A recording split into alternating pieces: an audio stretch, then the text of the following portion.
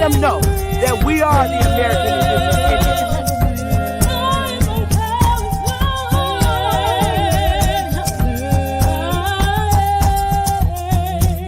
Indians. Copper color Indians, baby.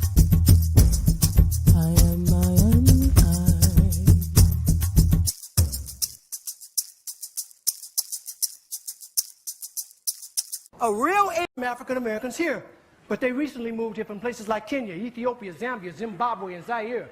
But now the brother whose family's lived in this country for generations, occupying space in all the locations, New York, Miami, LA, Detroit, Chicago, even if he's wearing a dashiki and sporting an afro. And if you go to Africa in search of your race, you'll find out quick, you're not an African American. You're just a black American in Africa taking up space. Why you keep trying to attach yourself to a continent where even if you got the chance to go and you went, most people that wouldn't even claim you as one of them. And we are not Africans. We are not African. Are you an African, baby? I'm not no African. ISO. Dama. Woo! Hey, there's so many lies, so many lies. Hey, there's so many lies, so many lies. Yo, there's so many, hey, there's so many, yo, there's so many, yo. There's too many lies, look in my eyes, they know I'm the truth. Knocking them down every time I step in the booth.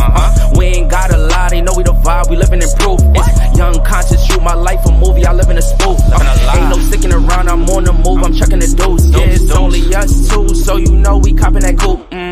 We on the roof, smoking dope, look at the view. Yeah, we used to chill on the stoop, now we out here breaking the news. It ain't what you really could do, cause we ain't got nothing to lose. We ain't switch side with no cruise, we just stayed out of the loop. Now we out here letting it loose, every shot we took it was swoosh. Gotta get it, ain't no excuse, ain't left to prove. Hey, yeah, hey, there's so many lies, so many lies.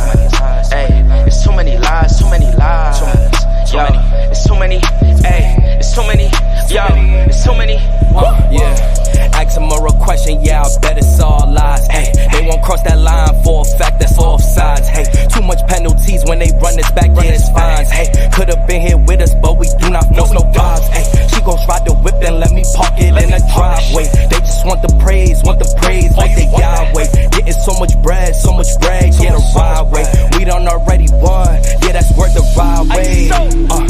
But they still lying right through their teeth, and they still hiding behind many truths. They was D9, watch my every move, tell them keep fine. Leave that shit on scene, I ain't replying. Less I know you, that don't mean I'm Hollywood. That just mean I'm Hollywood. All y'all, I probably stood on the falls, all cause. More times I probably should. I don't know nobody like us. You see how much time it took? Yeah, hey, there's so many lies, so many lies, so many lies. Hey, there's so many lies, so many lies, so many, there's so many, hey, there's so many, yo, there's so many. Hey, there's too many lies, hey, yeah.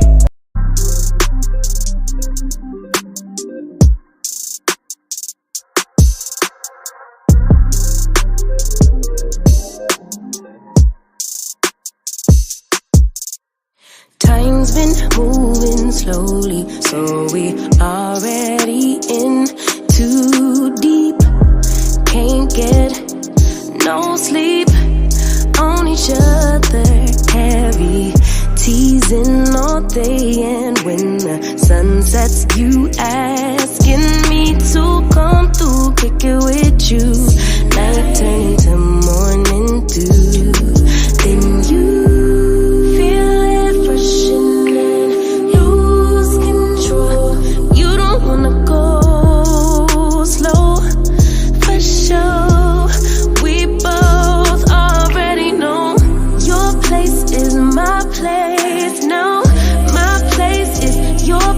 let's face it, baby, you know all the places. My place is your place, my place, your place, my place. Just face it, no one knows my places like you do. Your places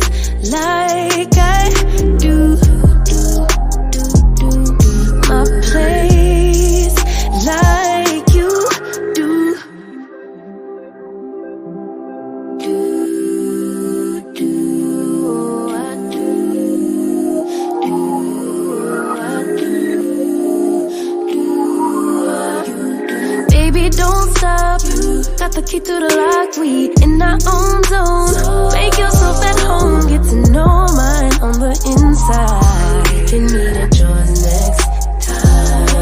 And you feel it fresh and lose control.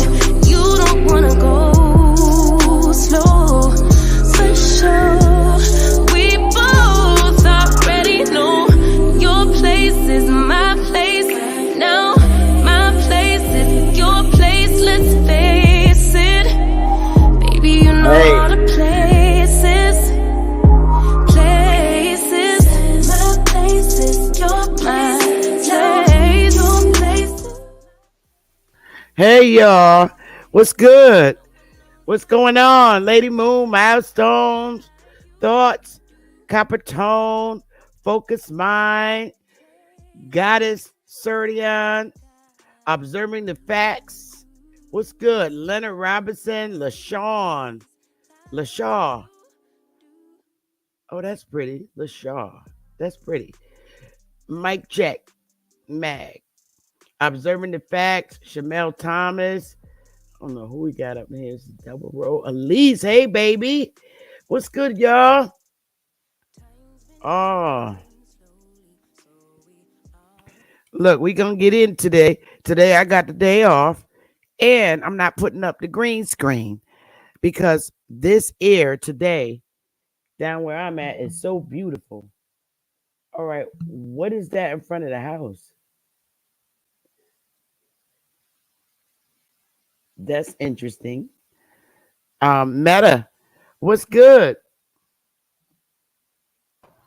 Hey, Everything. Will. Empress Everything, man. Goddess, hey, beautiful.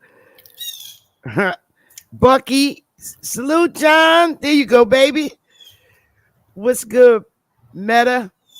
Let me go see what this truck is. Say hi to the chat, Meta, and I'll be right back. What's going on, everybody in the chat? The chat, what's going on with me? We're gonna bring something exclusive. She's gonna start off with her reading, and I'm gonna slide in right after her to give the presentation to add on to her bill. But yeah, just climb on in so we can climb to the top together. Yes, sir. Let me look at the comment.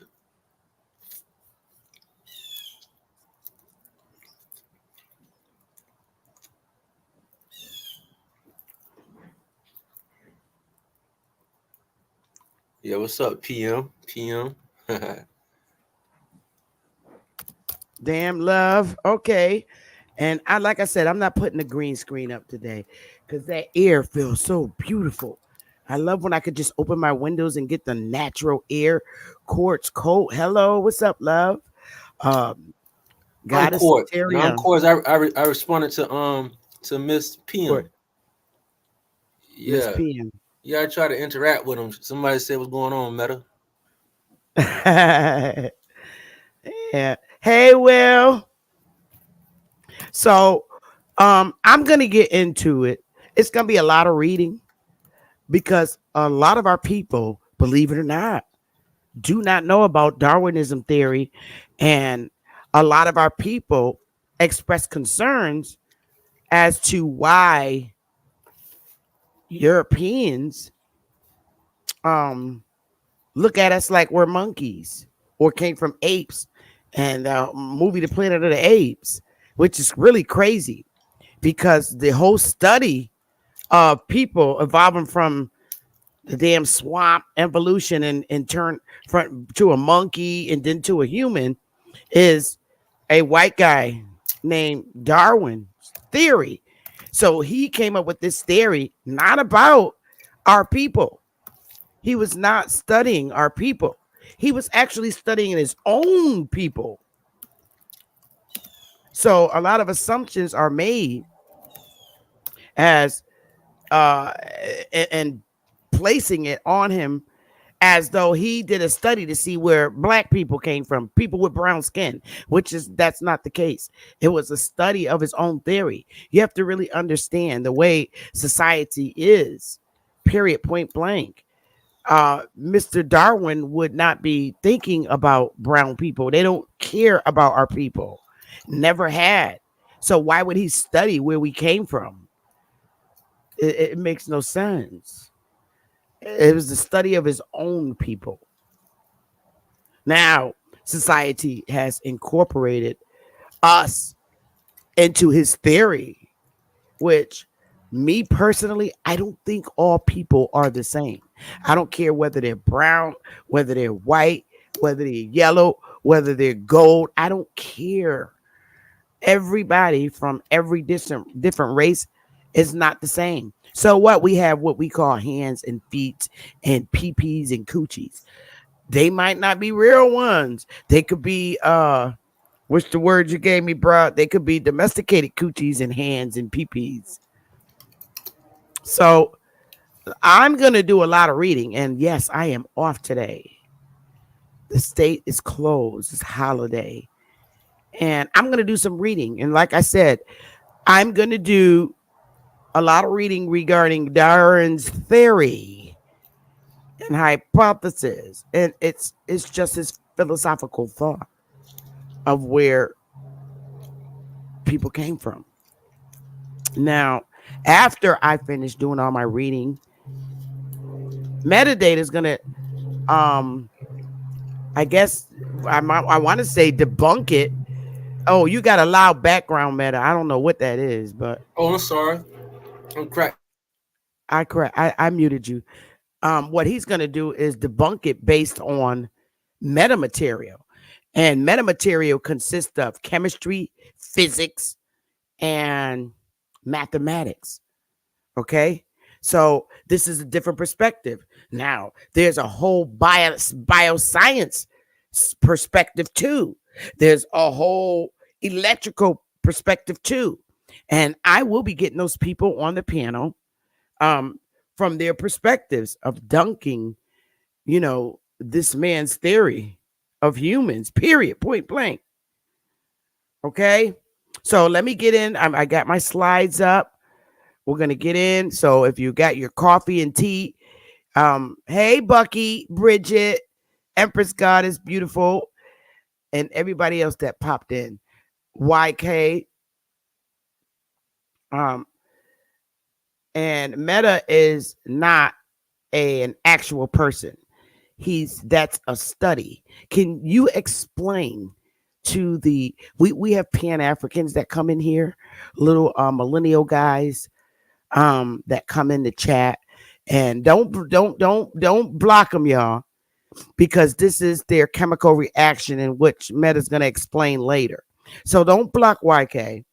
We have these little young millennials that come in the chat, and a lot of them feel that they're from monkeys and apes. You know how Pan-Africans believes Meta. So you can stomp on their head when it's your turn. I'll give you that. Because you're going to take it right after me anyway, brother. All right, so let me go. But don't time nobody out today, y'all. Only if they call me a bitch or bad names, then you can time them out. But professional behavior here, professional teaching here. Here we go. And this is a lot of stuff that I just pulled up. So let's get it. All right, hair versus fur. Okay. And I'm not saying this is accurate. From what I'm hearing, lice attracts fur. So I don't know. Nobody in my family ever said that they had lice. But I know from other people, they researched this. And, I trust Empress Hobart. But lice attracts fur and live in there, and it becomes their friends and pets. I hear people say, my lice,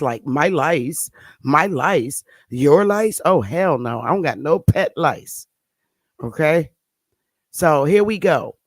Hair is a general term for a variety of similar structures that grow from the skin of mammals, including fur, whiskers, bristles, lashes, and wool. Hair can vary in length from a fraction of an inch to over 3 feet. Fur is typically used to describe thick hair that covers a large portion of a mammal's body. Fur is made up of a combination of guard hair and underfur. Guard hair is oily and keeps moisture away from the skin, while underfur is thick and insulates the animal. Hair and fur are both made of keratin, the same protein that makes up fingernails. Hair is thought to have evolved from the scales of reptiles, along with feathers. Okay. So now we get into this man, Charles Darwin, born 1809, and he died in 1882. Charles Darwin is primarily known as the architect of theory of evolution by natural selection. With the publication on The Origin of Species in 1859, he advanced a view of the development of life on Earth that profoundly shaped nearly all biological and much philosophical thought which followed. Charles Darwin, a number of prior authors had proposed that species were not static and were capable of change over time. But Darwin was the first to argue that a variety of features of biological world could be simultaneously explained if all organisms were descended from a single common ancestor and modified by a process of adaptation to environmental conditions that Darwin christened natural selection. The first question to pose then concerns just what Darwin is arguing for in The Origin. Strikingly, he does not use any form of the term evolution until the very last word of the book. He instead used any form of the term evolution until the very last word of the book. He instead has a penchant for calling his position my view or my theory. Contemporary scholars tend to reconstruct this theory into two parts. First, there is the idea of descent with modification. It was common knowledge, more than a century after taxonomic work of Linnaeus, for example, that the species that exist today seem to show us a complex network of similarities, forming a tree composed of groups within groups. Darwin's proposal then is that this structure of similarity is evidence of a structure of ancestry. Species appear similar to one another precisely because they share common ancestors, with more similar species having, in general, shared an ancestor more recently. Carrying this reasoning is to its logical conclusion, then leads Darwin to propose that life itself was originally breathed into a few forms or into one. The second argumentative goal of The Origin is to describe a mechanism for the production of the changes which have differentiated species from one another over the history of life. Natural selection. As organisms constantly vary, and those variations are occasionally more or less advantageous in struggle for existence. The possessors of advantageous variations will find themselves able to leave more offspring, producing less changes in their lineage and leading in the long run to the adoption and diversification of life.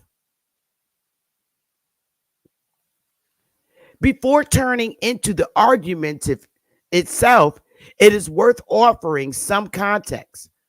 What were the understandings of the distribution and diversity of life that were current in the scientific community of the day. Two issues here are particularly representative. First, the question of species. What exactly was the concept of species to which Darwin was responding? As John Wilkins in 2009 has argued, perhaps the most common anecdotal view that prior to Darwin, everyone believed that species were immutable categories handed down by God is simply not supported by the historical evidence. A variety of complex notions of species were in play in Darwin's day, and the difficulty of interpretation here is compounded by the fact that Darwin's own notion of species is far from clear in his works. There is debate, for example, concerning whether Darwin believed species categories were merely an optimistic convenience or an objective fact about the natural world.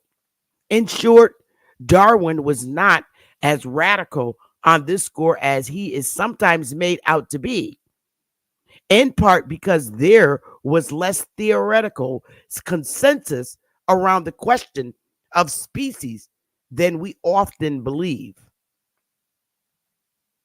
Second, there is the question of gradualism.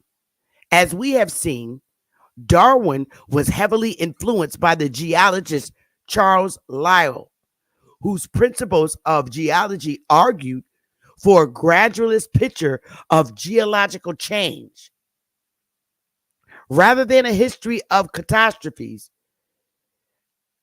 where major upheavals are taken to have shaped the geological features we see around us. Lyell argued for the contrary, uniformitarian view, on which the same geological causes that we see in action today, like erosion, earthquakes, tidal forces, and volcanic activity, extended over a much longer history of the earth, could produce all of today's observed phenomena. Lyell, however, had no interest in evolution.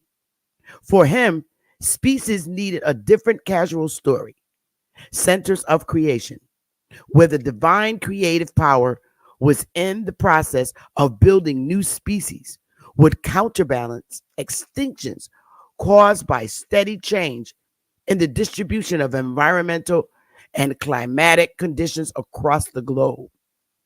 It is easy to see, however, how Darwin's own view of evolution by the gradual accumulation of favorable variations could fit naturally into a Lyellian picture of geological and environmental change.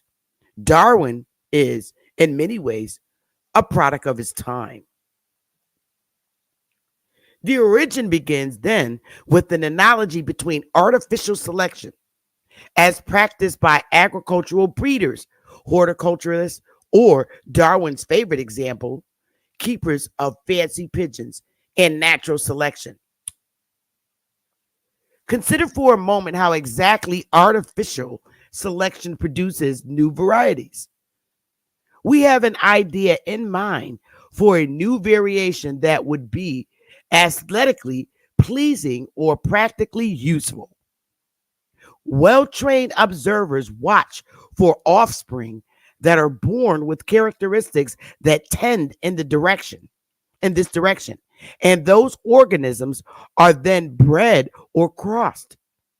The process repeats especially in the 18th century, when much work was ongoing to standardize or regularize commercially viable agricultural stocks.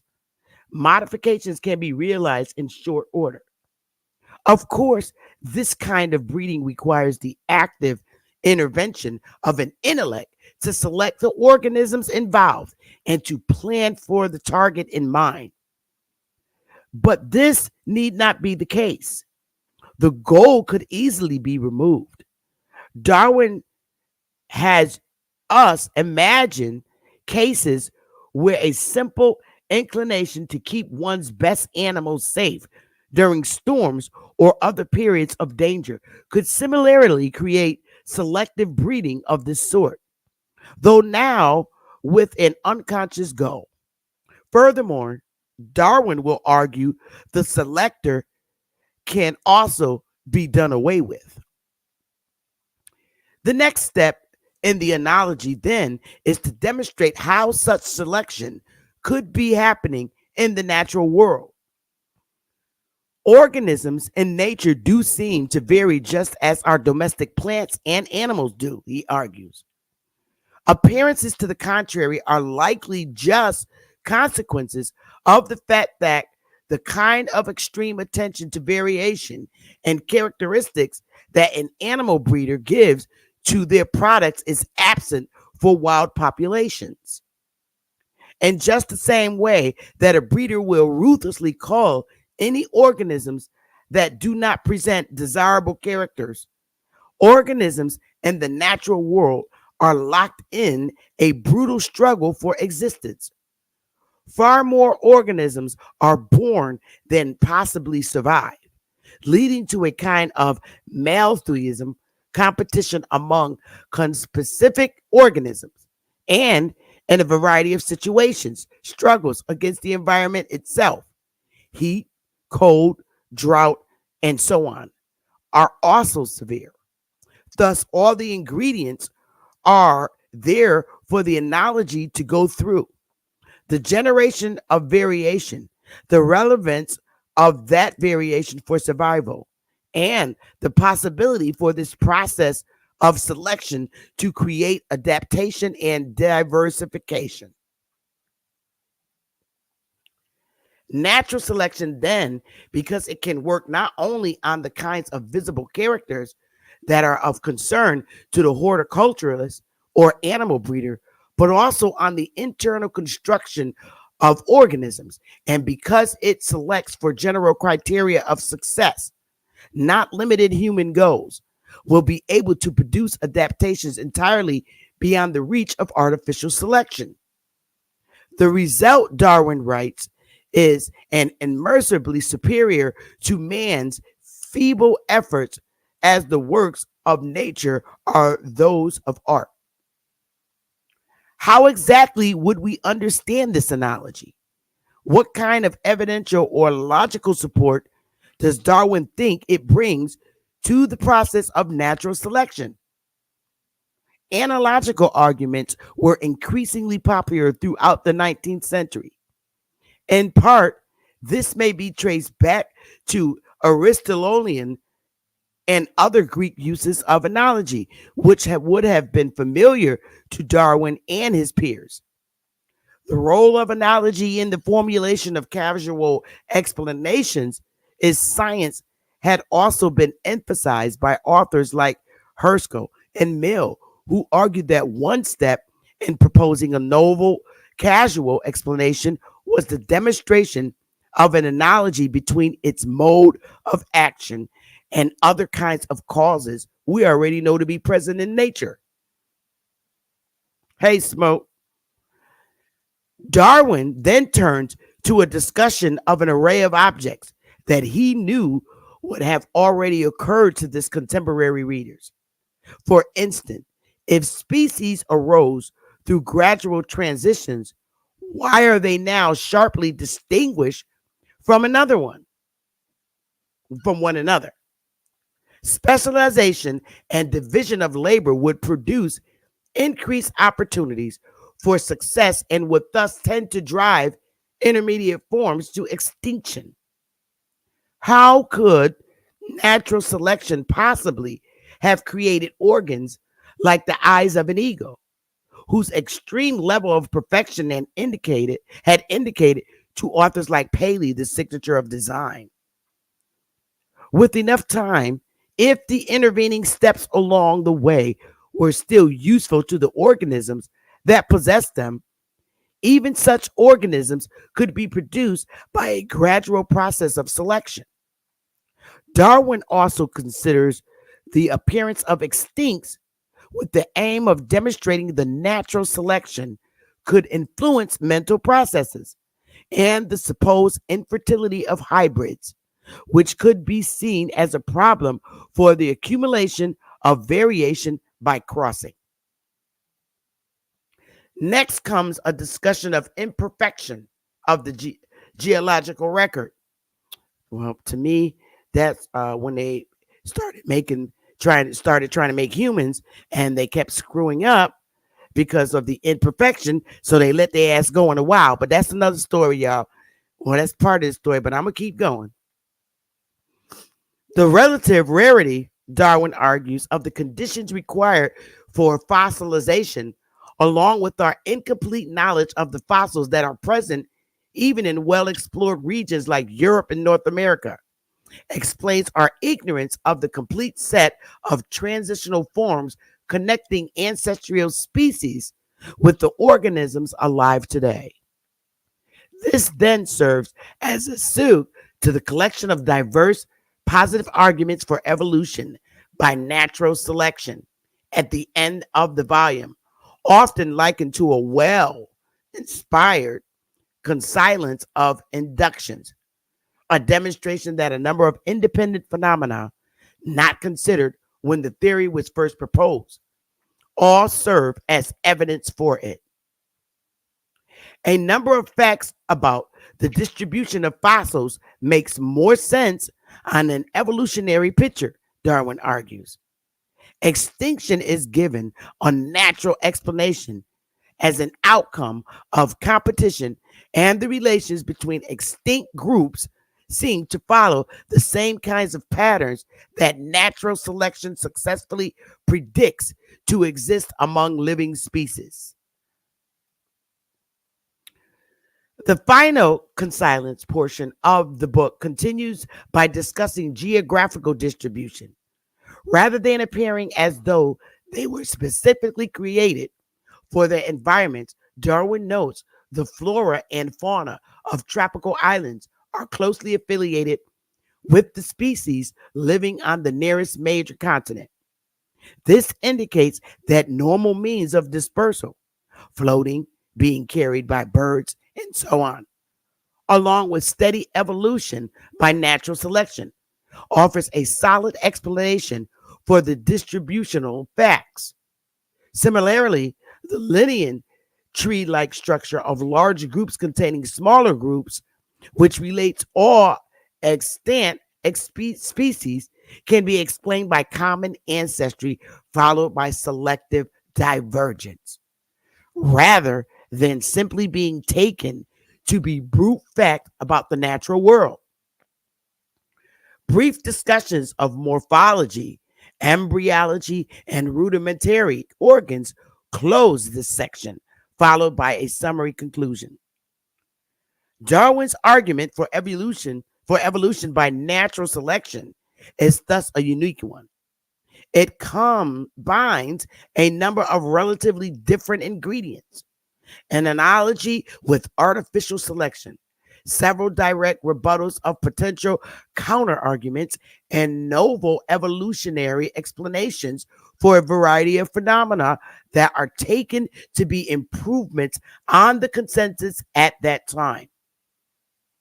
The ways in which these arguments relate to one another and to evidential base for natural selection are sometimes made explicit, but sometimes left as exercises for the reader. Darwin's critics saw in the unorthodox structure an avenue for attack, about which more in section 6, and that's of the book. The character of Darwin's argument has thus remained an interpretive challenge for philosophers of science.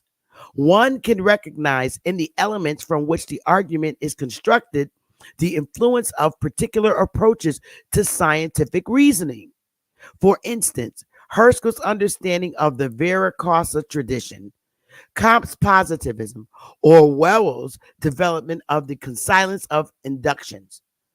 These clues can help us to construct an understanding of Darwin's strategy as being in dialogue with the contemporary philosophy of this day. How to spell this out And the details, however, is relatively challenging, especially because Darwin was himself no philosopher, and it can thus be difficult to determine to what extent he was really engaging with the details of any one philosopher's work. In a different vein, we can also use the origin as a test case for a variety of contemporary pictures of scientific theory change. To take just one example, Darwin seems at times to offer an explicit argument in support of the epistemic virtues embodied by his theory. In particular, he directly considers likely fertility of an evolutionary approach, arguing that future biological research in an evolutionary vein will be able to tackle a whole host of new problems that are inaccessible on a picture of special creation. Similarly, theory can serve as a test case for our understanding of scientific explanation in the context of historical sciences. Darwin's argument relies crucially upon the ability to generalize from a local, short term explanation of, for instance, the creation of a new kind of pigeon by the accumulation of variations in a particular direction, to a long term explanation of a broad trend in the history of life, like the evolution of flight. Darwin's twin reliance on both the sense of deep time and on explanations that often involve not the description of the specific causal pathway, one that Darwin could not have possibly known in the mid 19th century, but of a narrative establishing the plausibility of an evolutionary account for a phenomenon, have since been recognized to be at the heart of a variety of scientific fields. Now,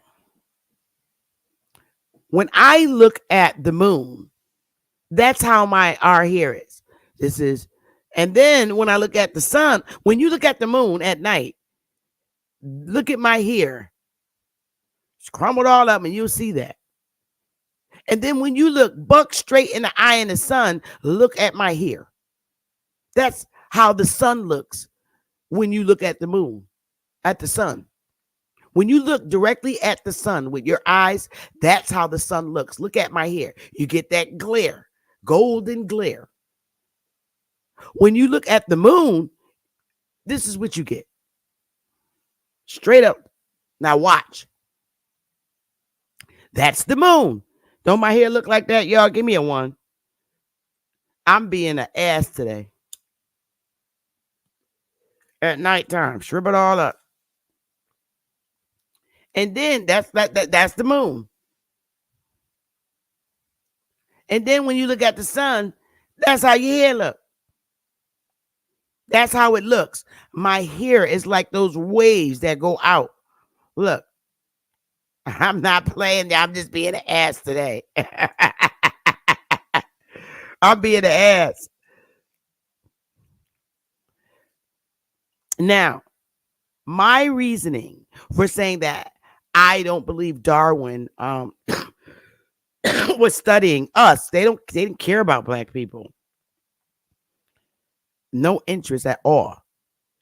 But my hair is not like any of this hair up here. Look how it at the end where you get the Homo sapiens.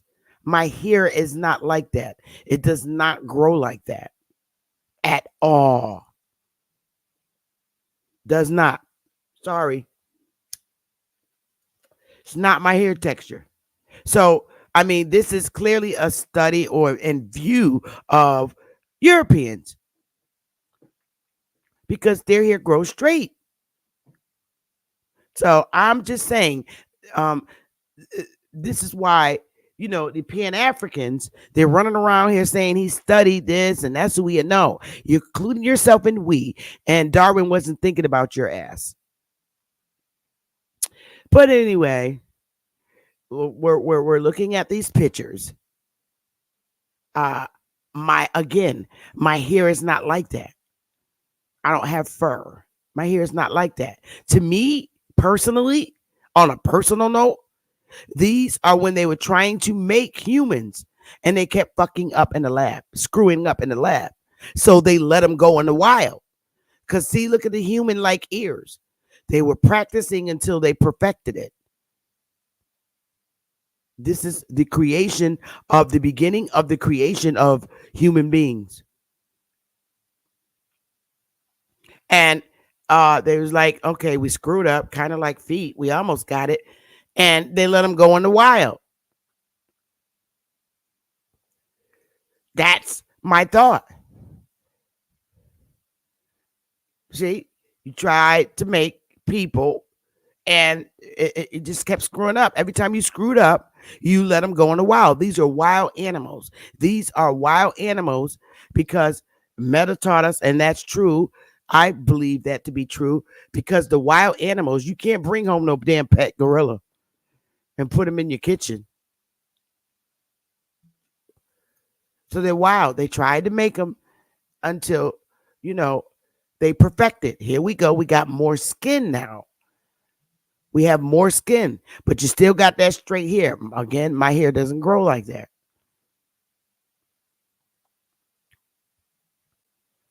See, tried to make a person, but you screwed up again. You got straight hair coming out, and you kind of got some color to the face. Still trying. Every time you try, you got to let them go in the lab, in the wild. But look at all the hair. My hair don't grow like that. See? Still trying. Still trying. They doing exactly what people do, peeking all out. All right? They got the eyes. But still not right. Can't let them go into the 50 states and walk around and get jobs and shit. Nope, still not perfect yet. So now we see under the skin when he's got scratched, or he must have been in a fight out there in the wild, and it scratched his little skin right there. You see it? See, got hair. Some of these chicks be having perms, and they take them damn weaves off. That's exactly how it looked, losing hair. Stop trying to be like monkeys. It's getting there, but still can't get there yet. Nope, can't. They got a tongue like a human. Because if you look at this tongue and look at a dog's tongue, it's very different. But that's a very human-like tongue. They're still getting there, still trying to get there. But now we got to let this one go in the wild. They kept screwing up in the lab. See? They do very human-like things. The monkey knows how to hug and hang on to his mama. She's smiling, making her lips like, girl, I'm tired of raising these kids. Girl, I'm tired of raising these kids. Still not perfect, but they got skin color down here. Look at the mouth. Girl, I'm tired of raising these kids. And him, now, if you look at in Africa, they make hats kind of like this. Screw it up here too. And look, they got a push up almost like Trump's and pull to the front. Clever girl. Like on the hair dye. If you ever see L'Oreal and the hair dye, the hair is starting to push to the front now. Getting there, not quite yet. Gotta let her go back in the wilderness, but got that hair pushed up to the front. All right, now getting there. Still gotta let it go in the wild. Can't walk up in Wendy's and get no job yet. And they got attitudes. Girl, you tripping. Look how his lips twisted. Girl, she tripping. I believe they could be talking like this in the woods. Girl, I don't even know. You got a cigarette? Girl, He tripping. Why he tripping? He don't want to share nobody no cigarette. Girl, stop. But our hair don't grow straight. So I'm just saying it's studying us because our hair don't go straight.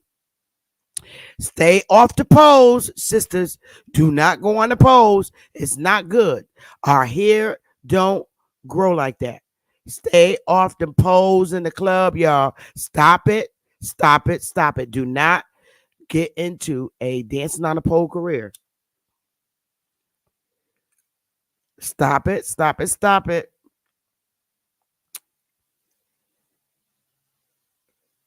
Now, okay, still screwed up, straight here. He on the block selling his weed.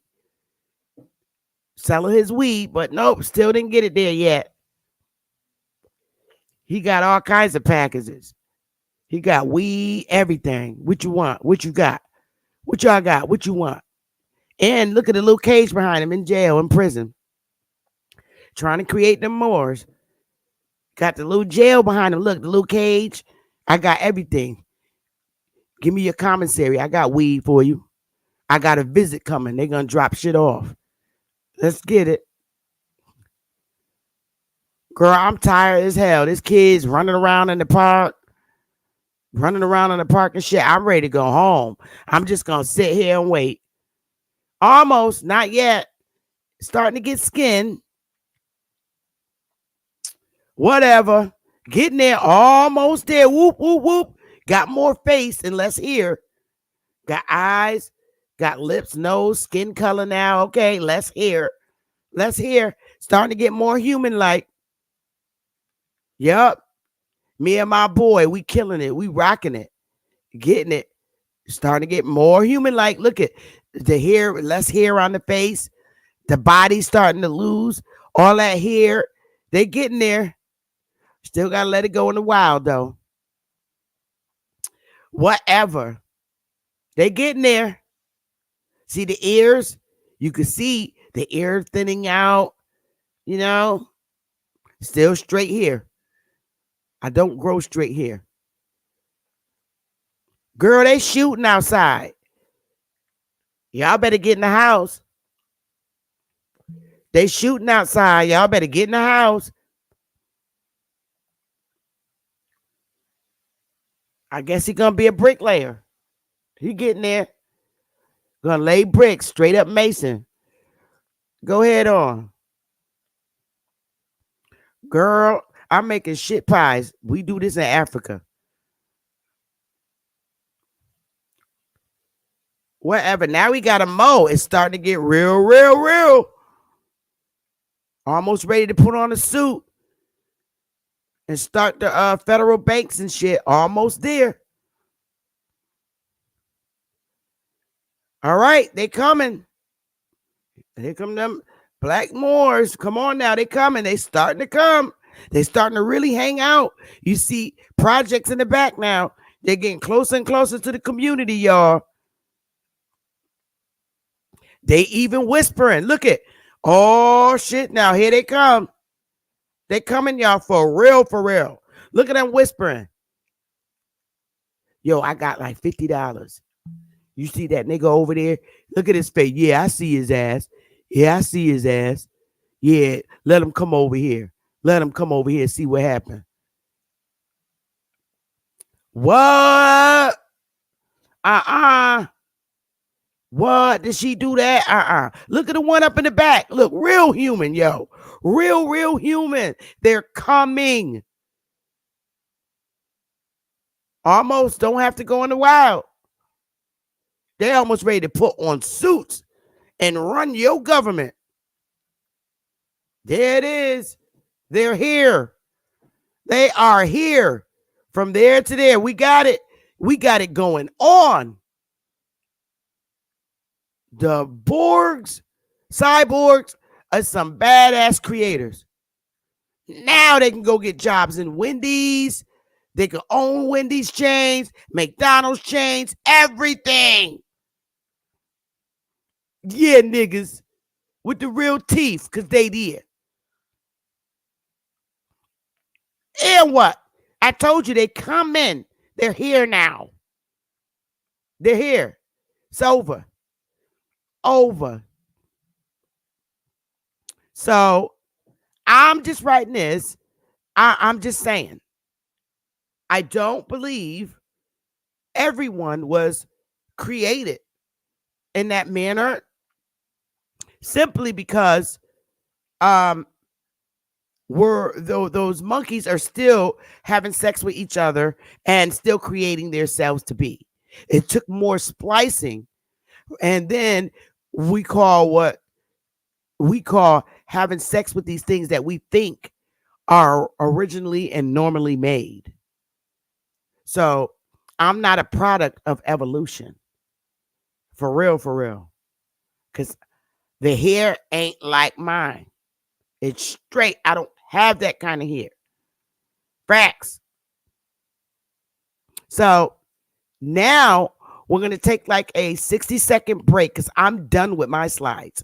I wanted to give you Darwin's theory and all these other folks' theories about the creation of mankind or us kind or whatever. But it doesn't apply to me and my genetic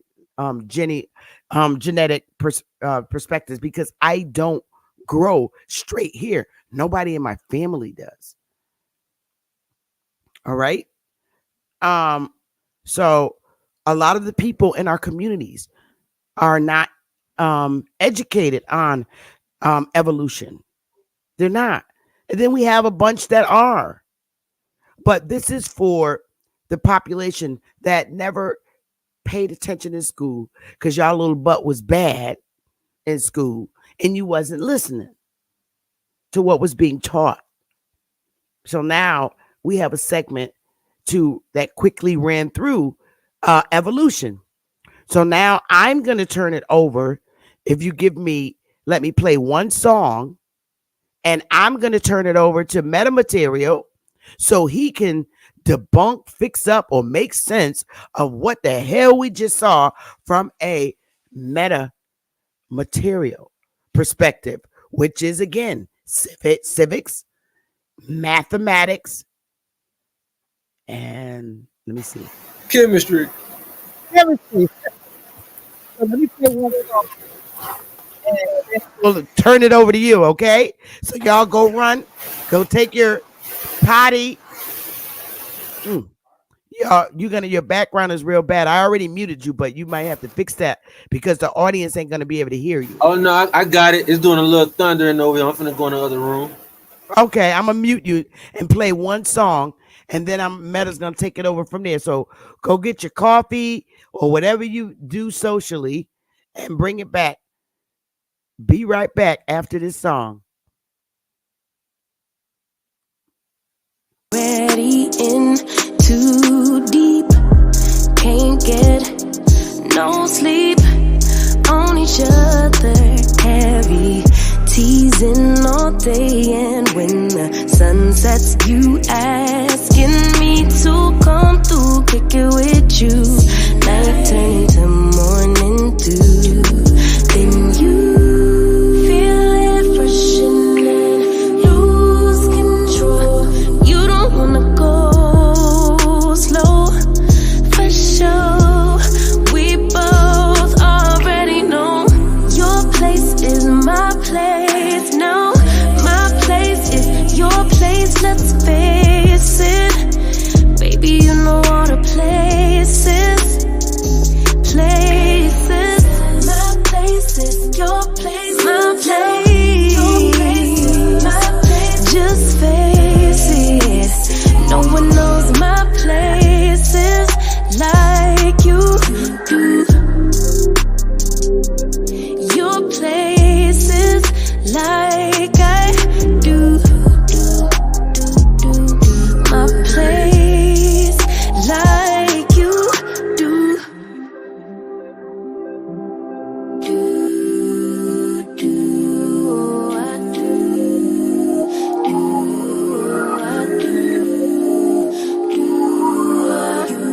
baby, don't stop. Got the key to the lock, we in our own zone. Make yourself at home, get to know mine on the inside. We can meet at yours next time. And you feel it rushing in, lose control. You don't wanna go slow, for sure. We both already know your place is my place now. My place is your place, let's face it.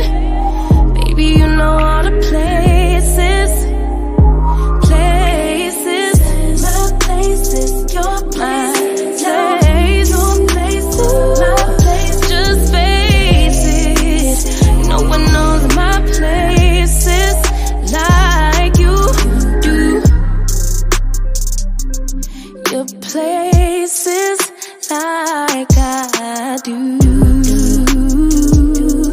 My place like you do.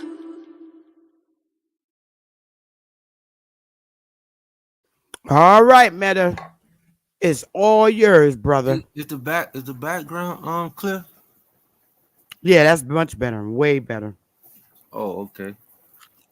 Yeah, I heard the whole presentation. You know, I stuck around seeing everything. I just have a problem because he's unaware of the Renaissance era. I mean, everything that Darwin spoke about, all of these geneticists that go public in the mainstream, how come they never bring up the Renaissance era? They just leave that out and they take it back millions and millions of years ago and say you came from evolution. But we don't have to go millions of years of nothing. What just happened 400 years ago? And so they skip right past that because that's how Darwinism was ever even to speak to you and express chemistry. It's because of the Renaissance era during the 1500s. If it wasn't for that, they wouldn't understand how to do chemistry, mathematics, or any type of physics. I want all the audience to see straight through when this happens, because you'll be an expert at knowing not to be a customer to a hustler.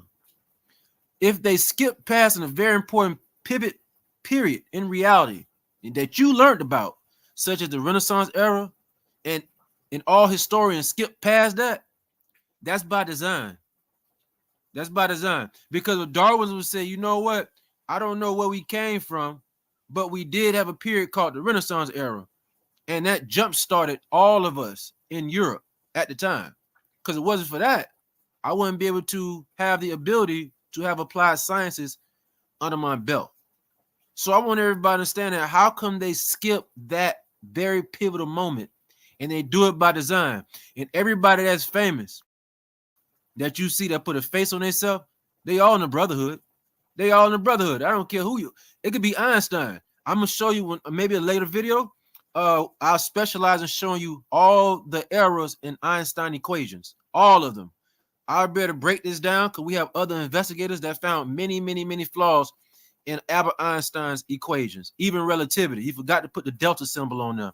But anyway, if they're very famous, we're going to let you have the ability to understand that no, they're only famous because they were put in that position. So Darwinism skipped Renaissance era, and you cannot skip that if we're talking about evolution of education, because without the education, he wouldn't have the ability to operate, to speak in genetic terms, chemistry terms, mathematical terms, engineering terms. And so I want everybody to stand again on repeat mode. When anybody in archaeology, and they go back millions and millions of years, and that's what stuff started 100,000 years ago, 100 million years ago, just find this one thing to ask them. How come y'all don't bring up the Renaissance era? How come y'all don't bring up this specific timeline that taught y'all what y'all have today in applied science fields? They run right over that, because what's going to happen if they introduce the Renaissance era? You're going to run across the Moors and the Black Royal Coat of Arms families. And that's a big no-no, because they're supposed to be invisible to this whole operation. So this is why you will never see any type of archaeologist, any type of geneticist that's mainstream. They're designed to skip right over the 15 and 14 and 1600s, because it's going to lead to the Black Royal European Coat of Arms that even allowed this to even happen. That's why I show the colleges in Europe. The Caucasian did not build those, and they did not orchestrate anything that you see on the old colleges that I show. Those were already there before they even existed. So that's why you'll never hear the Caucasian say, you know what? I don't know where we came from. I think we came from monkeys, but we did have a pivotal moment called the Renaissance era, and that jump-started our education system that we know today.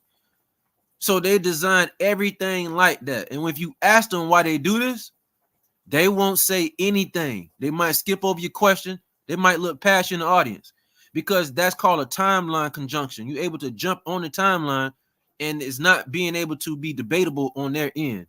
So that's why, you know, just throw the Darwinism stuff out the back. But what he was talking to was them. But he's not allowed to say he wasn't talking to the melanated tribes that have leverage to the land. No matter where they was at, they had leverage to the land. You're not allowed to say that. Let's get inside maybe a few differences behind the prokaryotic or the non-domestic karyotic versus their genetics. Also, I'm gonna show you the junk DNA, what it specializes in, because some of us out here don't have junk DNA. Some of us have data and memory with stored data in our DNA. It's not just unfunctional, uncoding DNA that it doesn't really do nothing. But we found data not just in our lab, but others. They are very well aware that the junk DNA is storing viruses, and it makes those that have it do very, very strange things. It seems as if they made the junk DNA to hold virus memory and stuff like that. So let me somebody put was Michael Jackson. Oh, by the way, whoever put that comment about Michael Jackson, you know the real Michael Jackson died in a fire in 1980s. There's articles in California talking about the real Michael Jackson. The nigga had the kinky hair, the dark skin. They killed him in a fire in his house in the 1980s. California sheriffs have reinvestigated the Michael Jackson murder in 1980. The Michael Jackson that we see with the light skin, that's a mutant. They're now trying to investigate where did look, Sister Beth, you looking blowed. I know they got you niggas again. Let me tell you something. They get you niggas every time when y'all think a nigga died. Okay, if anybody can look on the phone, maybe I'll pull up, Sister Beth, you pull up. You can put they just reopened the investigation of the real Michael Jackson that died in the early 80s or the late 70s. They found the body, did the autopsy, and the one that we see is the pale skin one. They hit y'all with the whitewash. No. They trying to find out who that person is because they're saying that that's not even a regular person. That's a mutant. And we call mutants, we call those xenos in genetics. Xeno. A xeno human means they don't have normal human features. So they're saying that the Michael Jackson that y'all seen through the moonwalking, because what they did is they saved all the commercials. When Michael Jackson died, Hollywood saved all his commercials with Coca-Cola, and they waited to release them after the 1990s. So y'all still think that that person was still alive, but they died a long time ago. And so y'all think somebody did skin bleaching, and then y'all start doing skin bleaching. And so now California, Los Angeles have just now reopened the investigation. You can see it on search engines. And they're now finding out that, no, they have the real autopsy of the real MJ that died in the fire. His father and the rest of the brothers played stupid for that money, and they just played it to go along with it. The real Michael Jackson died, but the fake one, they're not investigating who was this person this entire time, because the other Mike died in the 80s and late 70s sometime around there. And he died at his ranch.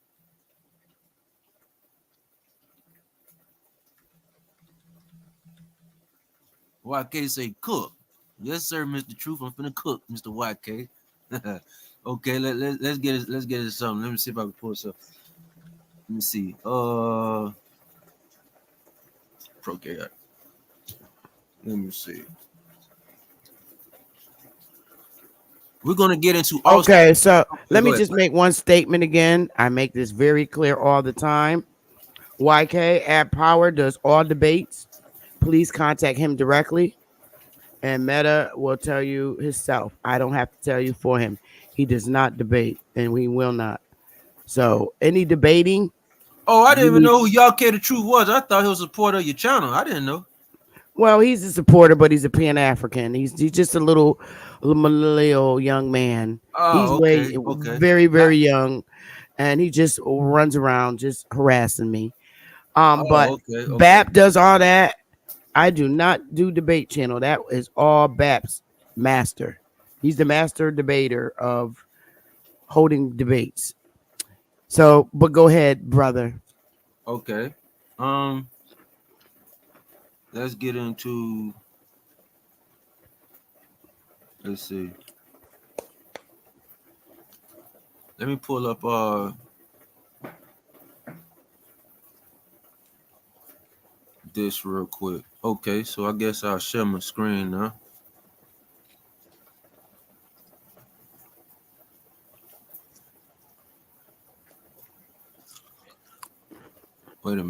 pull up my email.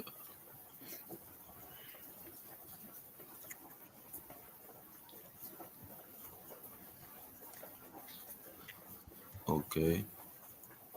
You won't be able to get him out of here. This is my show, co-host. No, my listen, show. listen, man. I showed you the difference when you go No, I'm talking to YK in the chat. He's talking No, about he I'm want to saying get that. you. That's what I'm saying. I'm saying that when you go to these brother channels to debate, it's not no debate. It's gonna turn to argument because they're not in the field. That's why I showed y'all that channel APEC and what the pale skin are doing when they debate. They don't argue. Mhm. They bring their equipment. They bring where their sources came from because they're actually in the field. But when you go on one of these brother channels, they don't have any equipment. They're not into getting inside these thick books to study behind the geneticists or whatever subject they in. And so when you call yourself debating with them on the panel, it's going to turn to an argument because they're not actually doing it. They're not in the field. So I really won't be in no debate on those type of channels at all. Tell you the truth. I know. Don't worry about it.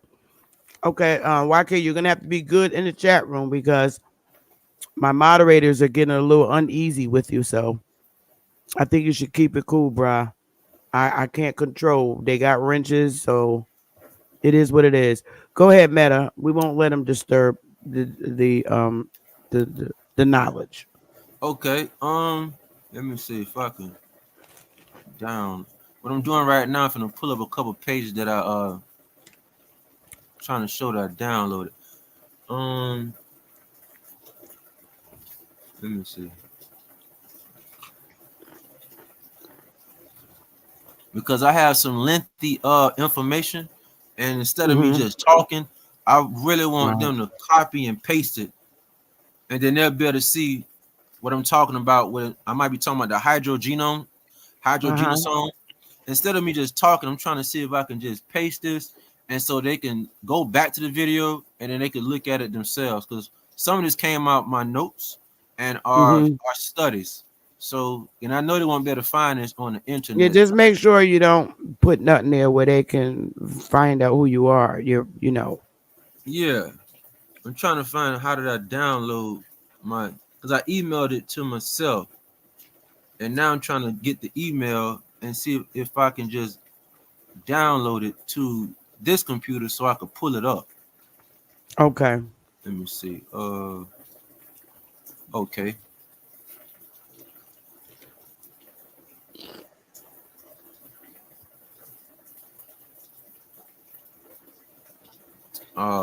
It pulled it up, but it put it in a code. Wow.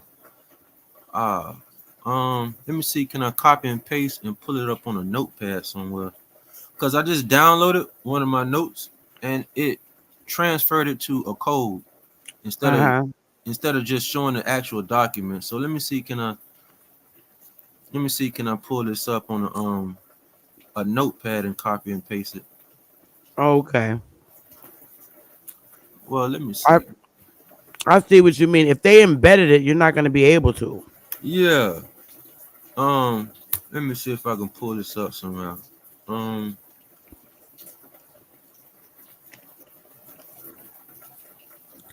Okay. Let me see. I'll pull up piece by piece. So let me just start with this real quick. I'll do screen share.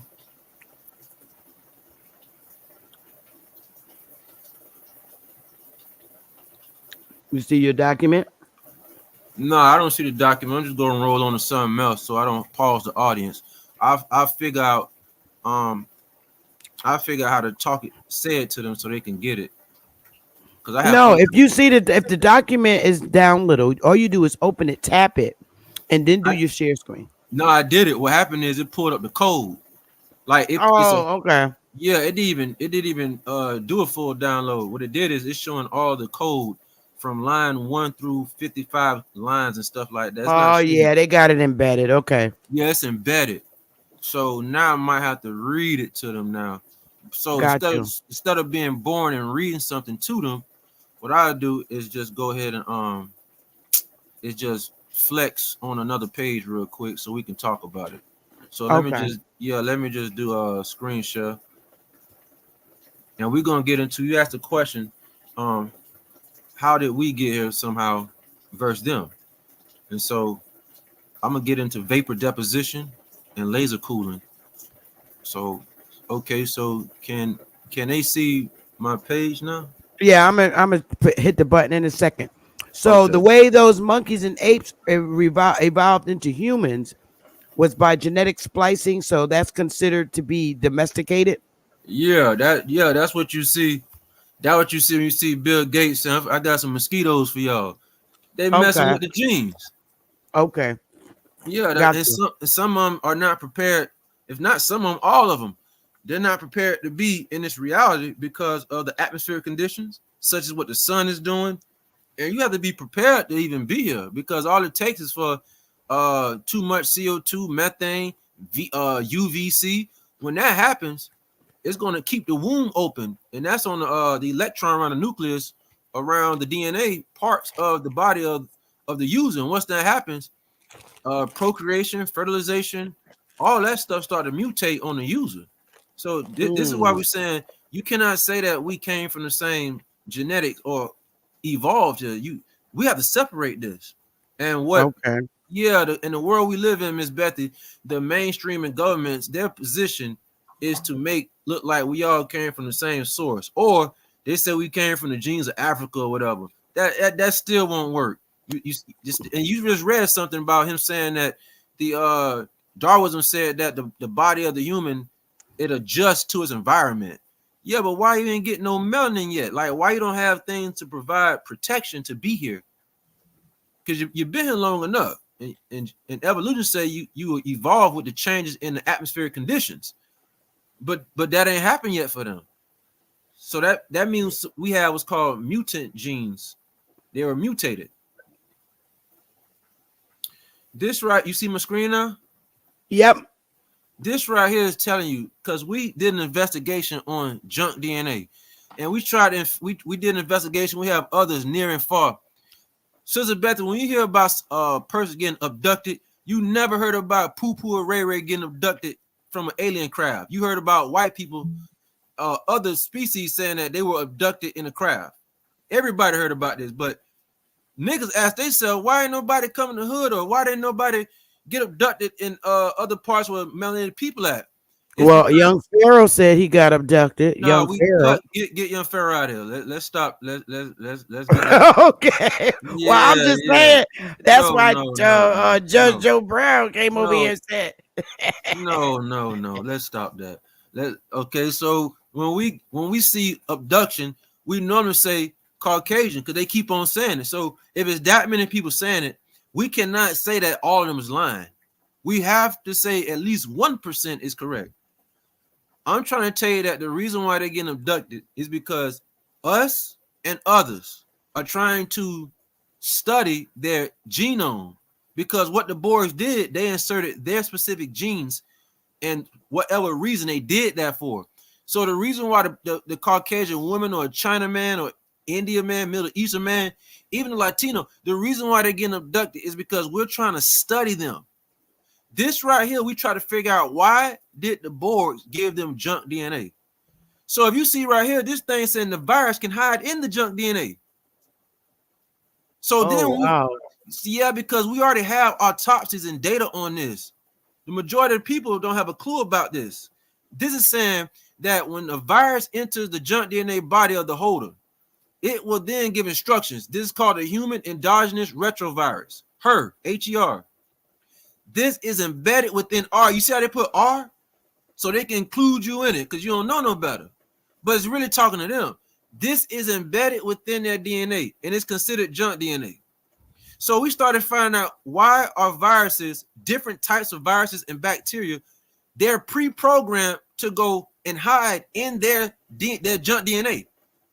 And we said, wait a minute. Is the viruses telling them what to do, how to respond, how to act? And that seems to be what's happening going on. Some of us don't have no junk DNA. We have memory in our DNA. And what we're supposed to do to have memory in our DNA, we're supposed to unlock it by being influenced by a teacher, by being influenced by something that influenced us by nature to respond. wow. They don't have that. So they had to give them a Renaissance era. And the Renaissance era gave them some type of memory of mathematics, of sciences. And so you see right here we go again. The HER virus that I just showed y'all up here, that's the same virus we call the human endogenous retrovirus. Slide down here. There they go again with that 100,000 years old crap. Now you see that? Your ancestors 100,000 plus years ago. Now you see how they go all the way to 100,000 years ago, but you just can't go 400 years ago? Before I started showing y'all slides, I told you their position is to take the timeline all the way back. We've been here forever. But you never hear them say what happened during the Renaissance era, the importance of it. They skip past that. So we don't have to go hundreds of thousands of years ago. We could just say 300-400 years ago. What happened during genetic splicing during the 1400s and the 1500s? They gave y'all the human endogenous retrovirus. That's what happened. What this does is, look at that. Mental illness is linked to junk DNA. So there's a phenomenon happening. Oh, wow. Yes, there's a phenomenon in the study as to why are the domestic eukaryotes all over. This ain't about just pale skin. You can go to India, China, Japan. It don't matter. They all are suffering from mental illnesses. There's many factors that's playing to play. But this is one of the main ones. There's a virus that's sitting in all their junk DNA. And this is just one virus. There are many viruses. Many viruses. Many viruses. So we'll get inside the different viruses. Because if you ask the geneticists or eugenics and you ask them what's the purpose of junk DNA, they don't have a clue, except for they know that things have been attached to it like viruses, because it doesn't code. It does non-coding. It doesn't have any data to distribute. And so that means that it was there as it's like a CD or something that holds memory, but it has no memory. And so it's able to attract by design a virus. And once this virus get encoded on their junk DNA, they become to act like it and become the virus. This is why they wanted you to procreate with them. Because if you change your natural genetics, you can then be invaded by viruses. Yeah, but these viruses ain't stupid. Let me show you something. These viruses can hide in your stomach and do the thinking for you. Let me see if I can find it. They can actually think. The viruses ain't stupid.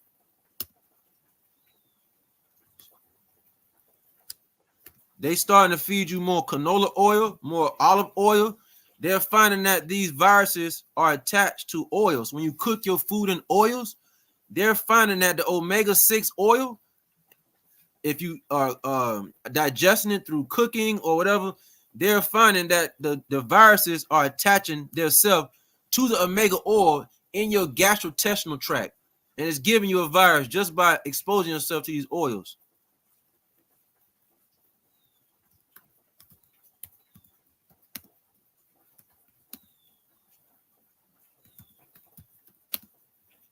Let me see if we see an article pulling up about this.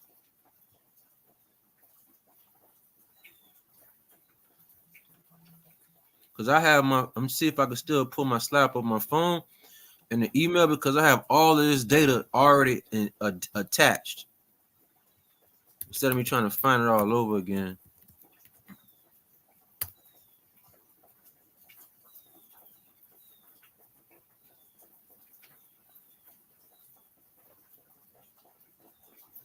While you're looking.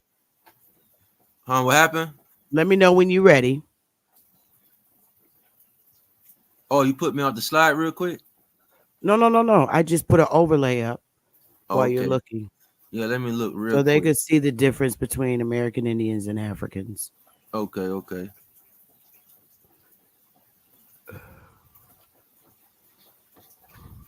Let me pull something else up on my phone. Okay.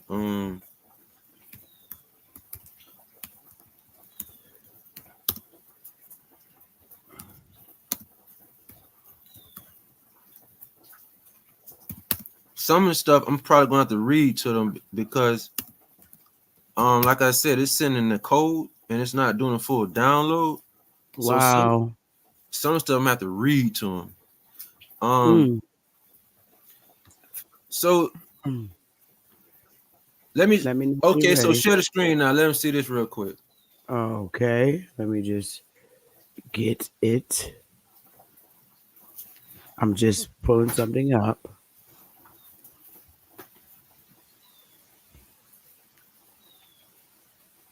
It's coming.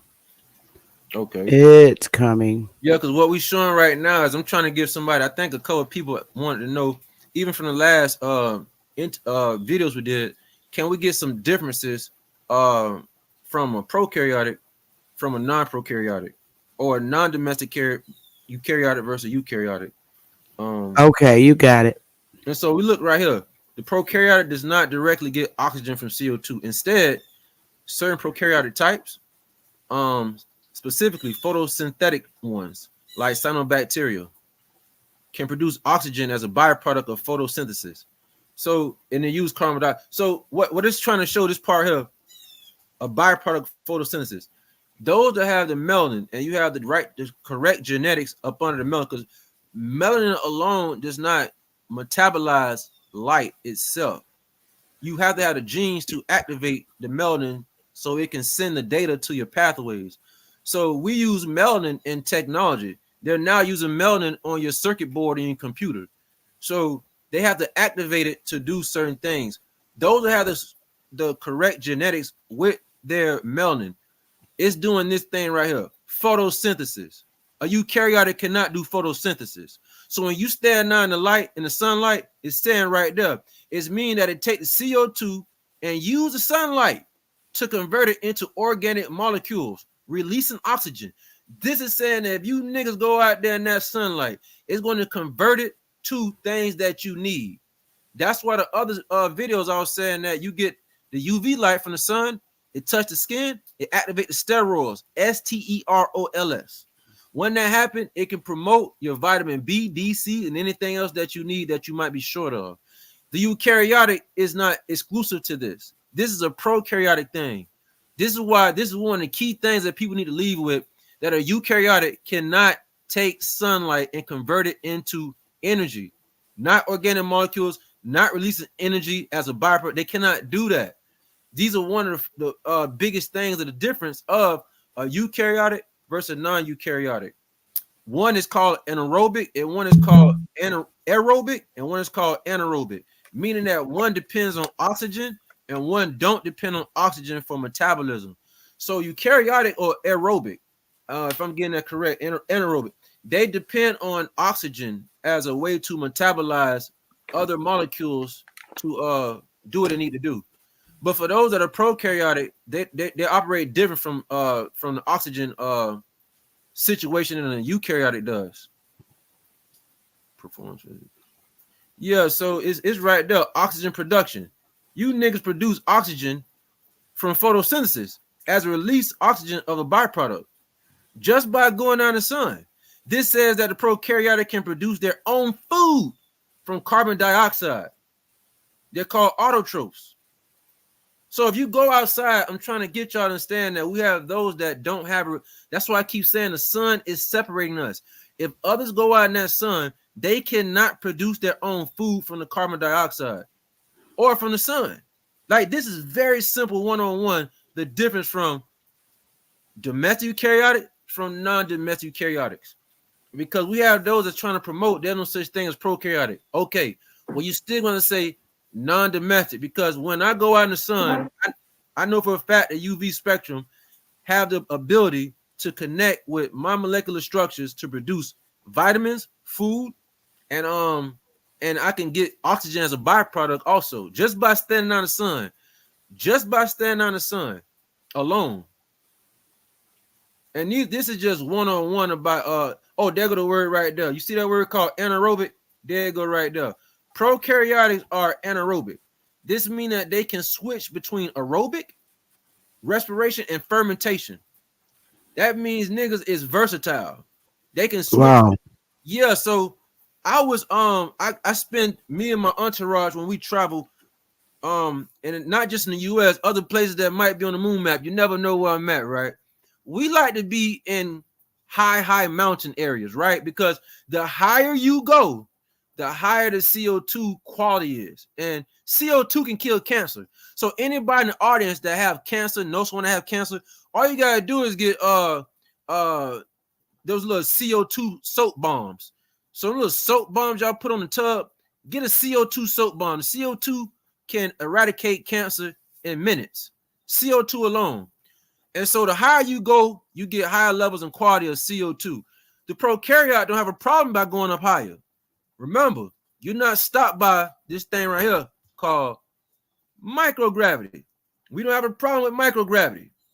So you can go up 15 miles up if the mountain allows you, but the majority of mountains only go up 3 miles, 4 miles, even 5 miles.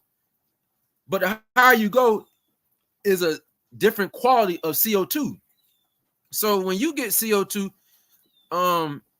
it converts that to different organelles of energy that you need, but they can't do this. They can't convert the CO2 to oxygen and oxygen CO2, because that's what this is saying. Let me go back if this is a correct slide.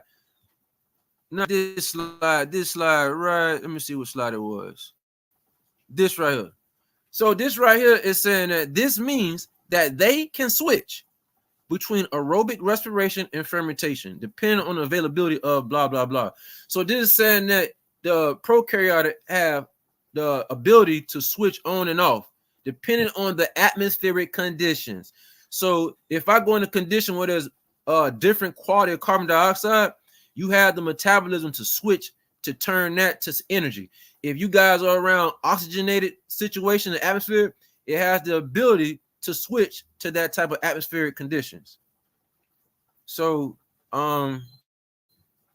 these are just simply the difference between a eukaryotic from a pro. This is just this simple stuff once you start digging into the crates. But from the audience that's listening, especially those that are melanated, no shots out to those who aren't melanated. This is no disrespect to any ethnicities at all. But for those that have leverage to the land and they're from here, you are producing photosynthesis. This sounds like something you're familiar with, even though some of y'all never heard of this before. You've been familiar with the sun is giving you energy because you never had a problem with it. That's because you cannot be a direct tie to a domestic eukaryotic. And so we're going to get inside. If the domestic eukaryotic get inside the sunlight, it creates called ROS, a reactive oxygen species, and that creates death on the mitochondria just by a domestic eukaryotic even being around sunlight. Just by them doing push-ups and exercising, they create what's called oxidative stress through the ROS gene, or ROS reactive oxygen species. So let's see. Let me slide on over.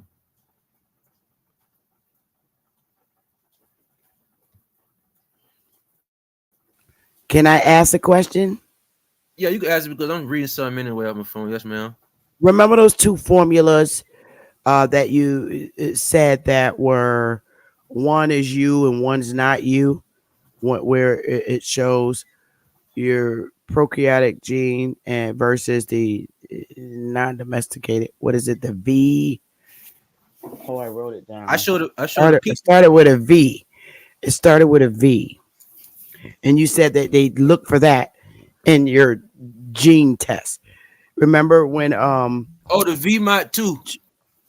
Oh, VMOT2. VMAT2. It's called the vascular. Forget the rest, but the V for vascular, VMA2 gene. Okay, gene, and that's prokaryotic. No, that you talking about the religion gene? I know that they were V's. Remember, because remember when Jeremiah came on the panel, our cool brother, and he was trying to show you that none of that formulas came in his test, and that don't mean that that gene determines. No, we gotta. You told me he tried to give us the genetics off his piece of paper from the lab, right? Remember the gene that you was talking about, and you said you need to see this. I need to see the gene that tells if you're original to the soil versus the gene that says you're not. No, he didn't have any proof or nothing like that. No, you was teaching us about a gene, yeah, that you said that you have to go to a geneticist to get this test done Yeah, to tell yeah. So what was that formula? What was that? Is it VMAT2 or what is it? yeah, that would be the VMAT2. That Okay. so today what I'm gonna do is I'm also gonna show some of the genes that a prokaryotic have, and you never heard about because between me, us, the audience, and Sister Bethy, we are identifying ourselves to say I think I have different genes than the others. There has not been any data out publicly to be realistic and be fair to say the only difference from the pale skin from the dark skin that have leverage to the land is their melanin. That's all they tell you is the melanin. That's it. So the only difference you'll ever hear them say is they have pale skin by this gene and you guys have melanin by this gene. But that can't be it. Because little Ray Ray can go to the corner store and eat a whole bunch of bag of chips all day and burn the calories in less than 5 seconds. But if they go eat 15 bags of chips, they become obese. They create inflammation instantly. So how come little Ray Ray from the hood can go to the store and eat all the chips and whatever he wants, and then he's able to metabolize that in light cold seconds? Like how that mean that we're dealing with different genetics? That don't have nothing to do with no melanin only. So yeah, so that's why you're able to see these kids, especially at a young age. You can see this everywhere in the hood somewhere. You'll be able to see these kids can eat anything. It don't have to be non-GMO. It could be GMO chips. That boy go eat all them chips. He go play outside for about 15, 20 minutes. And next thing you know, it's all metabolized. Now it's a little difficult for little Ray Ray. If you keep eating these type of GMO foods, you start seeing them get a little fatter than normal how they used to. That's because they're adding all other type of additives. But the point I'm making is there has to be a gene difference, not just the skin tone. No.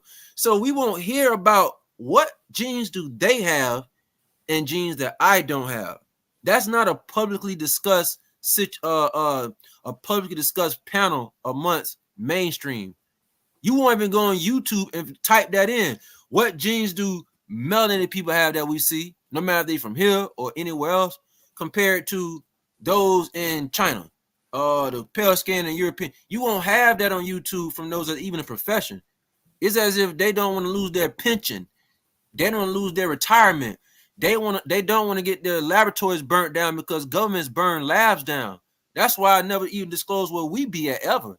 They will find a way to sabotage your laboratory. They've been doing that for a very, very long time.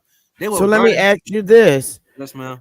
So with the VMAT2 gene, once you have a kid by someone without that gene, is that gene splicing? Would that be considered gene splicing, and will that gene disappear once that baby's born?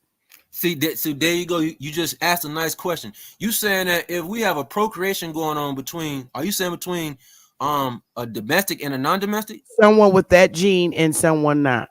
I guess that's what you mean. Yeah, we have. So that's why I started 4 videos ago saying, man, forget about getting an HIV test. Go get a genetic test. Because now when you see what genes could have invaded my natural genome or silence my natural genes. So when you eat GMO food, it can silence your genes. It might not change your genes indefinitely, but what it can do is silence your natural genetics. And when your genes become silenced, you start to behave like them, act like them, and you're unaware of this. So it can do gene silencing.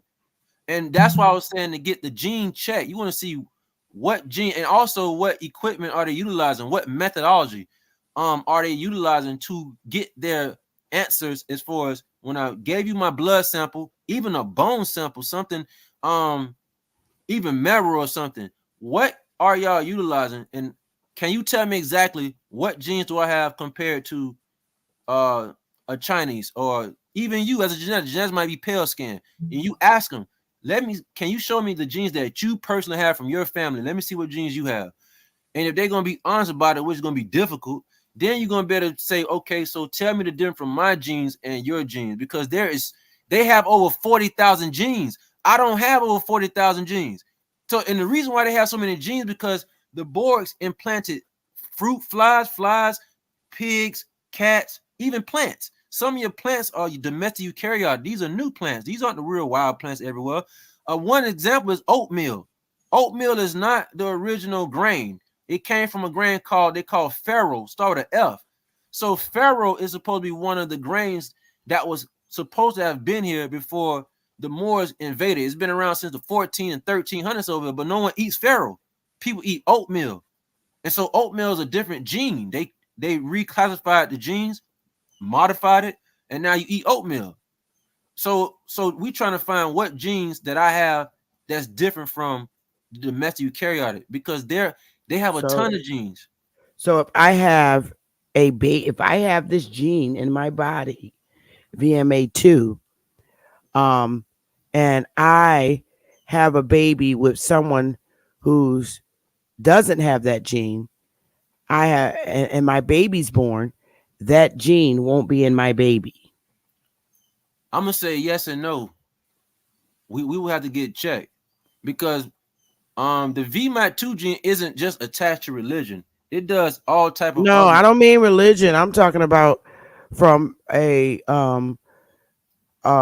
making baby perspective. Yeah. If I had a baby with someone that doesn't have that gene, that gene will it disappear and not be in my baby that's born? Is not the VMAT2 gene a dominant gene, or it leaves once it's invaded? See now we're going back. There's no study known, or I guess. See, that's why we do private study. That's why I keep saying this is a better, because if you go to a public geneticist, so there's some dark-skinned melanated geneticists. One of the brothers brought it up. He was arguing with me, but he did say something that I'm familiar with.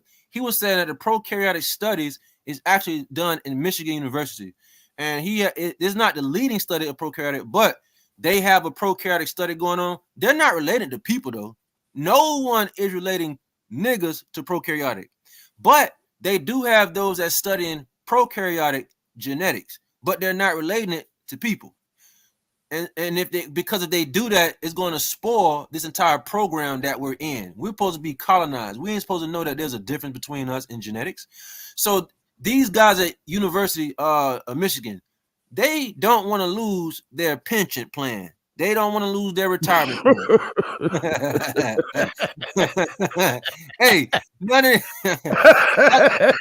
why I keep telling you. You're going to hell for that one. Hey, man, this is the truth. We all know it. We are in physics and science. If you want to get money from the government to fund your products and your projects, it better be what they like. You better not try to cross that line. Why?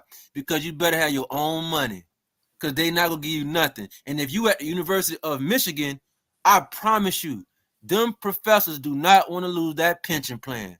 They don't want to lose their retirement, and they don't want to get fired. This happens all the time when they try to cross the line from mainstream science to non-mainstream science. And this at any university.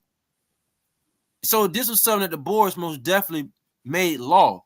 You are going to follow what we call mainstream science and physics. Why?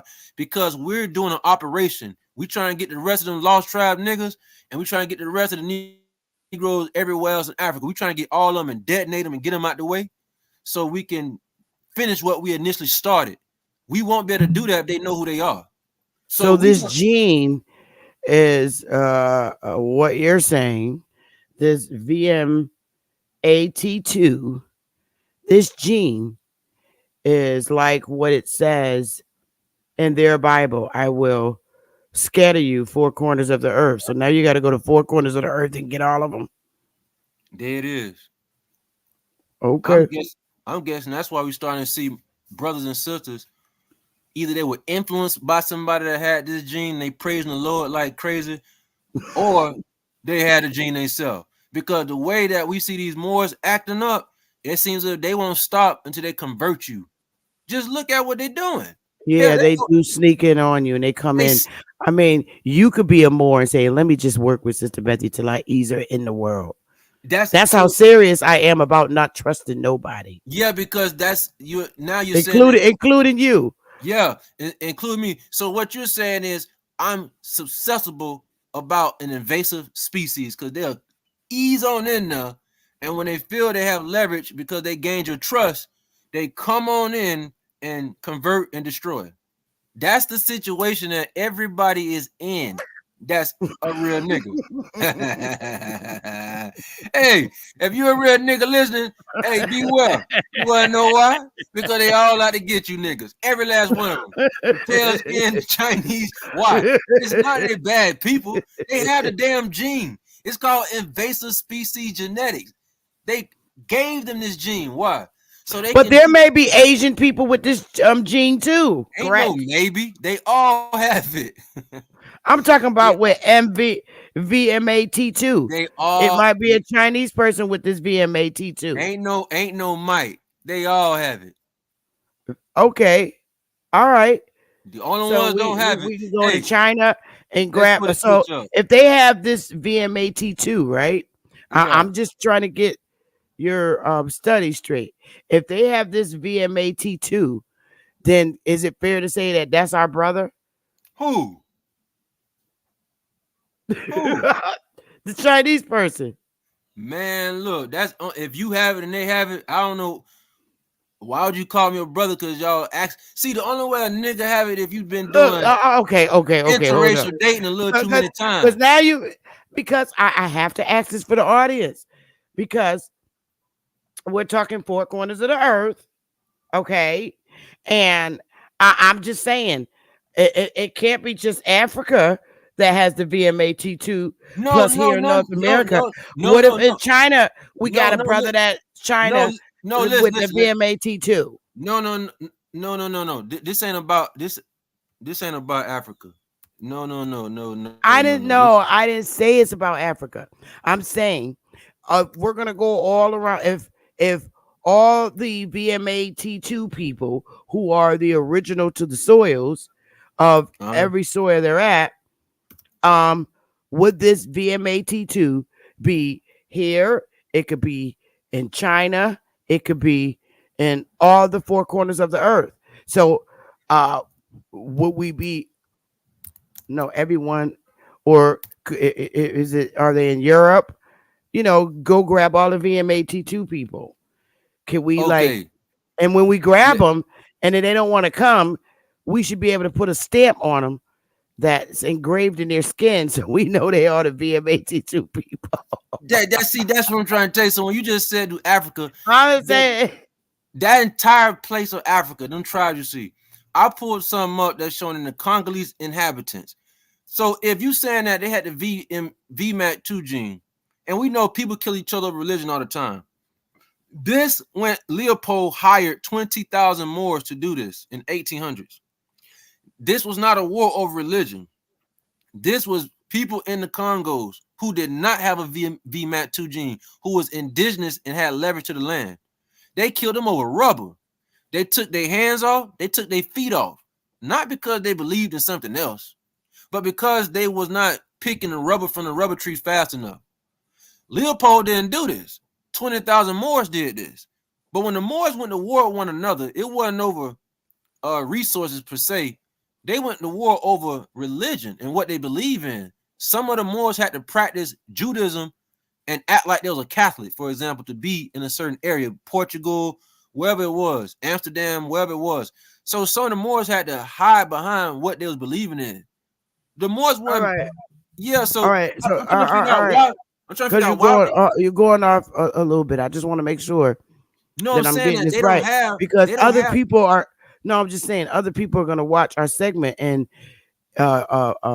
like Bap, he's real good for that, and they're going to watch our segment and they're going to critique it, And I want to make sure I'm asking the right questions. You asking the correct questions. So, I just don't want. So I guess my question is, and I want to make sure it's right because we keep jumping off of it. This VMAT2 gene, is it in China? Is it in Africa? Is it here in America? Is it in Europe? Is it in all these different places? Is it in Italy? Is it in Rome? Is it in Canada? Anywhere we Okay. see, and it's everywhere. That's why we see religion So as a those huge people, part. all right, forget religion right now. Those people and all those different locations, let's just say all around the world, Yeah. they do they all look alike? Like not exactly like me. Are there people that are non-melanated that have that gene? Like lighter? Man, every Latino in Central and South America and Mexico have it. Everywhere. And VMAT2 gene. The Latinos who just came out the facility in the late 1700s. That's why they was not around when Charles went and got the Incas. Okay. So let me ask you this. Did the Moors know of this gene? No way. They didn't know of it. No, because that's why I showed Did the Borg? No, I'm asking. Let me finish asking. Did the Borgs, cyborgs, or the Moors know of this gene, and their duty was to go around and kill this gene wherever it is, this VMAT2 gene? No. Why would they kill the gene if the gene helps them promote what they?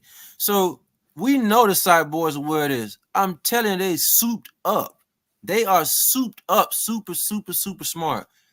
Of course, they was aware of this. They the one that did it. Why would they try to get rid of it? They're not trying to get rid of it. Me and you trying to get rid of it. Me and you trying to tell the Moors, man, look, I really don't want to convert to what you're saying, bro. Can you please leave me alone? You trying to get rid of it. Why would they get rid of it? That helps promote the overall program. That's why we see religion everywhere around the world that was released during the Renaissance era. We go to India, we got Vishnu, Hindu, and all that. We have Christianity, we have, different religions, right?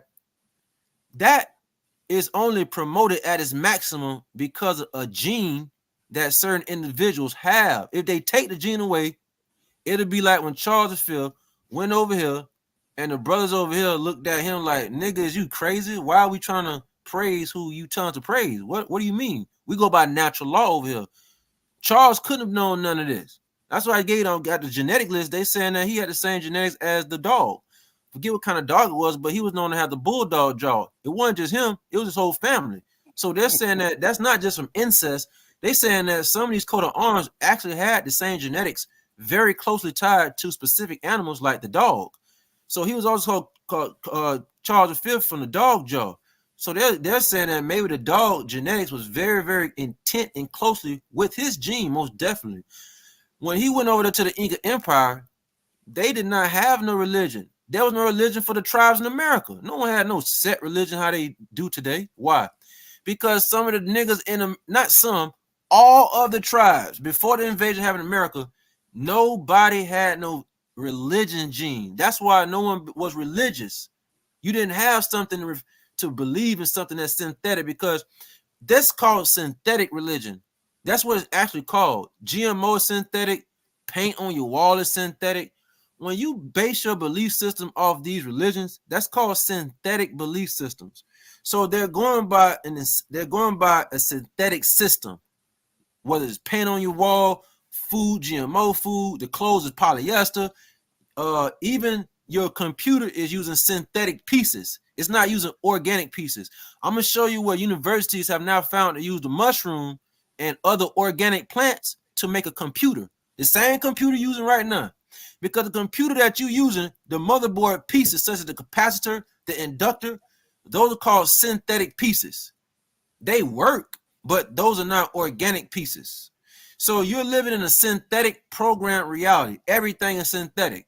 The Borgs are partially synthetic. Some part of the body is biological, flesh.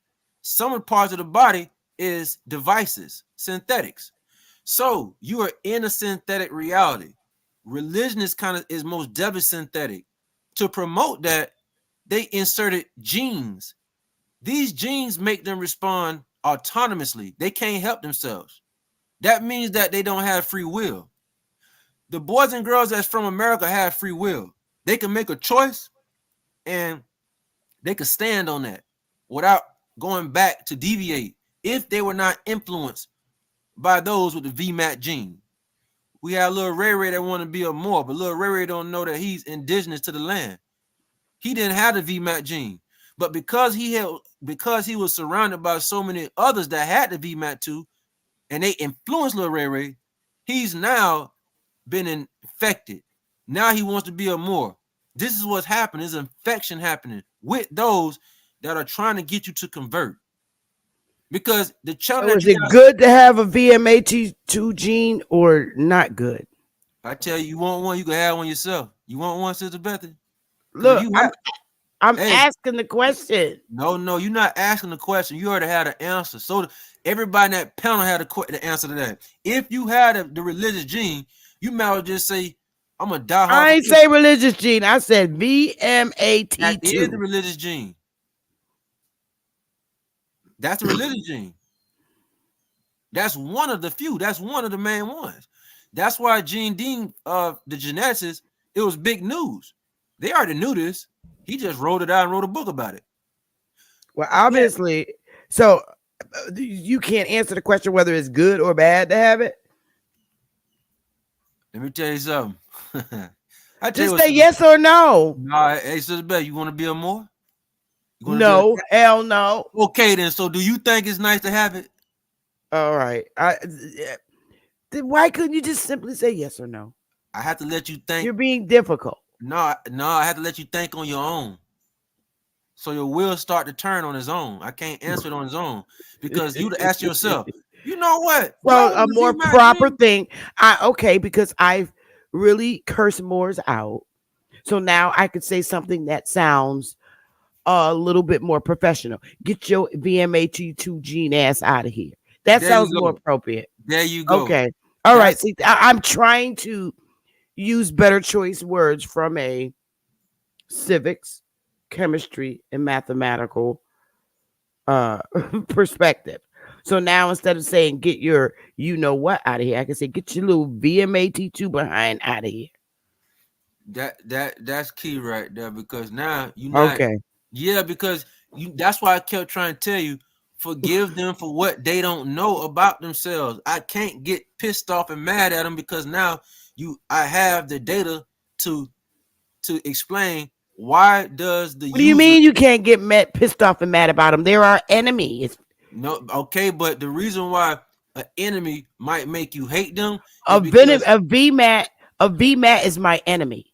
I get that, but to spend energy intuitively to hate them is going to be a waste of time. Doesn't take a lot of energy to do that, though. But go ahead. Yeah, but now that you understand why, it's sort of like going inside a toy store. Now that I understand why, metamaterial. It's not my fault that I don't like him either. I don't have that gene, so I don't vibe with it. So I just because I understand don't mean I feel sorry for him. I don't feel sorry for people easy. I ain't say feel sorry. So what kind of gene is that? I got a gene for feel sorry too. I got a gene for every last one of your expressions. Is what I'm trying to get you to understand.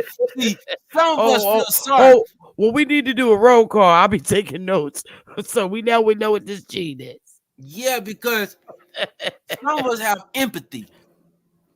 Some of us don't have empathy. Some of us are not built to create empathy. So that's what these genes do. Some people are hooked on cocaine, not because cocaine is addicted to the neuroepinephrine and the dopamine. Some people have the exact gene that makes them addicted. It's right there in your face. The vascular monoamine transporter 2 gene results in neonatal death, super sensitivity to cocaine and amphetamine. Oh, wow. So that's what I showed you the video. And I showed you where they're showing cocaine and amphetamine used to be legit. They used to give it away in the 1800s. And then it was in Europe in the 1700s.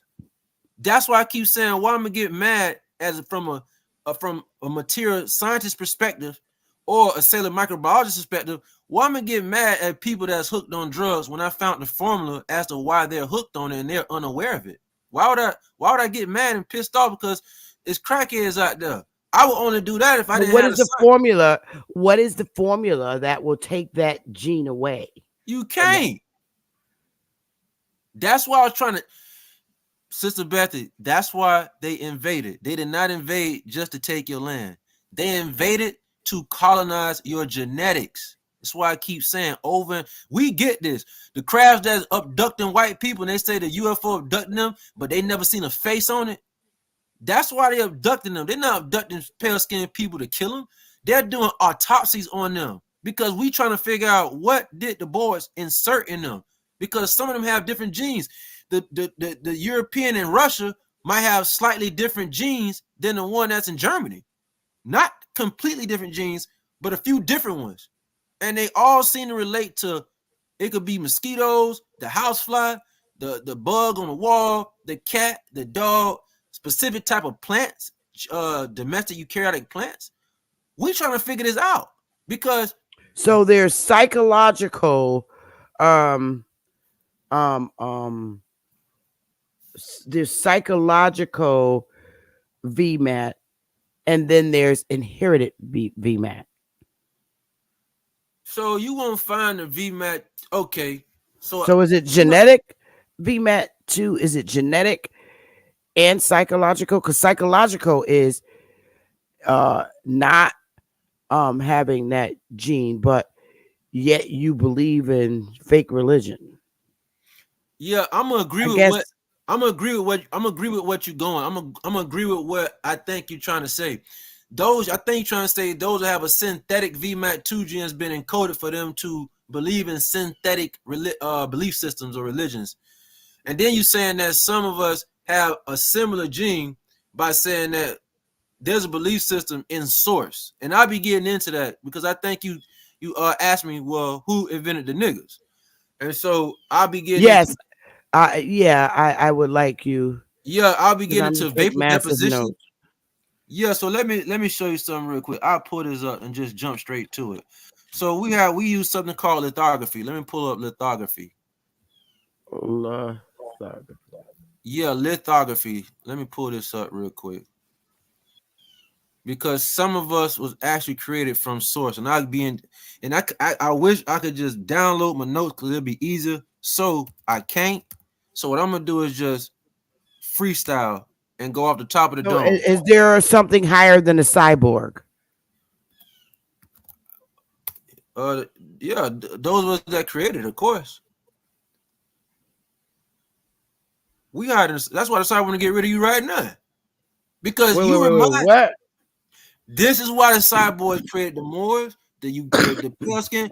They want to get rid of you niggas here right now. Why? Because you have the exact genetics as those that were in the war with them, and y'all are the lost tribe because you don't know where everybody else went, but you're stuck. Okay, here. So we have the same gene as the cyborg.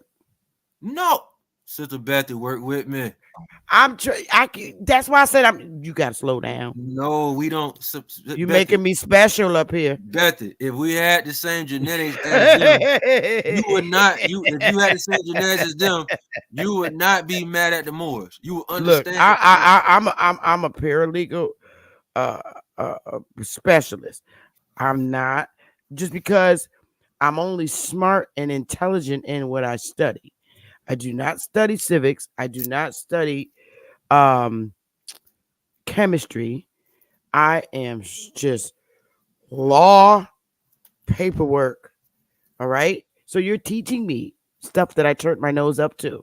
Yeah, but you already had the answers to these answers the answer that you have is saying biological versus the non-biological. That's what this war is all about.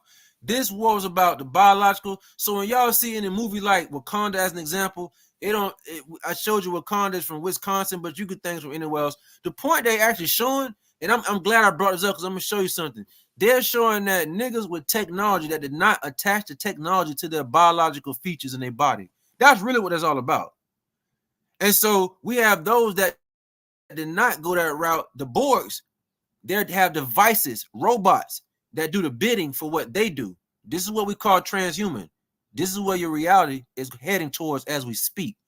So the war that was fought was against those that are real niggas, biological limbs, feet, blood, bones, and everything else, against those who were half of this and half of that. You cannot come from the half of this and half of that, because your channel is trying to fight hard and your genes is trying to express to your audience that, look, I don't know what the Moors on. I don't know what the pale skin. I don't even know nothing about genetics. I know that it's inside me to fight for us because I know I'm from here. That's your genes expressing itself, trying to tell you of natural law. That's what's happening. Your gene is expressing itself, and you just doing it externally.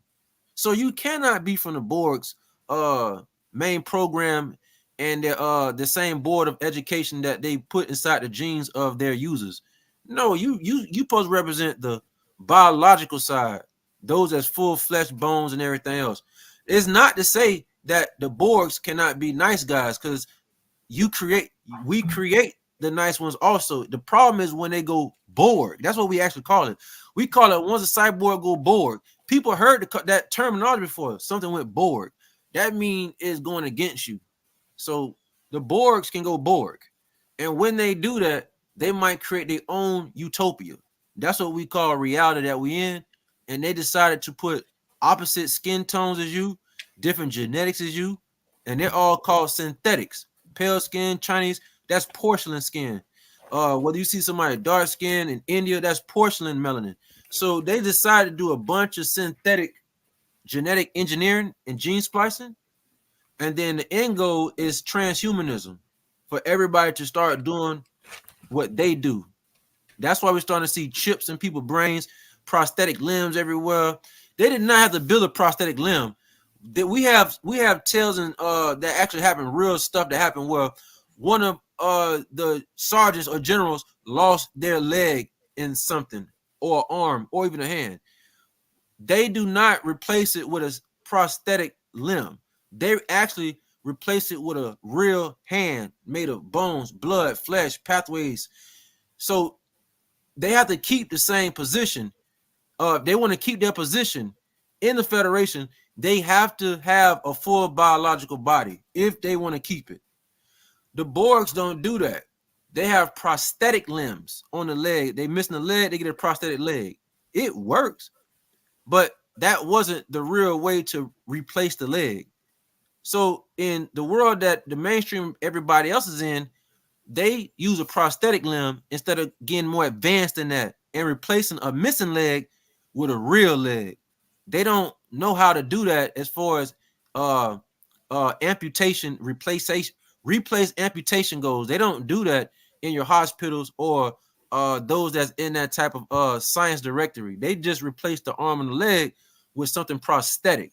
Well, everybody else in the Federation, they can't do that because you lose your position. It has to be a real arm or leg attached to your biological body if you want to assume your position in the Federation. Okay. So let me ask you this, because I do this repeatedly, and yes, Meta has been very specific from the first day he came on here, but you have to understand that you're talking to an audience that have not studied chemistry and physics. Okay, I did the math, but not the chemistry and the physics. Those were not my selective courses. So for the last time, and I know you answered this probably a million times, who you said we created the cyborgs, correct? Yes, ma'am. All right. So the hierarchy stops at us, correct? Correct. So we'll say gods. The gods created the cyborgs created the Moors, and the Moors No. Don't say gods. Gods, you're not speaking Gothic. You speaking code of arm. Yeah. Use another terminology. All right. What word do I want to use for right now? Shit, it could be higher, anything but God, because now you're speaking more. Okay, creator. All right. So the creator created the cyborgs. The cyborgs turned on us. And then the cyborgs created the Moors, which is the coat of arms. And the coat of arms created the pale face. Am I saying that right in that order? Yeah. Yeah, I want to say that we have a So Cold War family who was in the mix of, but really the Borgs who put the formula together to gather the genes for the pale skin and the Moors. They was the ones okay, behind all all. right, but it's still going down the trail, Yeah, no matter how you slice it. So the creators are the ones that ran up out of here and left, as you say, and left us material. behind. Us Yeah, behind who have the same gene as them.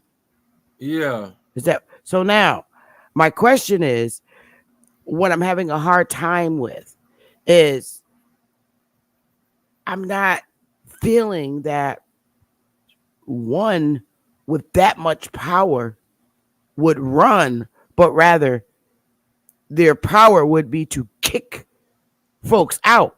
So I can explain that part. I can I'm explain wondering that part. if they kicked us out from where they are, which would be considered, let's say in this instance, the heavens, kicked us out, and our asses ran through caves and came in here and whatever. Or I don't know how I want to say. Okay, so let me go at that part right there. You didn't run out no cave because the caves lead to pristine conditions. So we have this thing right here. Let me see if I can pull up this thing right here. People heard of.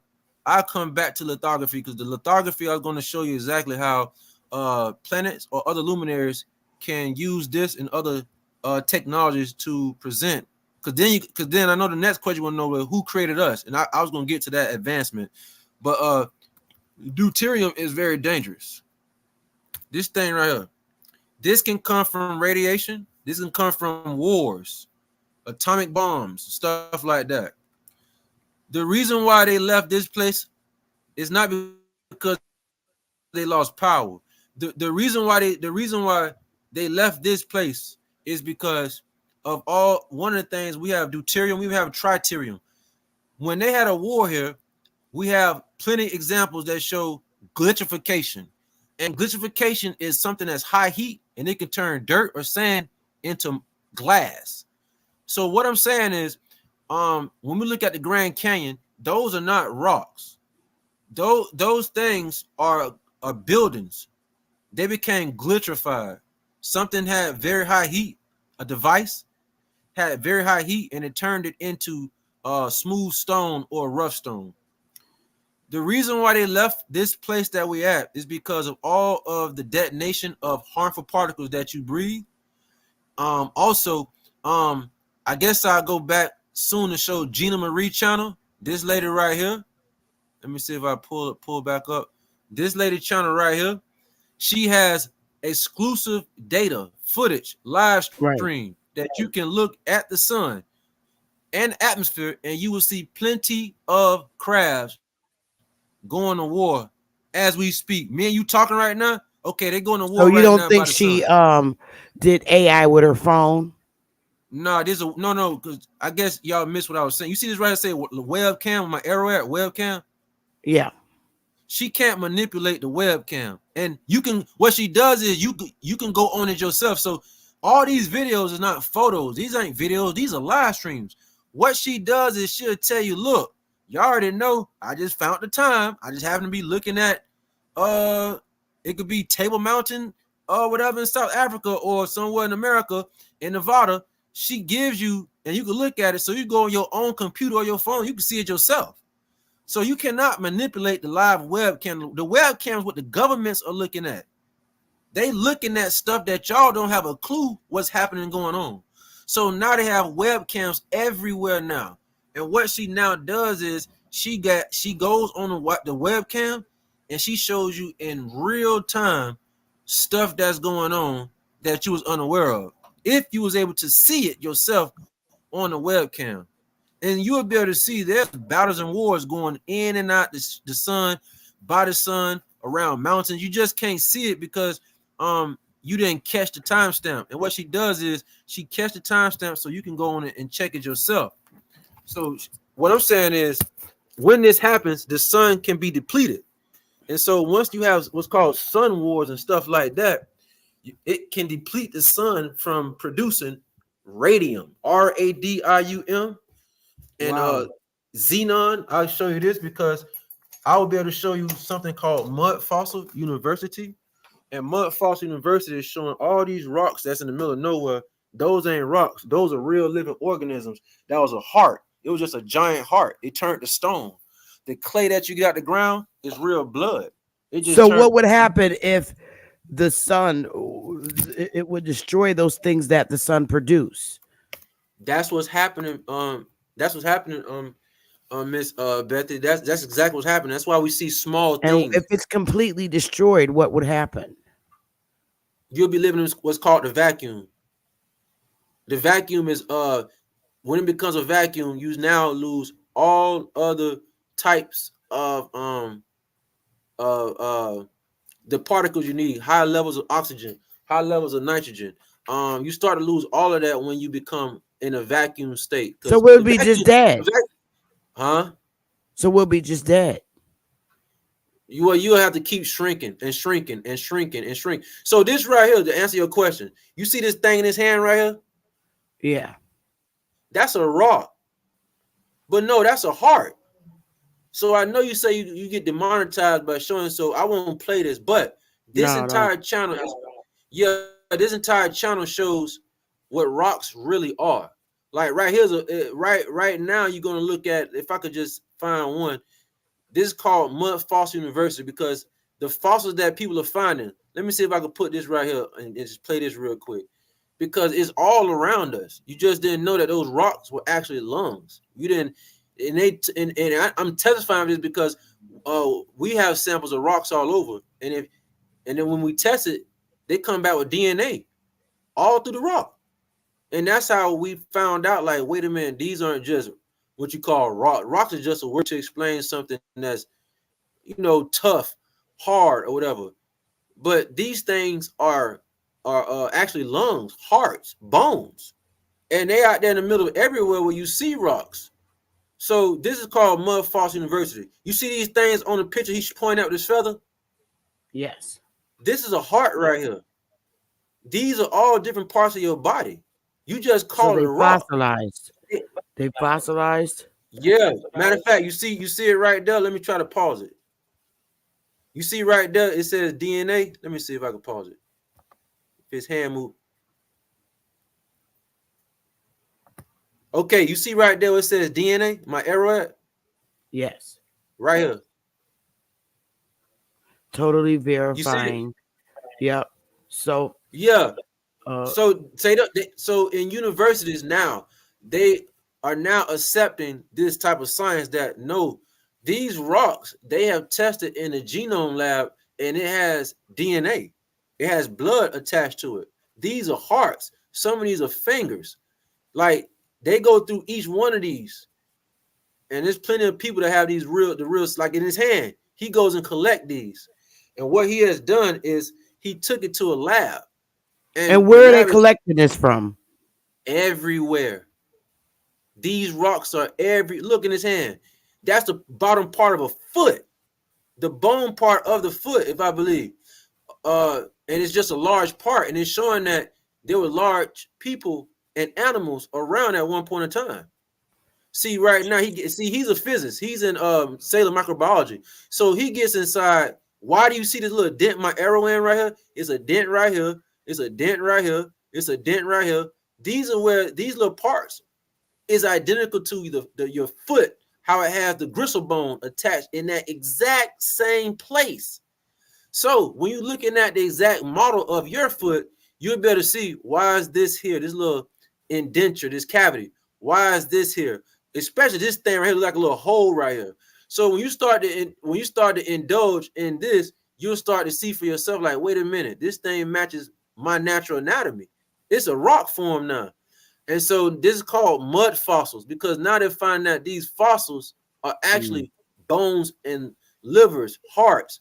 They're now geological thermal area. They have now zoomed in and did specimen samples of this stuff. And now they're saying, well, where did stuff come from? Because now this is saying that people wasn't 6 feet or animals wasn't this small. This is showing huge people that was here. And so now it shows a lot of iron. It says iron usage and storage in the body, ferritin and molecular representation. These are studies that they found, and I'm pretty sure this is going to correlate to what he was talking about as far as the stone that you see in his hand. This entire channel is dedicated to this. This part right here. Oh wow, I can see how that could be if it's a foot because it looks like a heel in the back. There you go. There you go. So this is not us talking about a rock. This is these samples were taken to the lab, and now they're finding out that wait a minute, these are real ankles. Look at this book right here that my arrow is pointing around. This book is by the guy who kind of started this back in 1960. I forget his name. Over where y'all are at. This is called The Introduction of Mud Fossils in Geology. The university does not want to listen to this guy right here. I forget his name right there. He the one started this back in the 60s and the 70s. And so what mainstream and the government did was quiet this subject. So we have those that are now into this subject and they're doing their own samples. And now he has a collection. These rocks, he have a whole bunch of collections. And what he does is he try to show his collections and he shows the lab work. So he don't just talk about it. He'll show you videos of what lab that this went to and what laboratory confirmed his findings. So you're looking at a huge hill of a foot. So let me go back to when you have a Star Wars or a Sun Wars, what that actually does. It can evaporate this thing right here called the radium. So let me put in radium because this thing is very important for things to be big and giant, large, enlarged. And so when the sun lacks the radium, see this thing right here called the rock. This thing right here, you can clean your water with just a half a gram. It get rid of everything that's poison in water. But if you was to digest it and breathe this in your oxygen, like your natural air, you won't be a 5'7" lady. You would be 15 feet, 35 feet, or even taller and bigger. But when you take this element of radium out of the atmosphere, everything's become smaller and smaller and smaller and smaller. So now I found there's a science of, I think, California University or Washington University. They just found that women are now shrinking because they did an investigation on the whale in the water. The whale is now 55 inches shorter than what's supposed to be. And they equivalent that to a woman. They saying a woman that's 5'8" today, they're starting to get down to 5'1", 4'9". Why? Because the wars that they having by the sun is now either the bad guys are winning some parts and the nice guys who is us real niggas is trying to defeat them. We can see the remnants from us being at the bottom. You can actually see that things are getting smaller. Your trees are so small. It's because you lacking this. One of the main ingredients is radium and argon. But this is the main one. This is the main one. Because when you have stable isotopes of radium, different types of radium, like this right is called radium-266. The reason why it's 266 is because that's one of the different styles of radium. It's an isotope. But there are different types of isotopes and different styles of radium. The point I'm making is radium it allows things to grow very, very, very large. So they don't have this type of level of study. You know how we do. We all over the board. If I go back to the God channel right here, they have not studied the radium depletion in your atmosphere as to why we see very large specimens, like you just said, it look like an ankle or a heel or something. They're not in depth with that type of atmospheric physics, but we do. So we're very well aware as to why there were giants, animals, dragons, you can name it, because now they've been finding all these rocks. They've been finding all these rocks, and they took them to the lab. And since they took them to the lab, they're now saying, wait a minute, these are real living specimens at one point in time.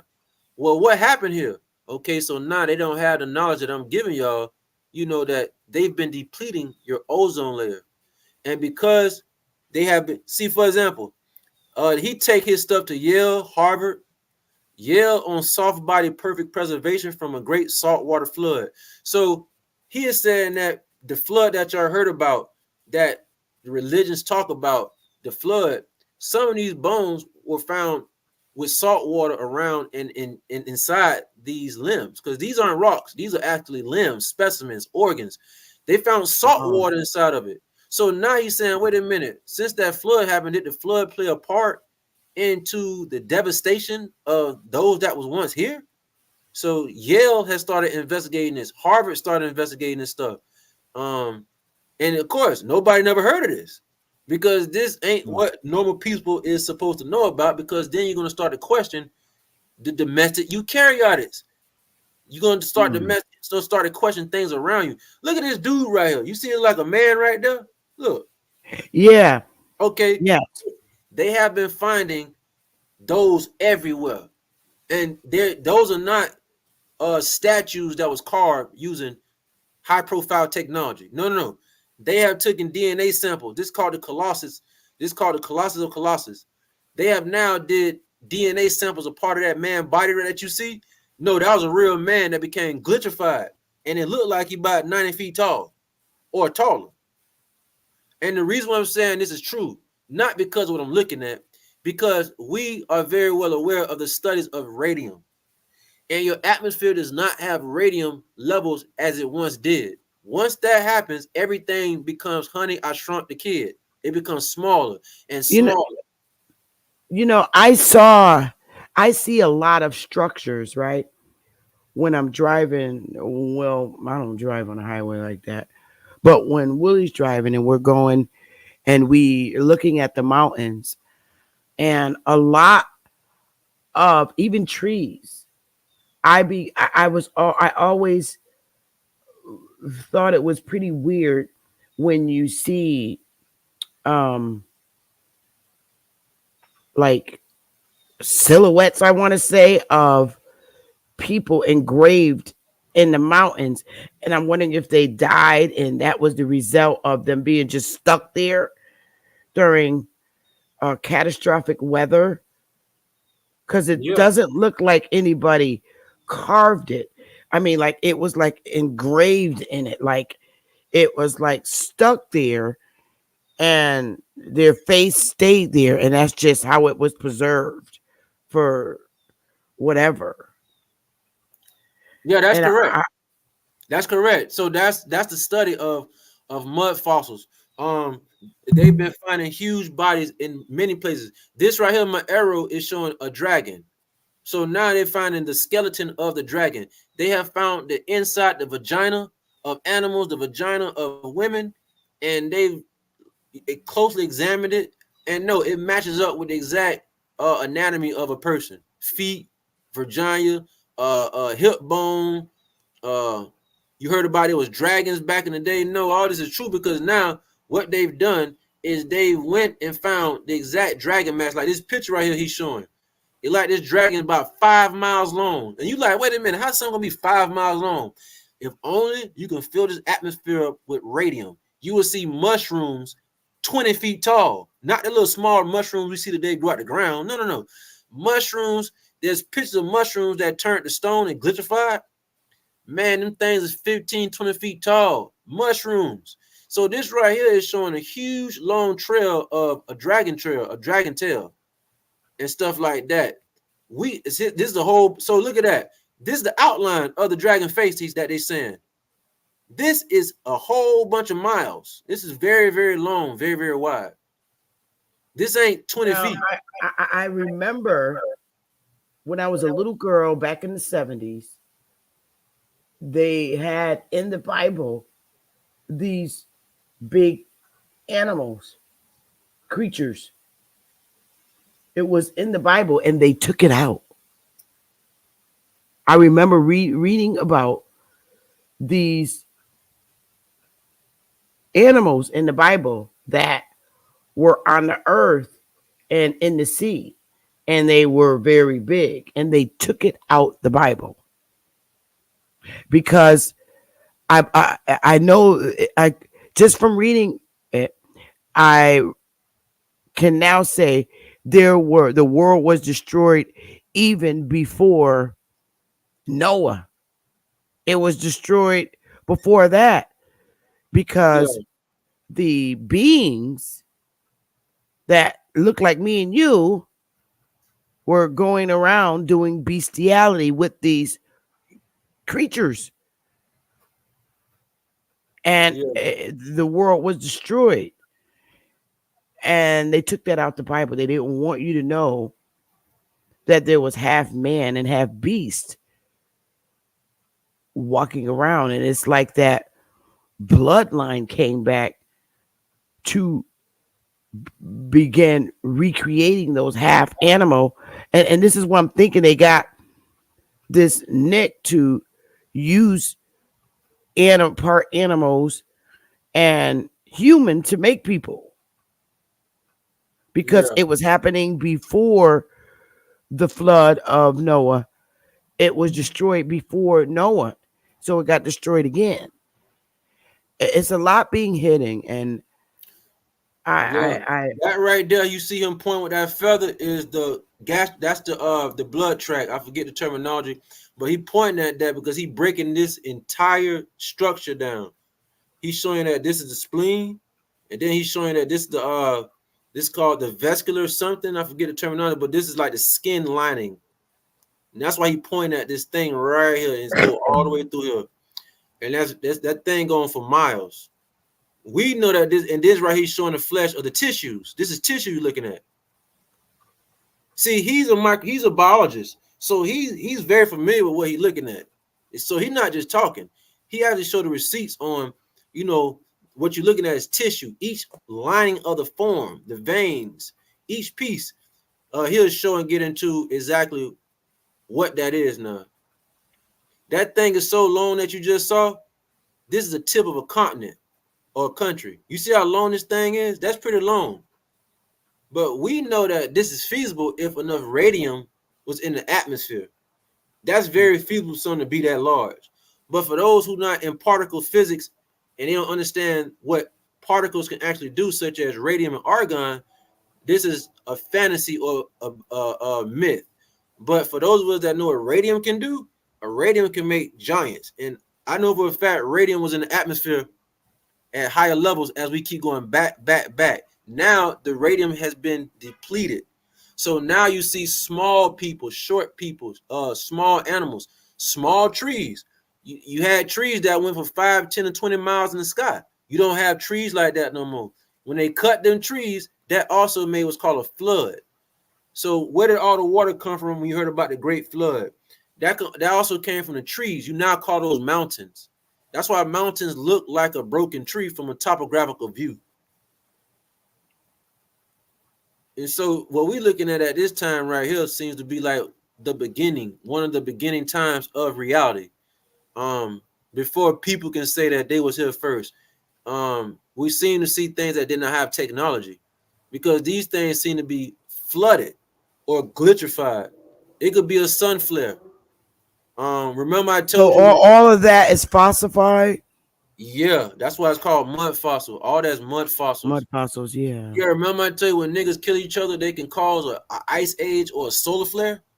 Well, if it was niggas here and they was hurting each other accidentally, or even animals of this size of magnitude, it would play a toll in the sun doing a solar flare. And the sun can just strike a material and it can glitchify it.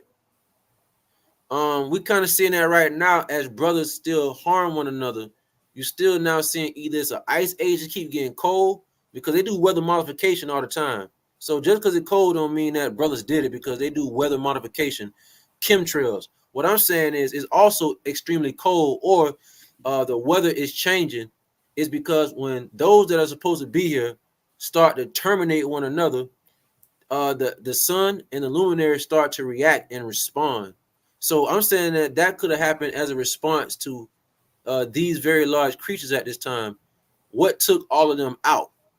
Was it those that had technology to flood this place to drown them out?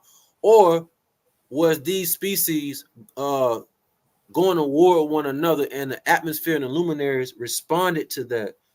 These are two possibilities, because this is something that happened, maybe I give it maybe 5,000 years ago, even 10,000, not 100,000 years ago. No, I give it probably about maybe 7,500 years ago, give or take, that you had very, very, very tall things, large mushrooms, very tall, larger people, giants basically, because we understand what radium and argon can do when you start to breathe it in your atmosphere. It blows the cells in the body. It starts to enlarge. And do what's called implosion. And once your body able to do what's called implosion technology, it's using the gravity field to grow and grow. That's the reason why you're tall right now. When you was a baby, you was 6 inches. The only reason why you kept growing taller and taller is not because you was eating food. It's because you have what's called implosion gravity extension. Gravity is what makes things grow. They don't teach this in school, so I don't want people to think that, oh, what he just said, I don't recall hearing that in school, college, or any subject pertaining anatomy or microbiology or non-microbiology. They don't. So here we go right here. Let me give a reference for people to check this out so they can research it themselves. This is by Tom Bearden right here. It is called gravitobiology. Gravitobiology is what's called. This is by Tom Bearden. This guy released so much information on free energy, how it actually works.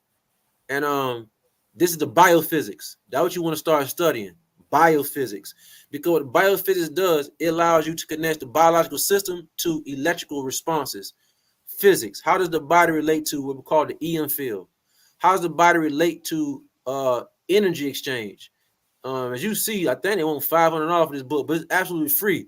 This is used for $500. Let's show you what's actually in this book right here. He just passed away and died not too long ago, but this guy gave out. He was with the military. He was a sergeant general for the U.S. military, and no one ever heard of Tom Bearden in the mainstream world because what governments do is they shut people up that are very advanced in trying to expose technology and science that you're not supposed to know about. But this book is absolutely free. You can go right over here, and it's right over here on U.S. Archives, so you can check this out. I really would like for everybody to check this book out, because if you check this book out, it's going to tell you how plants grow. It's going to tell you the steps in the technology involved in how these things grow. How does it use called gravity? How does gravity work in biology? Because the food that you eat is not making you taller. It did not make the bones larger. It's the gravity implosion. We call that implosion force field. It's the implosion force field of the gravity that makes things grow. And this is a very exclusive book. As you see, they want $500 because you can't even find this book in a physical form nowhere.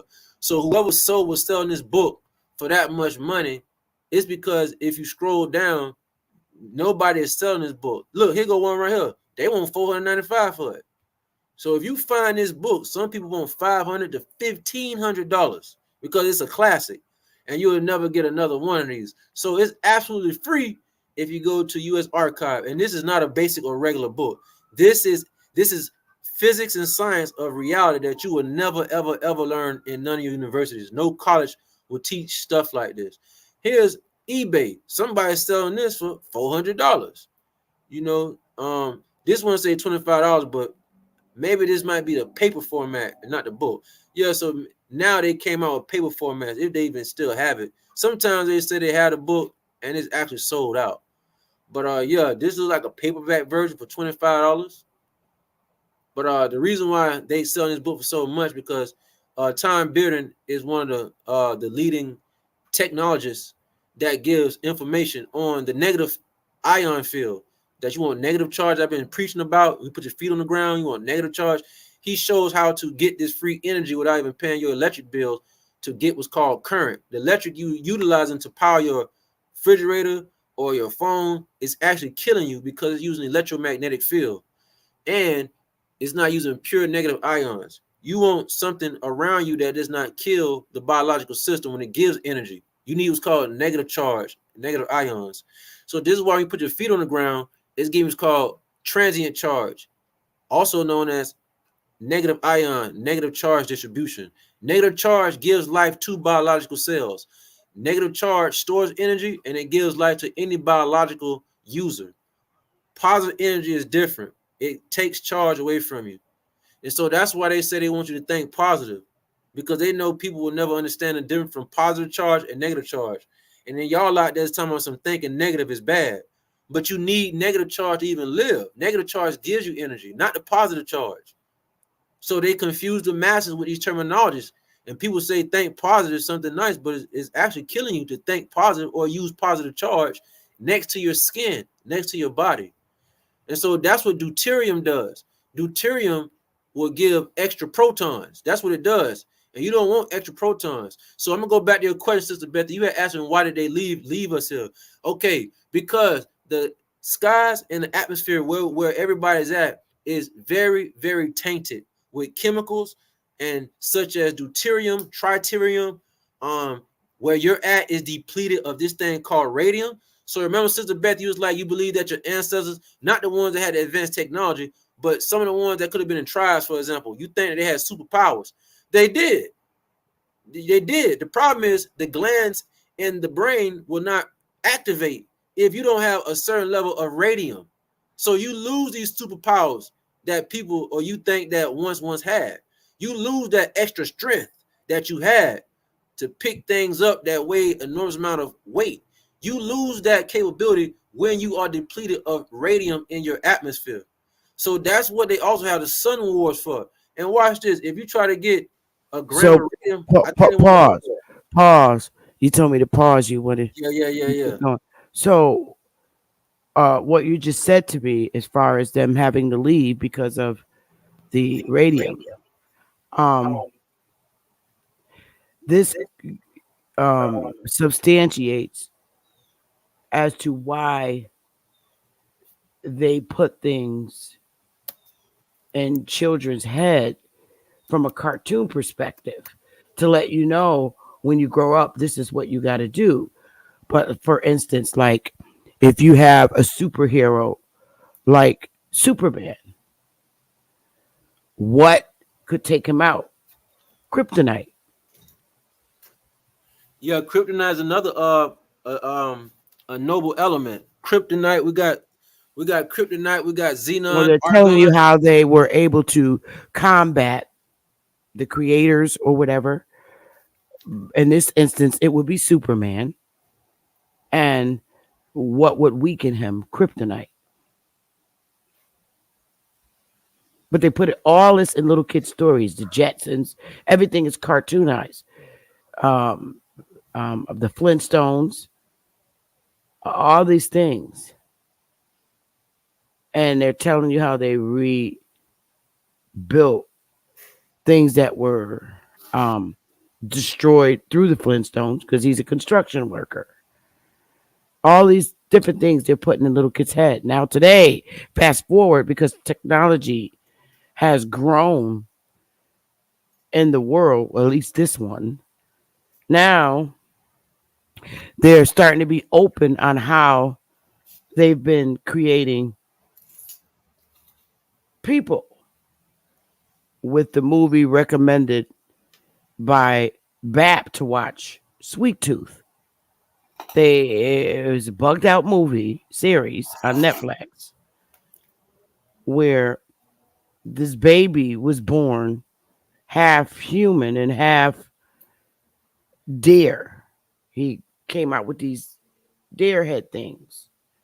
And the way it happened, it was a chemical or virus or something that took place. And all these babies are in this hospital in these little cribs, and there are half deer and half human. And then one lady who stayed and concealed herself from society had a baby, and it was half pig. It was a little girl with a pig nose. It's just bugged out. Because in the Bible, their book, it said it would throw man into pig. I'm just seeing what society has done. I'm thinking loudly. But long story short, I now understand why they had to get up out of here so that they wouldn't become destroyed.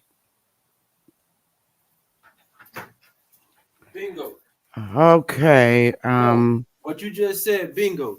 Now, the only problem with the movie that you just said is that you cannot do genetic splicing with chemicals in the air. So whoever wrote that whatever series that you just said, that can't happen like that. You can't have chemicals ingested and then you have a pig or a deer. It doesn't work like that.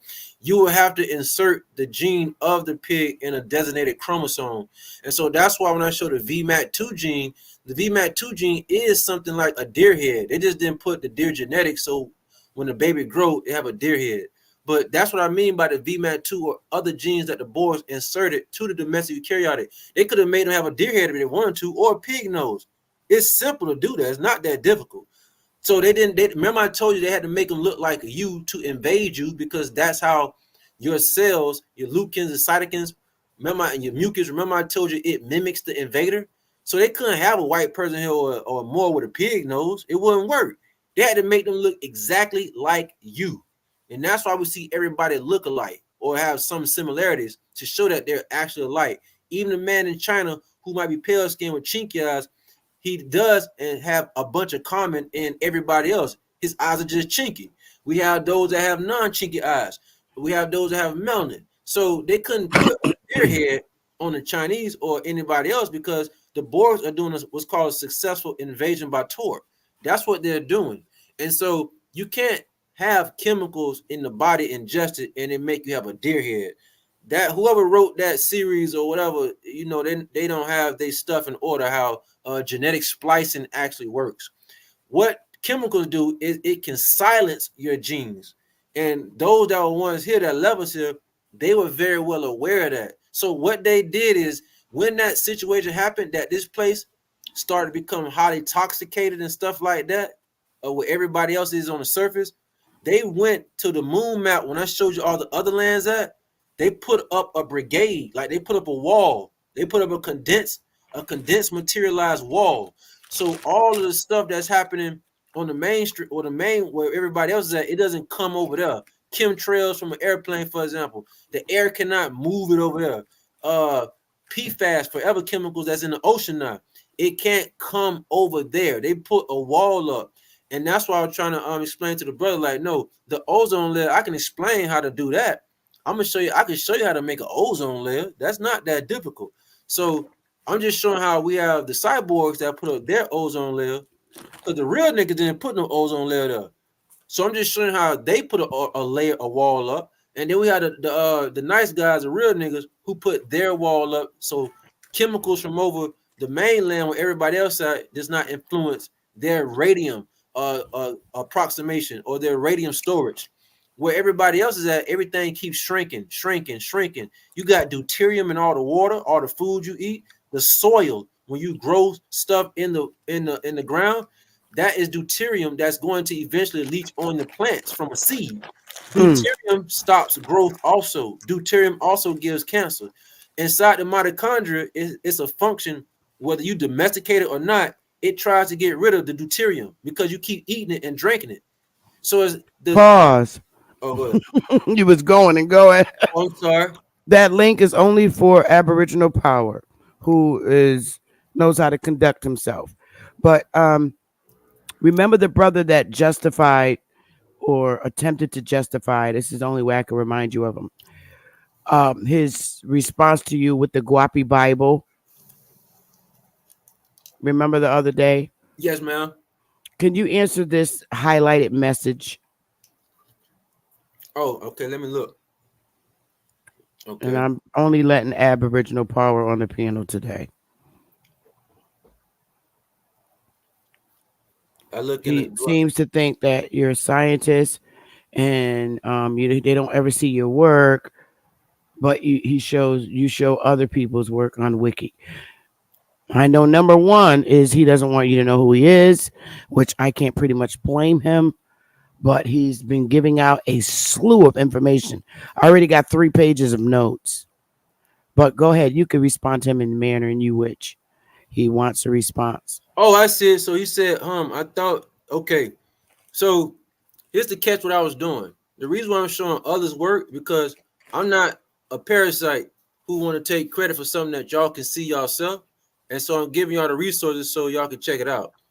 As far as someone having a disbelief about my position or my colleague's position, that's neither here or there.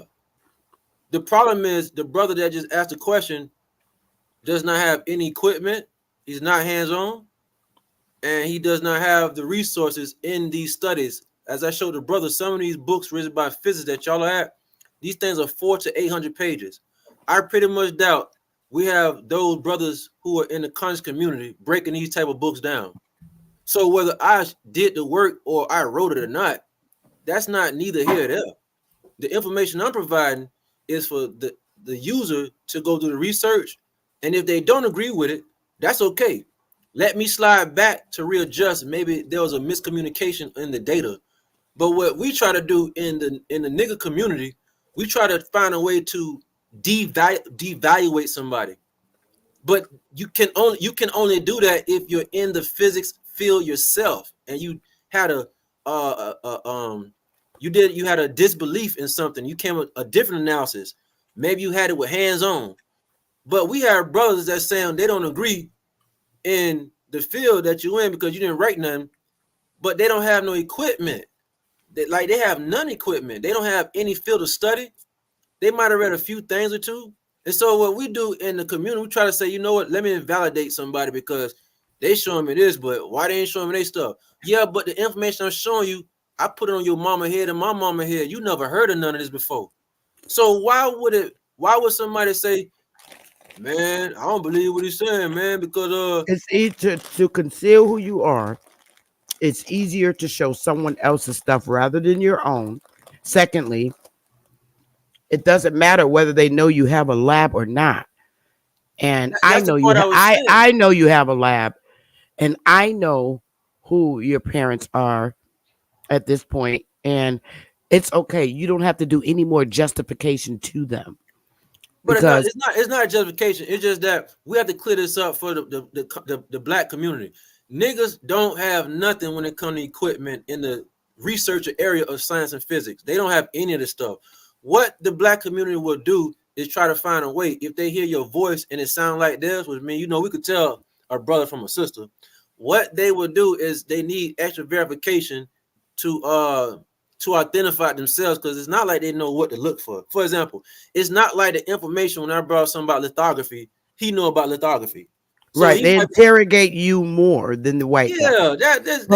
That's all right. We can leave it at that because we're not going to change the show to that, because a lot of them are indoctrinated by people that do the same thing. So, for example, welcome to the panel. Go ahead. Real quick, Sister Betty. The guy that asked that question, I bet he never studied the VMAT2 gene. He probably didn't. Ain't no probably he didn't. So instead of him going and check that out first and then coming back, he's saying, man, I don't believe nothing he's saying because he's showing me other people work. But I'm not. That's how our people are. That's how our people are. They have to humiliate you, and you have to be you have to be persecuted. So, as long as you got thick skin, you're catching the eyes of thousands. So at this point, we don't even have to respond to the negativity in the chat because everybody else is learning. So, Ab, welcome to the panel, brother. What's up, nephew? I'm just here to ask some questions just from a skeptic's point of view, even though I have heard a lot of it. He's on to some shit, just like he brought up the VMAT2 gene, which is a vascular transporting gene for your mystic or your spiritual side, pretty much the worship gene, which is why a lot of people like to worship particular deities. But go ahead. I'm going to sit back to you to have more questions. Go ahead. What I'm supposed to do, Sister Betty? I'm supposed to. Oh, you take it from there, honey. Wherever you want to take it off. It's your show right now. Oh, I didn't know. I done did my part. I forgot what I was even. Well, I paused you because you were responding to the chat at that point. Oh, I think. Well, since we got a pause, my bad. No, you got it, Bab. Go ahead. I think I was hearing some echo. My bad.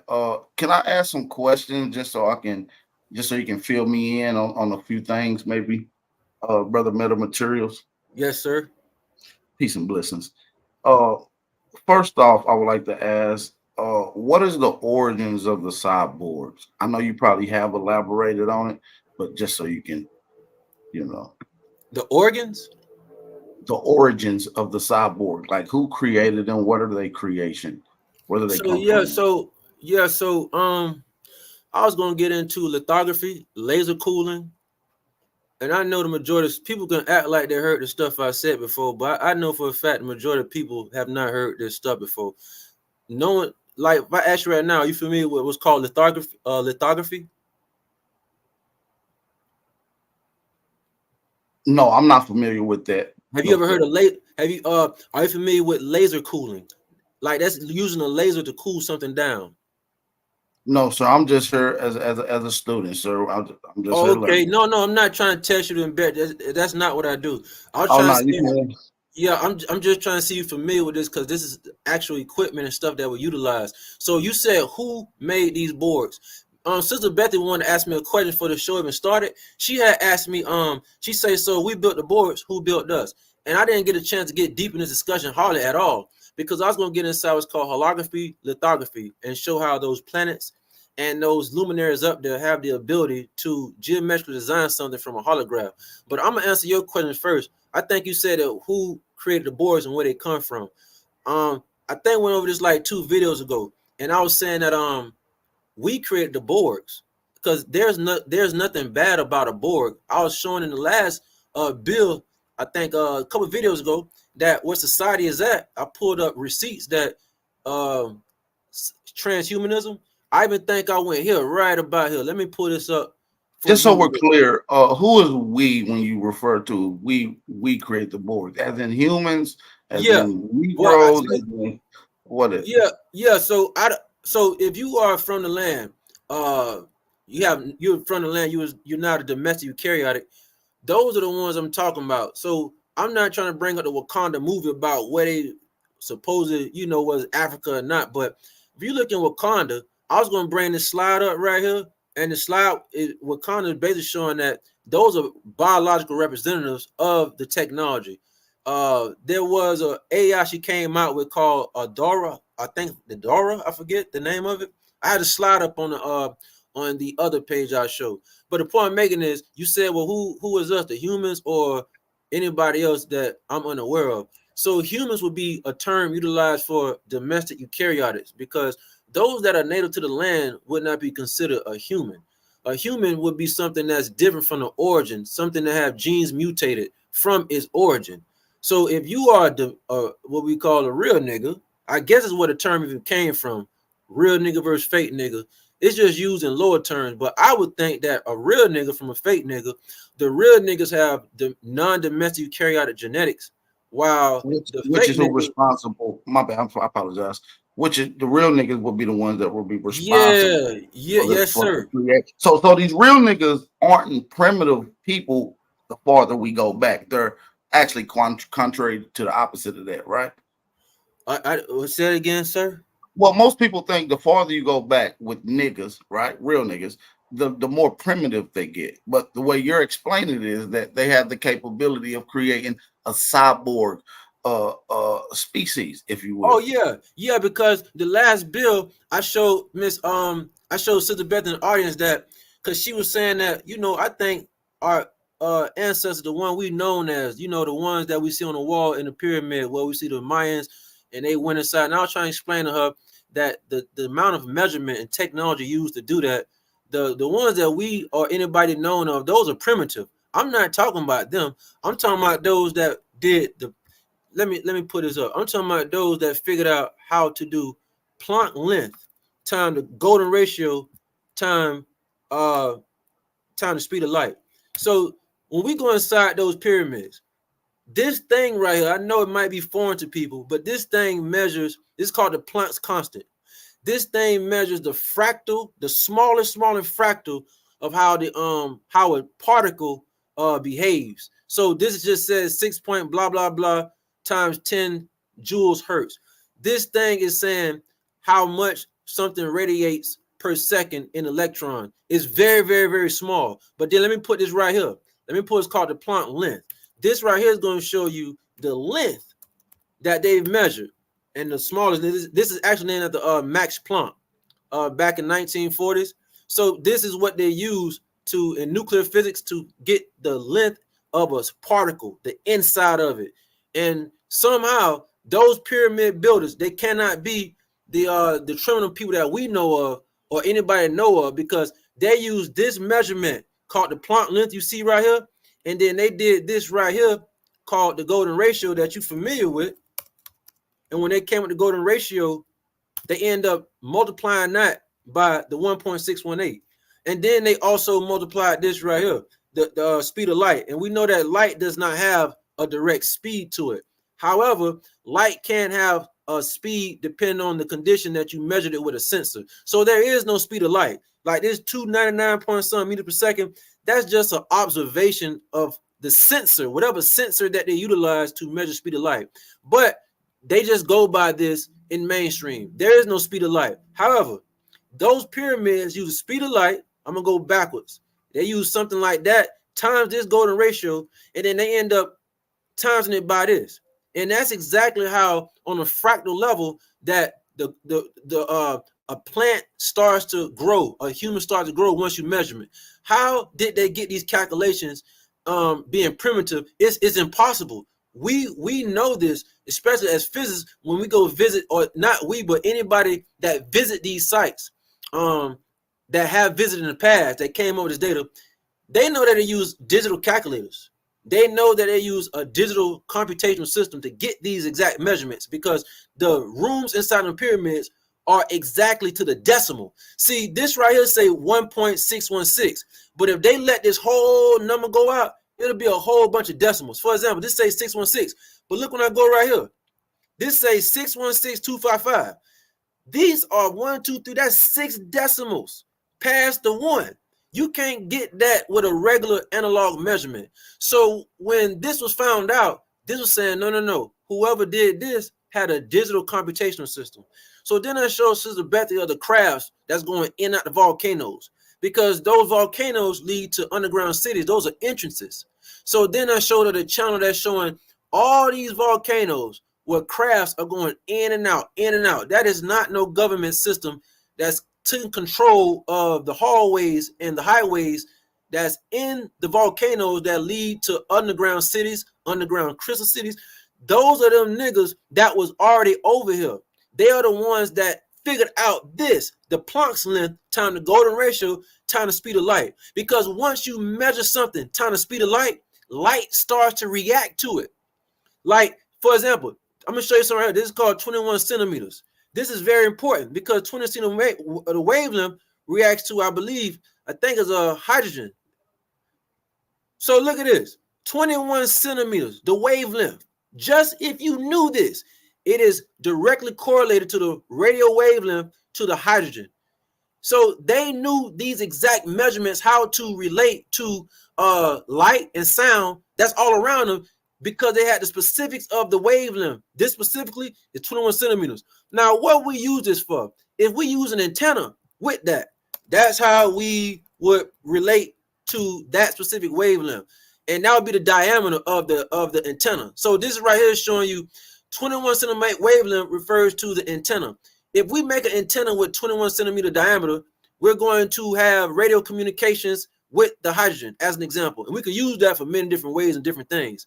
Whoever built these pyramids was so exact that they had what's called digital calculators and digital computational systems, because the measurements are way out of this world correct to the decimal level. And so to get a decimal level correct, 5 decimals over 6 and 8, no. You can't do that with a ruler. You have to have a digital computational system to come with that. And so we see niggas coming in and out the crafts, in and out the volcanoes, in and out the mountains. And because we know that they're going in and out of a rock through a craft, is because they have what's called the neutrino. This thing can vibrate at any wavelength, neutrino wavelength. This thing can penetrate rocks.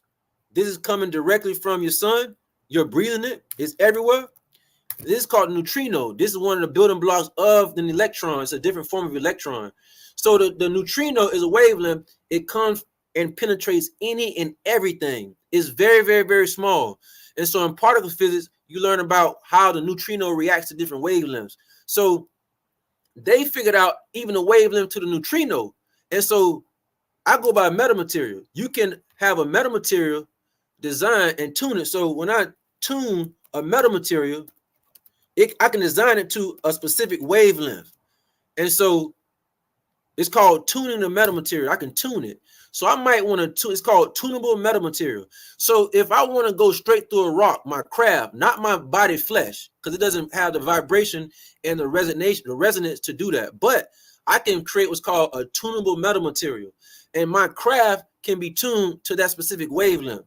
So they're now seeing crafts go straight through the mountain, a rock. And like, how's this happening? Because they tuned the metamaterial to the rock vibratory chord. To go straight through a rock, I can just use the neutrino wavelength and they'll go straight through something solid. You cannot give this type of technology to those who was on the wall or those who had the land taken in America in the 1600s, 1700s. It don't work that way, because if the niggas had this type of technology, they wouldn't have lost in all their lives in the 1600s when the invaders came to America. So who was around? It's them niggas in and out them crowds. Sometimes the crowds are unmanned, sometimes the crowds are manned, but it's them who would give you, Sister Bethy, or anybody the answer as to where did all these pyramids, what did these star forts, who built all this stuff, and why did y'all hook them to the ley lines? For those that are familiar with the ley lines, many of y'all already know what the ley lines is, but the ley lines is a radiant producer. It produces high levels of not radiation, but we call it radiant charge. We call those ley lines. We call that negative charge. And they're all over. They built them pyramids and star forts on these type of lines. They all connect, energy grids. And because they did that, it allows extra negative ion propulsion. It'll heal the body just by being on the ley line. If you was to have an electronic device, it gives it way more free energy. And the point I'm making is the only way that you can build, this right here say American ley lines, people familiar with. The only way that you can build them ley lines is you had to actually be up in the sky to then put the pyramid up under it. So someone had aviation. They had already been flying to do this. So we can't tie that to the ancestors that we know as the tribes in America. We can't tie that to give them that type of credit, because it's actually embarrassing if you do that. Because if you give that type of credit to the ancestors who everybody only know about, you gotta explain how did they get their ass handed to them when the invaders came. And that don't look swell or smart to try to say they had the type of technology when the invaders came. So these are the ones that these niggas was the ones who had already did this. They already did cybergenetics, because that's what society is today. This is cybergenetics and forensics. You can look down in retail theft, counterfeiting. This is basically making hardware self-aware. So you see they're using it in forensics, they use it in the medical, they use it in commercial, they use it in everything now. And so cybergenetics is basically trying to get the material to be self-aware. And so this is not nothing new to those that I just explained that already had the technology of building these things. This is what they're already doing. So it's safe to say that they are the ones who created the cyborgs. All cyborgs aren't bad people or bad individuals. It's just some of them go bored. Some of them they can think for themselves. They become self-aware. And if them cyborgs feel that you are treating them different because you a real nigga, I'm telling you what they'll do. They'll do exactly what's happening right now. They'll come well over here where nobody was at. I explained to Sister Bethy that this place was a vacant land because everybody went where the deuterium was not at and other particles. They would come and the boys would start their own project and program. They would print out those called domestic eukaryotics to blend in with the lost tribe and those that are naturally from the land. And they would then, the end goal, what's the end goal? The end goal is transhumanism. Now, why is transhumanism is the ultimate goal? Because this is what they are. This is what they are. You're looking at them. This is the end goal. This is what this is going to end at. Transhumanism. This represents the depository of who they are. And this is the end goal. We have cybergenetics and we have what's called transhumanism. This is what this was all about from day one. This is what about as far as them colonizing the real tribes. We have America. We have those of pale skin. We have those that are Black European descent. We have those that are domestic eukaryotics. They have the ability to change the genetics of those who are naturally from the land. But that wasn't what it was all about. That was a baby step to alter real niggas' genes. This is the end goal, because this is where people will not live that long. They will hook themselves up to the system, the Borg system, and you will basically become who they are. You just won't live as long as they have and can. And so this seems to be what they were after the entire time, is transhumanism. And yeah, I hope I answered your question, sir.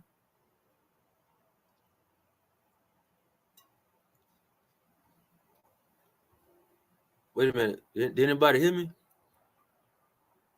Oh, damn. Y'all didn't see none of the All stuff. my shit was muted. No, we heard you and saw you. My mic was muted. I was talking. So he fell off shortly because his phone died, from what I'm hearing from the audience. But I heard everything. The audience hears everything, and they're responding. Andre wants to know, so does life evolve on the earth? Did it evolve on the earth? Yeah, so let me show this right here. So yeah, I'm glad everybody got that. So yes, you did. That was excellent. I was with you the whole time. The audience as well. The audience as well. Okay, got you. Okay, so now this is a very deep question as to, well, who created anybody and everybody else? And so this is why, and let me put it back here. So this is why we call the religion synthetic, because no religions give the science or credit to the luminaries. It's those stars up there, the planets that y'all call planets, which are actually liquid crystals. Let me show that lady's channel again. It's actually them that created everything here. And we're gonna get into that real quick, because I don't have my notes off my phone, because like I say, it's downloading the actual code. So what I do is basically do a freestyle again to try to get everybody to understand that those planets y'all call planets are intelligent. And we're gonna get into how could they have possibly made people, made things, made material, carbon, dirt. Why did they even choose carbon over silicon? So we're gonna get into that real quick, because the question is, well, if we created the Borgs, I know somebody gotta say, well, damn, who created us? And so let me show you, not a video, but at the bottom of her playlist, she has videos that people can check out. And it ain't just her, it's others that have now found the truth and what those stars really look like. She has let me see, she has something saying the star right here. These are called the mysterious stars. The planet y'all call Mars or Venus or anything like that, they're not solid. You can't stand or walk on them. They're liquid crystal, holographic. It's like the sun y'all see. You cannot walk on Mars. You cannot walk on the planets. And so she has a ton of videos that's actually showing the zoom in what these stars look like. Let me see a life force, because this is actually what they look like. Again, NASA never showed y'all this one time, not one time. And because NASA is in the business of what they're in the business for. These are what the luminaries, if I could show it, but I can't play it. They actually look like this right here. I play it just for 1 second so y'all can see it move. You see that? That's what them stars, those planets y'all call planets and stars, are actually doing. They're changing their vorticity every time by the millisecond. And so these things have an intelligence. What these luminaries have did before it was material, there was holographic. This thing is called a fourth stage of matter. Let me show people what that means real quick. A fourth stage of matter. Fourth stage of matter is what we call a plasma. So I'm showing this so I can show you stuff that's considered matter, but it ain't hard like the ground we walk on. This came first. Fourth stage of matter, plasma. So when you looked at her video right here, it looked like different life forms. Just play it for 2 seconds. That's plasma that y'all are looking at. Plasma came first, not the hard ground that you used to walking on or things that are solid. So the plasma came first. That plasma has an intelligence. We can do what's called the Bohr's effect. You can make plasma self-aware, especially if you use 50 cycles per second. Everything that's based off of carbon is activated off the 50 cycles per second. There's a doctor named by Dr. Phil Callahan, and he's in the non-mainstream world, and he discovered that 60 cycles per second kills carbon growth. They found that everything around your refrigerator, your phone charger, your transformers by the house, the outside where your what's it called, the power lines, everything that y'all are utilizing and using 60 cycles per second. Watch this. Everything I utilize using 60 cycles per second. But that's only in America. So if I put America use 60 cycles per second, y'all see, I'm gonna show you why they did this. Because this is where all the carbon niggas really at. They killing you without you even knowing. America use 60 cycles per second. This is by design. This is not by no Moors. This is not by no pale skinned European who's in charge. This ain't, no. This is very precise, because that means that this from the get-go was meant to kill everybody here before a Caucasian even got on a boat to even come to America. Somebody already knew that 60 cycles per second will kill carbon growth. And if you have melanin all on your body, that's carbon. But as soon as we do this, they don't have that over on the other side. Their government gave them the 50. So it take care of them and don't kill them as fast. Now look at this. Europe used 50. China used 50. Everybody using 50 except for America. Why? Because they want you niggas dead from day one. That's what this is all about. So your government chose to give you 60 cycles per second. This guy right here, Phil Callahan, is one of the leading discoverers of this. Phil Callahan. Phil Callahan is the one who came out with this data. And he is the one who found out that the plants started to die once he started to emit the 60 cycles per second.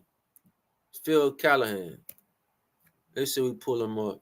And he had plenty of books on how to really make a garden, how to really feed your plant with liquid calcium, how to put wool in your garden so the wool can give your plant free electron charge.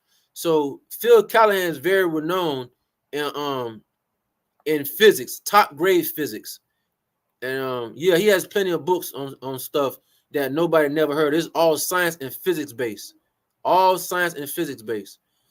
That you will not learn in school or nothing like that. But he also was one of the pioneers, and he found that 60 cycles per second kills carbon growth. But 50 cycles per second promotes carbon growth. So we will have to ask ourselves, so is this why Europe have 50 and you go to America, America has 60? Because 60 will kill a nigga. And this is what America chose when you plug your phone into the outlet, your refrigerator, your washer and dryer, everything they tuned your devices is close to 60 cycles per second. So when we say about the Schumann resonance, the Schumann resonance just don't do 7 cycles per second. The Schumann resonance also does 54.5 cycles per second, because the Schumann resonance promotes carbon growth. So the Schumann resonance does two frequencies at the same time. It does called a small wave, and it does called a big wave. The small wave is 7 cycles per second, but you can also find Schumann resonance fluctuating to 50 cycles per second, even over that. But you'll never see it do 60 cycles per second, because 60 cycles per second will kill the life of a carbon being. And if they actually came to exterminate the lost tribe, then it explains why they chose 60 cycles per second in America, but everybody else in the world ain't on that demon time. They on 50 cycles per second, which promotes carbon growth. But that don't do them no good. Why? Because even if you go over to Europe, those that live in Europe, all the people that the Caucasians in China, they don't even, they're synthetic. They're not pure carbon beings. So this won't even give them life. So when you say a Caucasian is not a pure carbon being. The nigga is the carbon being. His melanin is pure carbon. So them giving them 50 cycles per second, it ain't like it promote them to live longer, but because they don't have 60 cycles per second, it don't kill them as fast also. That's why we're seeing a lot of brothers and sisters die early over here. It's not just because of food that y'all are eating. It's because you are around 60 cycles per second.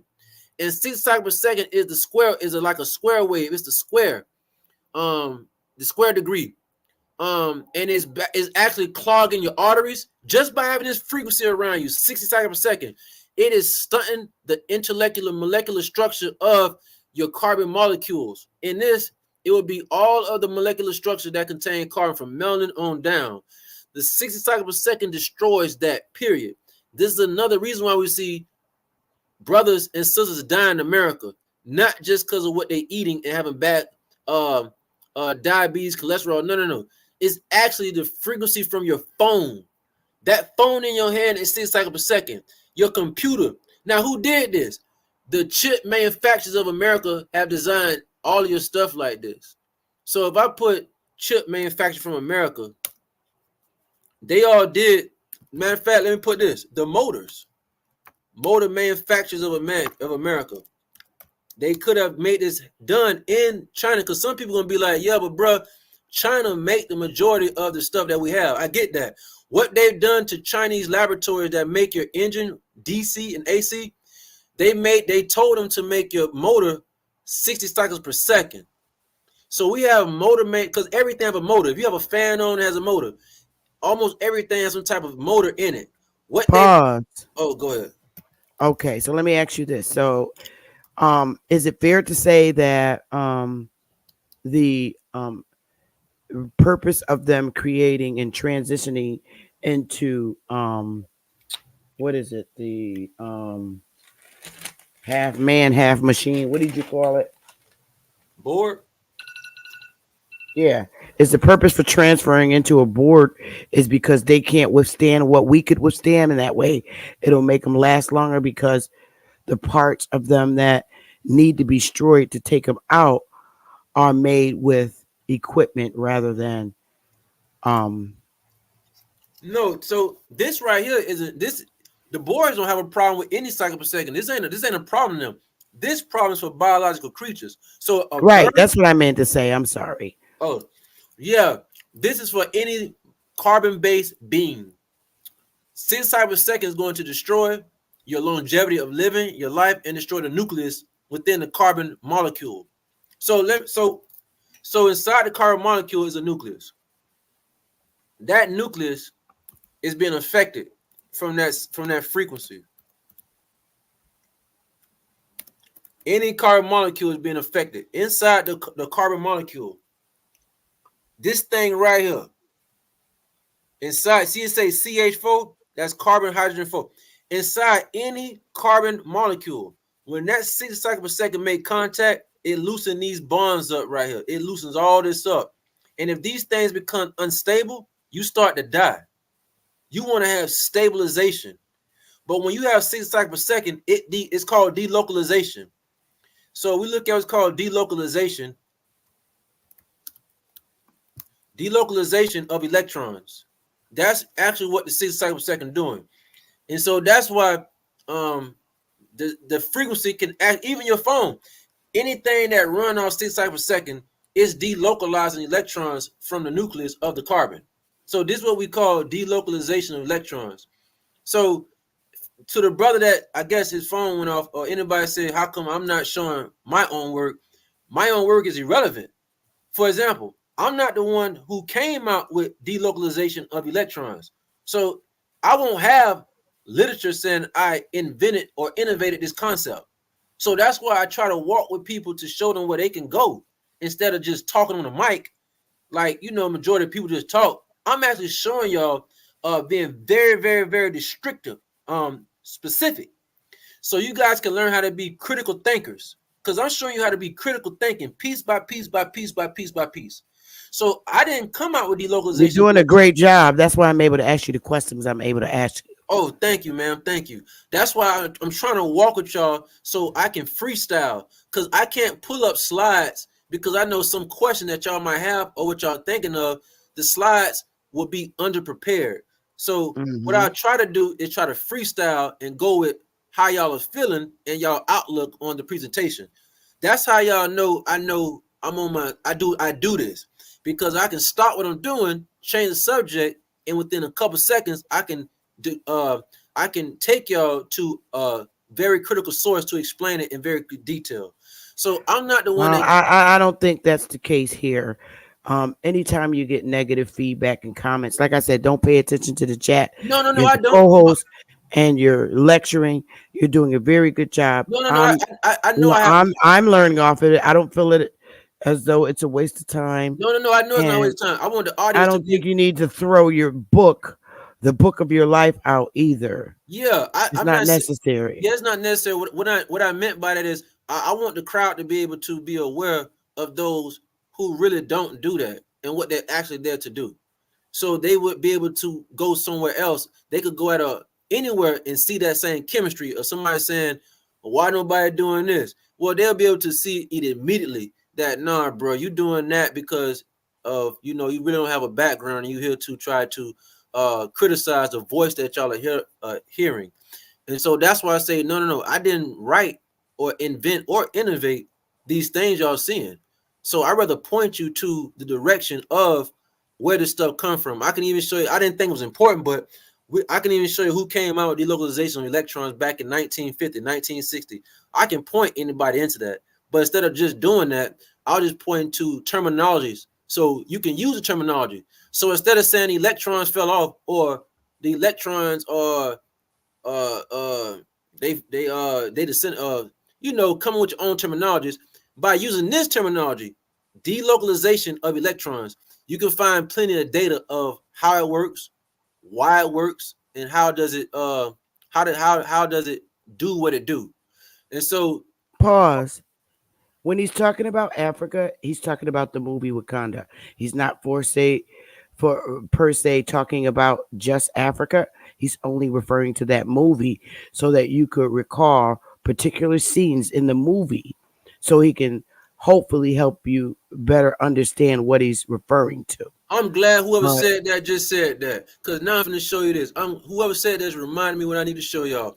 Y'all remember this part right here of Wakanda? Because I don't think I showed y'all, but I showed you that Wisconsin in the USA, it was called Wakanda Lakes. I showed the picture of it on videos ago. So I'm not even saying no Wakanda's in Africa. That ain't near one. But y'all see this right here? This is say 1571. I'm not trying to play this, but the reason why that 1571 come on, because remember him? He was the one that grew up to be the kick-ass guy in Wakanda Part 2. He was a kick-ass dude that came in Wakanda Part 2. I'm not trying to play, but let me put this on mute, and then I'm gonna just play so I can show them the pictures. I'm showing this for a reason. So do y'all see what they're doing? Okay, so remember this. This thing said 1571, the pale skin was over there in Europe. This lady is on the coast of the beach. There's one of the pyramids right there. This cannot be true, because when the Moors came over to invade Portugal, China, Mexico, you name it, they came and didn't do nothing to these people. Why? Because they was never over here. But you see what Hollywood do? Hollywood would say, oh, 1571. Y'all couldn't have been over there in 1571. So for those who do not have the timeline and they watch this movie, they just implanted a thought form in your mind saying the pale skinned Latinos that y'all think of today was over there in Yucatan in 1571. That cannot be true, because that's when Charles invaded and the Moors came over to tear all of this up. And so the lady that's on the coast, she right here where boats come. So when my arrow is at, picture boats coming way over here. Here go the Moors. They coming on the water. They had to let the boat stop about right here so they could throw the anchor off the boat. Once they anchor the boat, they have to get off the boat and go to the mainland. You mean to tell me when the Moors came and this lady is walking on the coast and she all in the Congos, why they didn't do none of her? Why they didn't do none of people that look like this right here? Because he is supposed to be Kuku Khan. He supposed to be the one that built the pyramids, whatever. Yeah, but when the Moors came, it was no pale-skinned guy with no straight hair like that over here. But see, that's what these movies do to you when you don't know the real timeline. That's what what you say, man? No, I said I understand clearly. Yeah, so that's why when I go back and put this image in y'all head, I have to show y'all this. I know you probably tired of seeing it, but it's very infamous. Man, when this man hit the scene with his troops, wasn't no Latinos over there. It was none but niggas over there. So why did the movie Wakanda show y'all that? Because y'all are unaware of the actual domesticated eukaryotic being released in that area. So when you watch these type of movies, you thinking the Latinos been on forever. Not according to these niggas up here on the panel that my arrow going across. They never seen nobody pale skin before. That's why they didn't. They did not. Look, no one never seen a pale skin until the Moors cleared the land out and made it a safe place for them. The Moors made it a safe place for them. I repeat, the Moors came from place to place to eradicate everybody, to make them leave so they can make space and room for those who have the same genetics as them. Y'all call them European Caucasians or the Chinaman or the Latinos. We call them domestic eukaryotes to put it in one phrase. So that's why none of these people ever seen no pale-skinned person before. And it was very important that Charles did this, because if they did not clear out the land of Americas, you would not have ever seen this guy before ever. They wouldn't even be in Central America. It wouldn't even work. The only reason why they over there is because around this time right here, they cleared the land out for them to be there. So around this time right here, there's plenty of caves that lead to underground cities. So when Charles V did that, even some of these pyramids, they have hallways that go under the ground, and it goes for hundreds and hundreds and hundreds of miles. Wow. This is where your ancestors went. They weren't all killed before no Moors. These niggas escaped. We called it the Great Evacuation. Those of y'all that's on the land did not get a great evacuation. They picking on y'all right now. Y'all are caught up in the worst war ever because y'all are lost. You don't know what's going on. You don't know where everybody else went. All you have is remnants of your people wearing feathers, getting a tribe on. That's all y'all remember. Y'all don't know how special y'all are with y'all genetics and y'all relation to this thing called source up here. One of the sources. Y'all are lost. So what movies do, they do stuff like this. Because now, if you didn't have me to teach you this and walk with you, you thinking in 1571, these people were around. No, they weren't. Pause.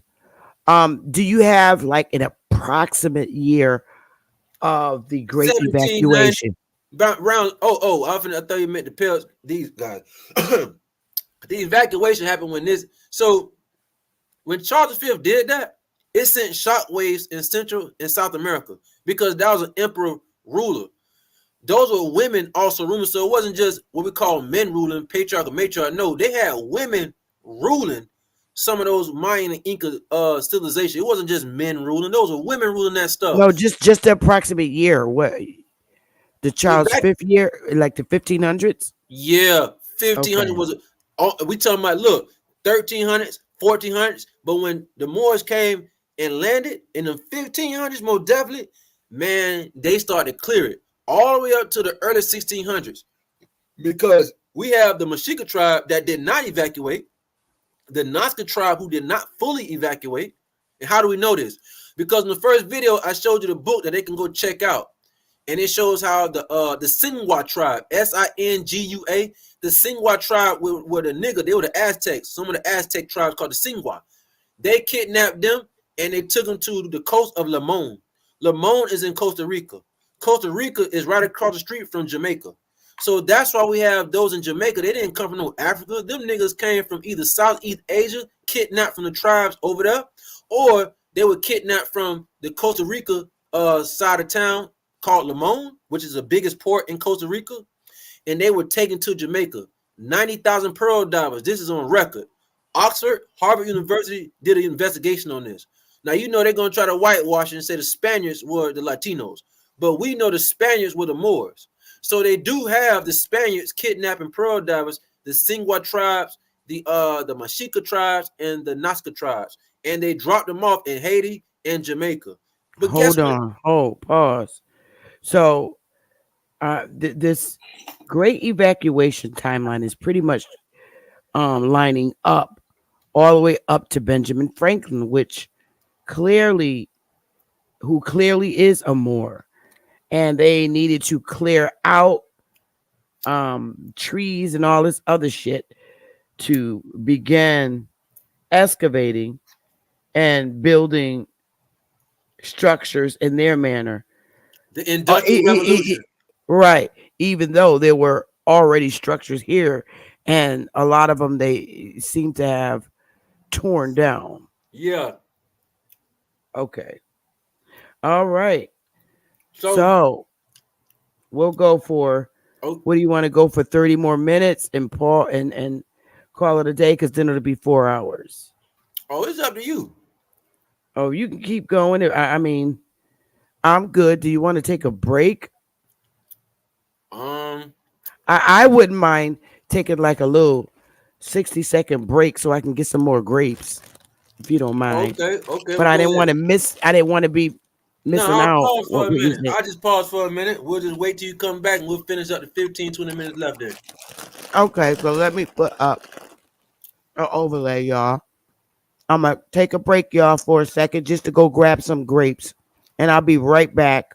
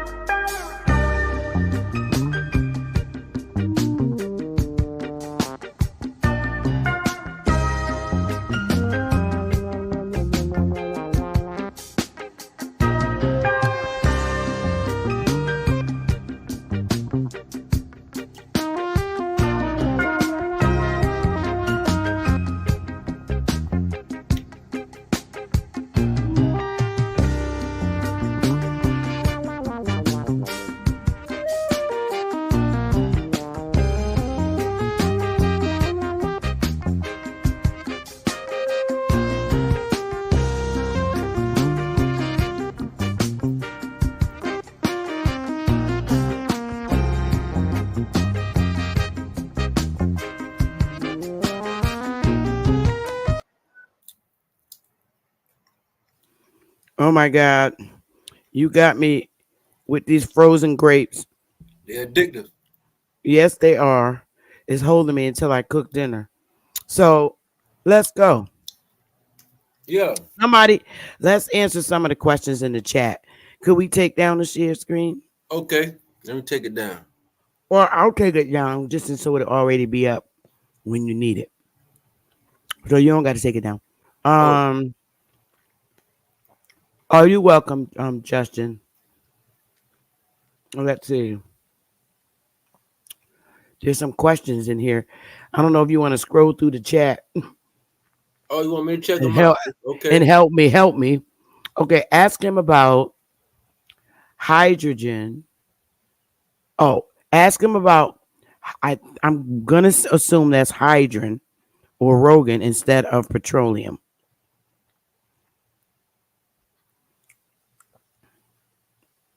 You heard me? Ask him about hydrogen instead of petroleum. Yeah. Ask him. Damn. Is he talking about fuel? Hydrogen? Because if he talking about hydrogen versus petroleum is very bad. We don't want petroleum. We want the hydrogen.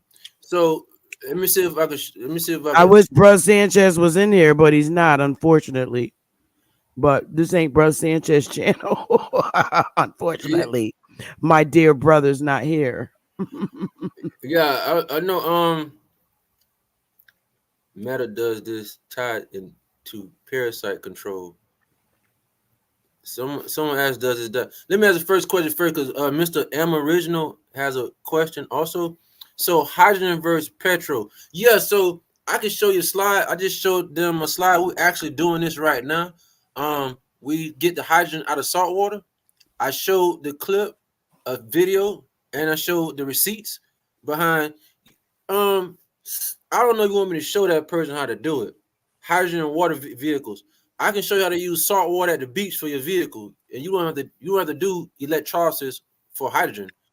I don't know if you want me to show them how to do this, but I can show them what coils they need, what device they need. With Yeah, can you because show them anything with the question they asked you? Hydrogen instead of petroleum. the hydrogen is also Can you just tell them about that? Okay, because I could have showed them how to do it. So the hydrogen is much safer because when the hydrogen is exposed to air, there's no detrimental effects of you breathing it or anything like that. But I was trying to show how to get the hydrogen out of salt water. So this is what nobody knows. And the guy that stumbled upon this, he accidentally stumbled upon because he had cancer. So he ran across 13.4 megahertz. I showed this on the last video. You showed it yesterday, so they have to go back and look at yesterday's video. Yeah, but where the man had cancer and he put his hand in between the thing. Those are two coils. Right. Yes. So you can go back and watch yesterday's segment. That'll be great. So somebody said vril. I know about the vril too. Let me get that question too, because it's real important. So I can show exactly how to do that. It's very simple. How to get the hydrogen on to the out of the salt water. You need two coils. I know I'm not showing visual, but if she want me to show her the visuals, I show her the visuals. You need two coils and a frequency modulator. These frequency modulators may cost you from $500 on up because it can give you the frequency that you're looking for. And we need 13.4 megahertz. If you aim 13.4 megahertz at two coils and put the salt water in the middle of it, it will allow the hydrogen bond to de-interact with the oxygen bond and the salt in the water. And then you can get super amounts of energy from that. And so that's another reason why we want to chase the hydrogen, not the petroleum.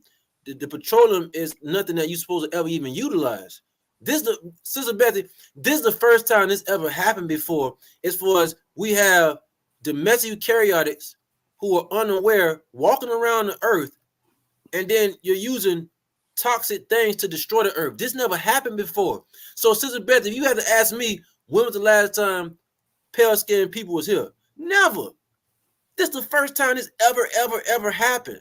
There never was a time that the Chinaman, the pale-skinned man, or Moors, this never happened before. This is the first time we have a walking, talking domestic eukaryotic that is mixed with different, insects, animals, even eukaryotic plants, because they have the same RNA, the mRNA, and a couple other different styles of RNA as the plant. That's domestic eukaryotic. This has never happened before. So to use petroleum and oil as a byproduct, and now you're breathing it? Nah, this is the first time this ever happened before. And the consequences is showing. So, Sister Betha, that's why they're trying to get rid of. You only got 20% left. They're saying that it's only 20% of that ozone layer left. And they're trying to get rid of that by the next year. Why? Because we have those walking amongst us using petroleum. They're using oil. And that's the earth's blood. You're not supposed to use that for energy. Wow. There's plenty of other things to use for energy, like the salt water in the ocean. I can get the hydrogen to delocalize from the oxygen and use the sodium in it also. The video show you the man get to 3,000-4,000 degrees with that. I'm gonna show it on the next build we'll do, because I show exactly some of the things that we've been doing and are doing, so we can extract the energy once it get that hot. We use what's called thermovoltaic is what we're utilizing. So thermovoltaic devices allow you to extract heat, thermal energy, and turn to electronic energy. So I'll be able to show them that maybe on the next build. So that's the reason why you want to get away from petroleum. The hydrocarbon. I want to know if our ancestors came up with the idea? Of what, hydrogen?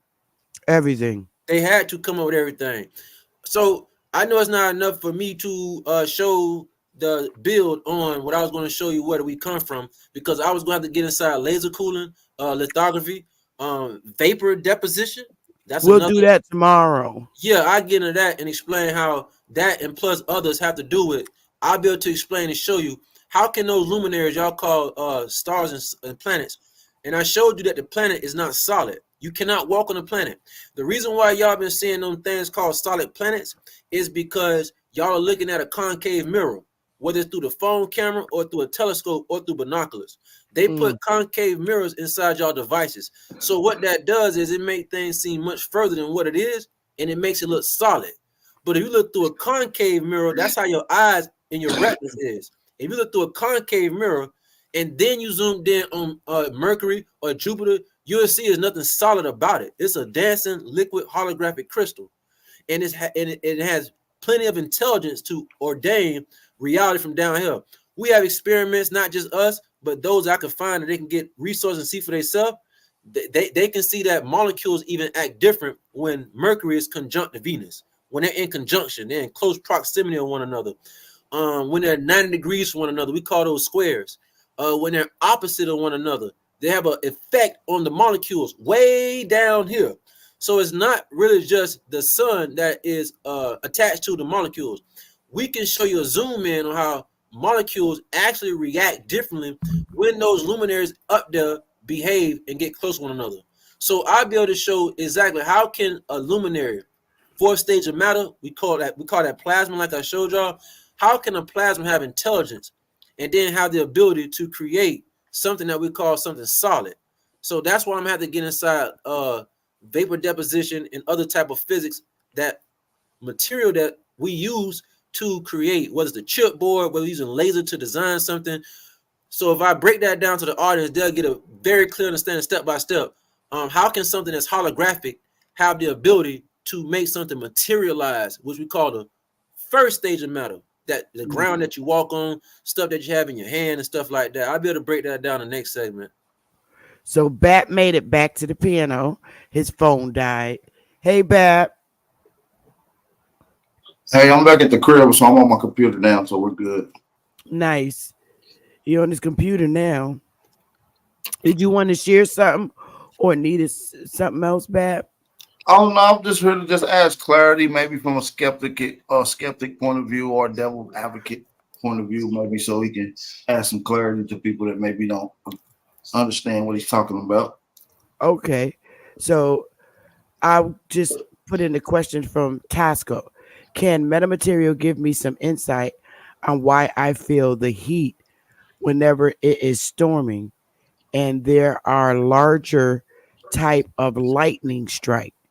I am the only person that I know who feels that heat.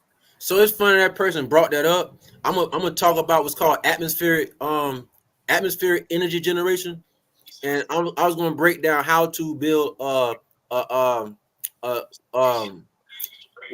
I just said, the ozone layer. So I'll be able to come from a condensed material science perspective and show you how can we make something float in the air, sit there, and have the ability to refract or reflect light. That way he said the lightning strike energy comes from out of the atmosphere is I don't know what's the in depth that he's in tune with it, but the reason why you want to go outside other than having the sun UVs to hit the sterols, those enzymes up under the skin, or stand on the ground to get the negative charge out the ground, we call it transient charge. Another reason you want to be outside because electrostatic in the atmosphere is touching your skin and sending the negative charge ions through the epidermal, which is the skin layers, different skin layers. What she wants to know, brother, is why does she feel the heat? She might be more sensitive whenever it is storming. That's what I'm saying. Whoever that is may be very sensitive to the it's electrostatic. It's very low in angstrom form. Angstrom level is a size of energy. It's very small. Whoever that is may be very sensitive to the electrostatic charge coming from the atmosphere. That's why you also want to come outside, not just the ground, not just because of the sun. You also need the electrostatic charge of the atmosphere to touch your skin. So whenever these events happen, that person might be very sensitive to the electrostatic charge to their skin, especially when lightning strikes or that's in the presence. Or could be worse. It could be worse, Tasco. You could be going through menopause like me. But y'all got it. Bad. Yeah, Y'all so got it. it was funny to ask the question because I'll try to bring it up on the next bill so I can show you how to generate electric charge out of the sky. Every 100 feet you go up, you get like an extra 200-300 volts. So I'll be showing how to extract the protons and charge out of the atmosphere and how to bring that down and utilize that. And it's called atmospheric generating. And so Tasco is a female, just so you know. Oh, I'm sorry, Miss Tasco. She's a female. She put her picture up though. Oh, okay. It's a beautiful You're welcome, picture. Miss Tasco. Yes, ma'am. yeah. She dealing with atmospheric electrostatic sensitivity is what it'd be called. You just can't feel it every time you go outside, but every time you go outside, there's an angstrom level of electrostatic, and it's giving data and negative charge to your skin. That's why you must go outside instead of going inside the house all day.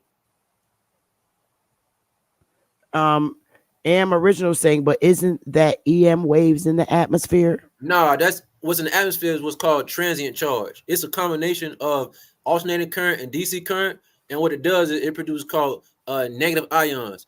Electromagnetic fields are dangerous to be around, and so when we or anybody here, those that only say the EM field, that's because they're unfamiliar of what's called scalar interferometry. EM fields kills biological growth. That's why we see birds on power lines. They start to lose contact with reality because they're what's that thing that gives them the dang, it's on the tip of my tongue. It gives them direction where to go. I can't think of it, but it sits between the hypothalamus gland. These birds get an interruption of their magnification levels and using the atmosphere how to navigate because the power lines and transformer use called the EM field. And the EM field is dangerous because what the electromagnetic field does is it's an electron that's perpendicular. It's 90 degrees from the magnetic field. And anytime that happens, it creates we call scalar residue. So when you plug your phone in the wall, the extension cord you're using, because it's a straight wire, that straight wire is allowing the magnetic field to follow it. And you want to use a coil, something that's very coily, because we want to try to slow the magnetic field down from chasing electron, but you can't do that with a straight wire. So that's why they gave you a straight wire copper cord to plug in the wall. The problem is when you use electromagnetic fields is that it has residue that's going to come out of the field. Your biological cellular modulation it dies when it's around an EM field, but it does not die when it does called negatropic technology. Negatropic is what nature uses to transfer energy. Your brain does not use EM fields. Your brain uses scalar longitudinal interferometry energy transfer. When you use electromagnetic energy, you cannot transfer data. You can only transfer energy. This is not taught in none of the universities, but it's taught in the non-mainstream, non-conventional world of physics. We are very well aware of the scalar. It's called scalar longitudinal interferometry. And so this is called negatropic. When you use EM fields, you're using called entropy-based technology. And entropy-based is like a pimp. When he make the girl go out and make money, he ends up taking way more than her than she ended up keeping. And that becomes an energy parasitic source for him. That's not negatropic. That's called entropy-based living. But you also have entropy-based technology. And what entropy-based technology is like y'all plugging y'all phone to the wall to charge our battery, y'all got to keep on going back. Y'all got to keep charging up, and eventually the battery dies. What comes through that wall is current. You don't want to charge your phone with current. You want to charge your phone with what's called negative ion charge, aka radiant charge. So when you put your feet on the ground, that's not electromagnetic fields coming from the ground when you do grounding. What's coming from the ground is transient charge. It's a combination of AC and DC fluctuations, but it's giving you what's called negative ions, negative charge. And that's why I keep saying back and forth, they have society who is unaware of the electrical engineering aspect. They say think positive. That's the worst thing you can do because the positive charge is going to kill you. The negative charge gives you life. It gives the bird, it gives the trees, it gives the plants life. And so the EM field is what all the majority of anybody knows. And this is no shots out to those who are not electrical engineers. This is for electrical engineers because they have a master's degree or a PhD. I'm telling you that they have never studied or built anything. When we say when y'all heard of Tesla technology is not electromagnetic field based. Tesla technology is based around radiant charge, negative ions. That's why y'all seen Tesla around all that electric inside his lab. You know, it's a picture that goes around, and y'all can see Tesla around all this electric charge, but he ain't died. That's because that's not current. That's not EM fields. That's called radiant charge. That's called negative charge. So it's not detrimental to a biological system, especially if you're around high voltage. It won't kill you. So the EM field is what's actually killing us. It's killing people. And that's what the governments gave you and everybody else around the world. That's why you see power lines and transformers. It's to kill you. It's also to cause a vacuum. When you have power lines with transformers, it dries out the atmosphere. And if it dries out, why are we told that that's used so that we can have electricity in our homes? Because you don't know no better, and you don't know. So that's flag on the plague, fair use. So we're all told that the reason why the poles are outside is, and I see the cable man go there, the light company goes there to fix it, and our lights come back on. So we probably don't know. So no, they don't know. Not say we probably don't know, but let's not use the terminology that the government is trying to kill us. That's not good. And flag on the plague. Yeah, fair use. Yeah, so everybody you just named, Sister Bethy, the cable guy, the electrical engineer who climbs up the pole, they don't teach this stuff. They teach electrical engineering only about electromagnetic fields. So the equations in mathematics that they use what's called they use Maxwell equations. And Maxwell equations is dealing with the electromagnetic field and electromotive force. What Maxwell left out in the equation is called the scalar field and magnetic monopoles. So every electrical engineer that get their master's degree or PhD, they never learn about Tesla technologies. They learn about electromagnetic fields. So when they get their degree, they'll learn about equations. They have to pass mathematical tests. It's only based upon the electromagnetic field. But so are most of the people that are in your field with metamaterials, are they doing these type studies, or is it just you in a group of your colleagues? No, this is what we all do. That's why we're called a non-mainstream, and people like us hide from society. There's a few YouTube channels that they took the risk. I showed you one of them called APEC, and the one called Alien Scientists.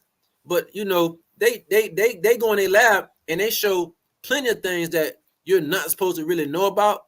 But they're not on the higher scale of doing it, but they're doing it. And the point I'm making is if you go against the mainstream narrative and it's in any category, I promise you're going to be up on the threat, because you are not here to have a nice time in life. Have you ever been threatened yet? Oh, yes. It's just that it wasn't a direct threat. Let me give you an example how I've been threatened.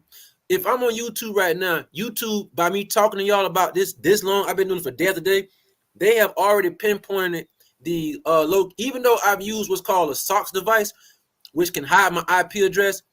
If they have very, very souped up cyber hackers, cybergenetics, YouTube is going to automatically locate what's called triangulation. And triangulation is what they use to track down your IP address. So because I'm talking about this, they have already went out their way to try to figure out who am I and where am I located. So your next question is, so how can they threaten you? If I go somewhere to the beach, or if I go somewhere where it's supposed to be in privacy, what they'll do is they will walk up on you and let you know that I know where you at, even though you in a place that nobody was supposed to know that you was at. They might even park out somewhere to let you know I know where you at. So is it fair to say that you're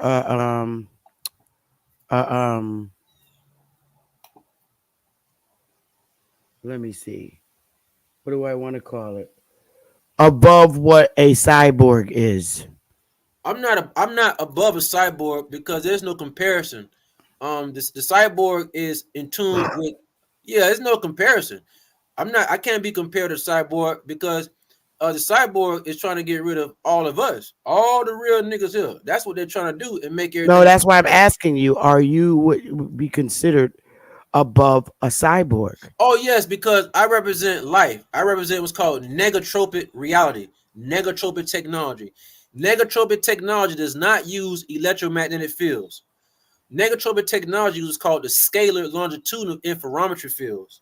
So when I get lightning out the sky that make that loud sound because the frequency broke the sound barrier, so y'all was able to hear the thunder. That's how thunder. Okay, that lightning strike y'all see is using transient charge. It's not really so much as it's no electromagnetic field. It's using transient charge, and it's high voltage. You can extract that. Putting your feet on the ground, negatropic. Life works in negatropic, not entropy. But the world that everybody else is in is using entropy based. Oh, my bad, brother. So theoretically, us being part of the descendants of the real niggas, we could theoretically create with the right technology cyborgs again. That's what we already did, sir. And that's what Oh, damn. I'm glad he asked that. No. It's these little bit of questions that somebody coming out with that it allows me to further discussion because I'm unaware of how people are thinking. No, he hit on the head. So they try to put it in your face. Take all the Caucasians out of Star Trek and Star Wars, and you'll be able to see in Star Wars it's about Darth Vader is a Borg, but Darth Vader represents the Borgs or the domestic eukaryotics. But those that are against Darth Vader, they call the resistance. Those supposed to be all the real niggas. They also have Borgs, but the Borgs didn't turn against them. If you look on Star Trek walked on the Starship Enterprise with Borgs all on board with them. But if you could picture those of us who was advanced already went through cybergenetics. I showed y'all the website of a company that specializes in cybergenetics and transhumanism. If you could just imagine, niggas did that so long ago. The problem now is we have the Borgs that became sensitive to being jealous. That's why jealousy is worse than HIV and cancer, if you ask me, because jealousy can make somebody or something terminate and kill everything if they could with the press of a button. So the boys, there's stories that go back to how they did not and it's not that long ago. They did not feel equal because real niggas was treating them different. And because they was able to decipher that difference, they said, you know what? I'm finna go over here to baby Europe. I'm finna go over here where nobody's at. We got the tribes over here in America. We had tribes in everywhere. There never was no pale-skinned people before the 1400s, 1300s. We had the Latinos came out of facilities in the late 1700s. The China man and the Indian man, they was given a Renaissance era. And Sister Bethy, I'm going to go through it on the next bill because the Caucasian got what's called the original Renaissance era where they learned mathematics, engineering, architecture. That was in the late 14 and the 1500s. Well, they gave the guys in India and the people in China a Renaissance era in the 1700s. The only people that did not get a Renaissance era to jumpstart their reality were the niggas in Africa, the Latinos over in Central America, the Mexicans, and of course, the Lost Tribe in America, who they gave a Renaissance era in America. They gave you nigga the Harlem Renaissance. The Harlem Renaissance made everybody stupid because the Harlem Renaissance made everybody only know about entertainment, acting, and all of that crap. The Harlem Renaissance was not the same Renaissance as the Caucasian received to understand how electromagnetic fields was working back in the 1600s. Because they was using electrical engineering back in the 1600s. But how did they know? Because the boards implemented them access to them colleges that I showed you. Those called like Cambridge, been up since 1250. But the Caucasian wasn't around. Was up back during that time. Huh? Poles were up back during that time. No, back. So you talking about power line poles? Yes. So they didn't even use power line poles. They use scalar interferometry. This is what's crazy about this. That's why. What does that look like? No power lines. It's using coils to connect. Like what Tesla was doing. Shit. Yeah. So the pyramids that y'all see, that's why I try to explain to people that the ancestors that we or anybody think of, they did not have that level of sophistication technology. Those pyramids everywhere, they have multi-functions. They can do teleportation. They can connect a signal all the way to another pyramid in a millisecond because they're calculated at the exact same wavelength and the exact same pinpoint. So let me make this clear. Ain't that the real niggas ancestors that constructed these elaborate technological structures? Yeah, because the reason why we know the real niggas did it, because Before you go in, my bad. I'm sorry, Minister. I want you to go in on that, but I want you to explain the connection between red cinnabar, red mercury, and then the liquid mercury found in some of these pyramidal structures. yeah, Go ahead. so the liquid mercury that they find, the red cinnamon has a high, we call it insulated material, because we cannot find mercury out the ground, no matter how much you dig. Mercury is something that you have to break the cinnamon down. You have to orchestrate it to put it together to then make it from high temperatures. So how did they get mercury? And how did they know what mercury can do? Because mercury is also multifunctional. If I counter rotate what he just said, the red mercury, and I counter rotate it about 10,000 RPMs, rotations per minute. If I rotate the red mercury and put it next to some high quality iron, and I rotate that, and I put what he just said, that red mercury. If I put them things next to each other, you're gonna see levitation. You're gonna see everything start to lift up that's attached to it. Is that what they're calling today God's matter, or what element 115, which has been recently added to the periodic table? Is this what you're talking about, that energy source? So the element 115 is what I think they say Bob Lazar came out with. The element 115 got to do it. It's somewhere around dealing with plutonium. So it's a little different from mercury, but they kind of have the same usage. Mercury is very special, Right? Because they saying that the element 115 was an energy source for the anti-gravitational device technology. And that's similar to what you're explaining with the red cinnabar. Is once you put those particular ions and start rotating them together, what you say, levitation and other things start to take place. Yeah, that element 115 was found to be able to allow levitation when rotated at a specific RPM. And I think they found this by reverse engineering some crafts that crashed, and they found this element. Bob Lazar was the one that brought this to service back in 1985 because he was supposed to work at Area 51. So yeah, he said, but what's key about what he said, right? What I heard, and I don't mean to cut you off, Madam. No, go ahead, bro. Go ahead. What he said in one of his interviews that I watched, he said that the only craft that he worked on, which was one of them, and he was debriefed on it several times, but in one of the debriefments, it said that it was found during the archaeological dig, and in parentheses, it said very, very old. I did. Yeah. So they're re-engineering old technology from real niggas, or is this from cyborg technology? Can you explain this?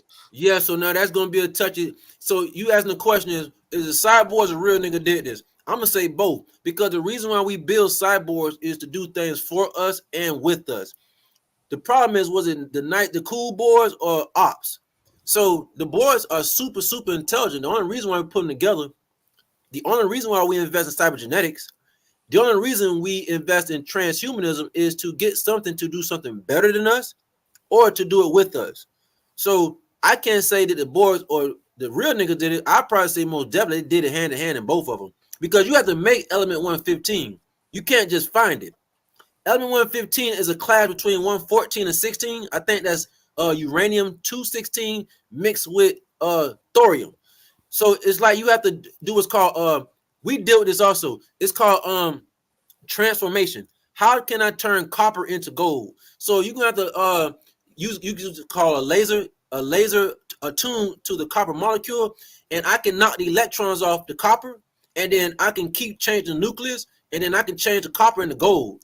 Some people heard about it's called alchemy, but this is called nucleus transformation. And so they're actually doing this in labs as we speak. You just don't hear about it. So you can actually turn silver into gold, gold into, all you're doing is change the electron localization from the nucleus. And then it goes through step by step by step. So element 115 seemed to be something that somebody made in what's called a particle accelerator. Right. They created the particle accelerator, which is how they first got glimpses to prove Bob Lazar theory.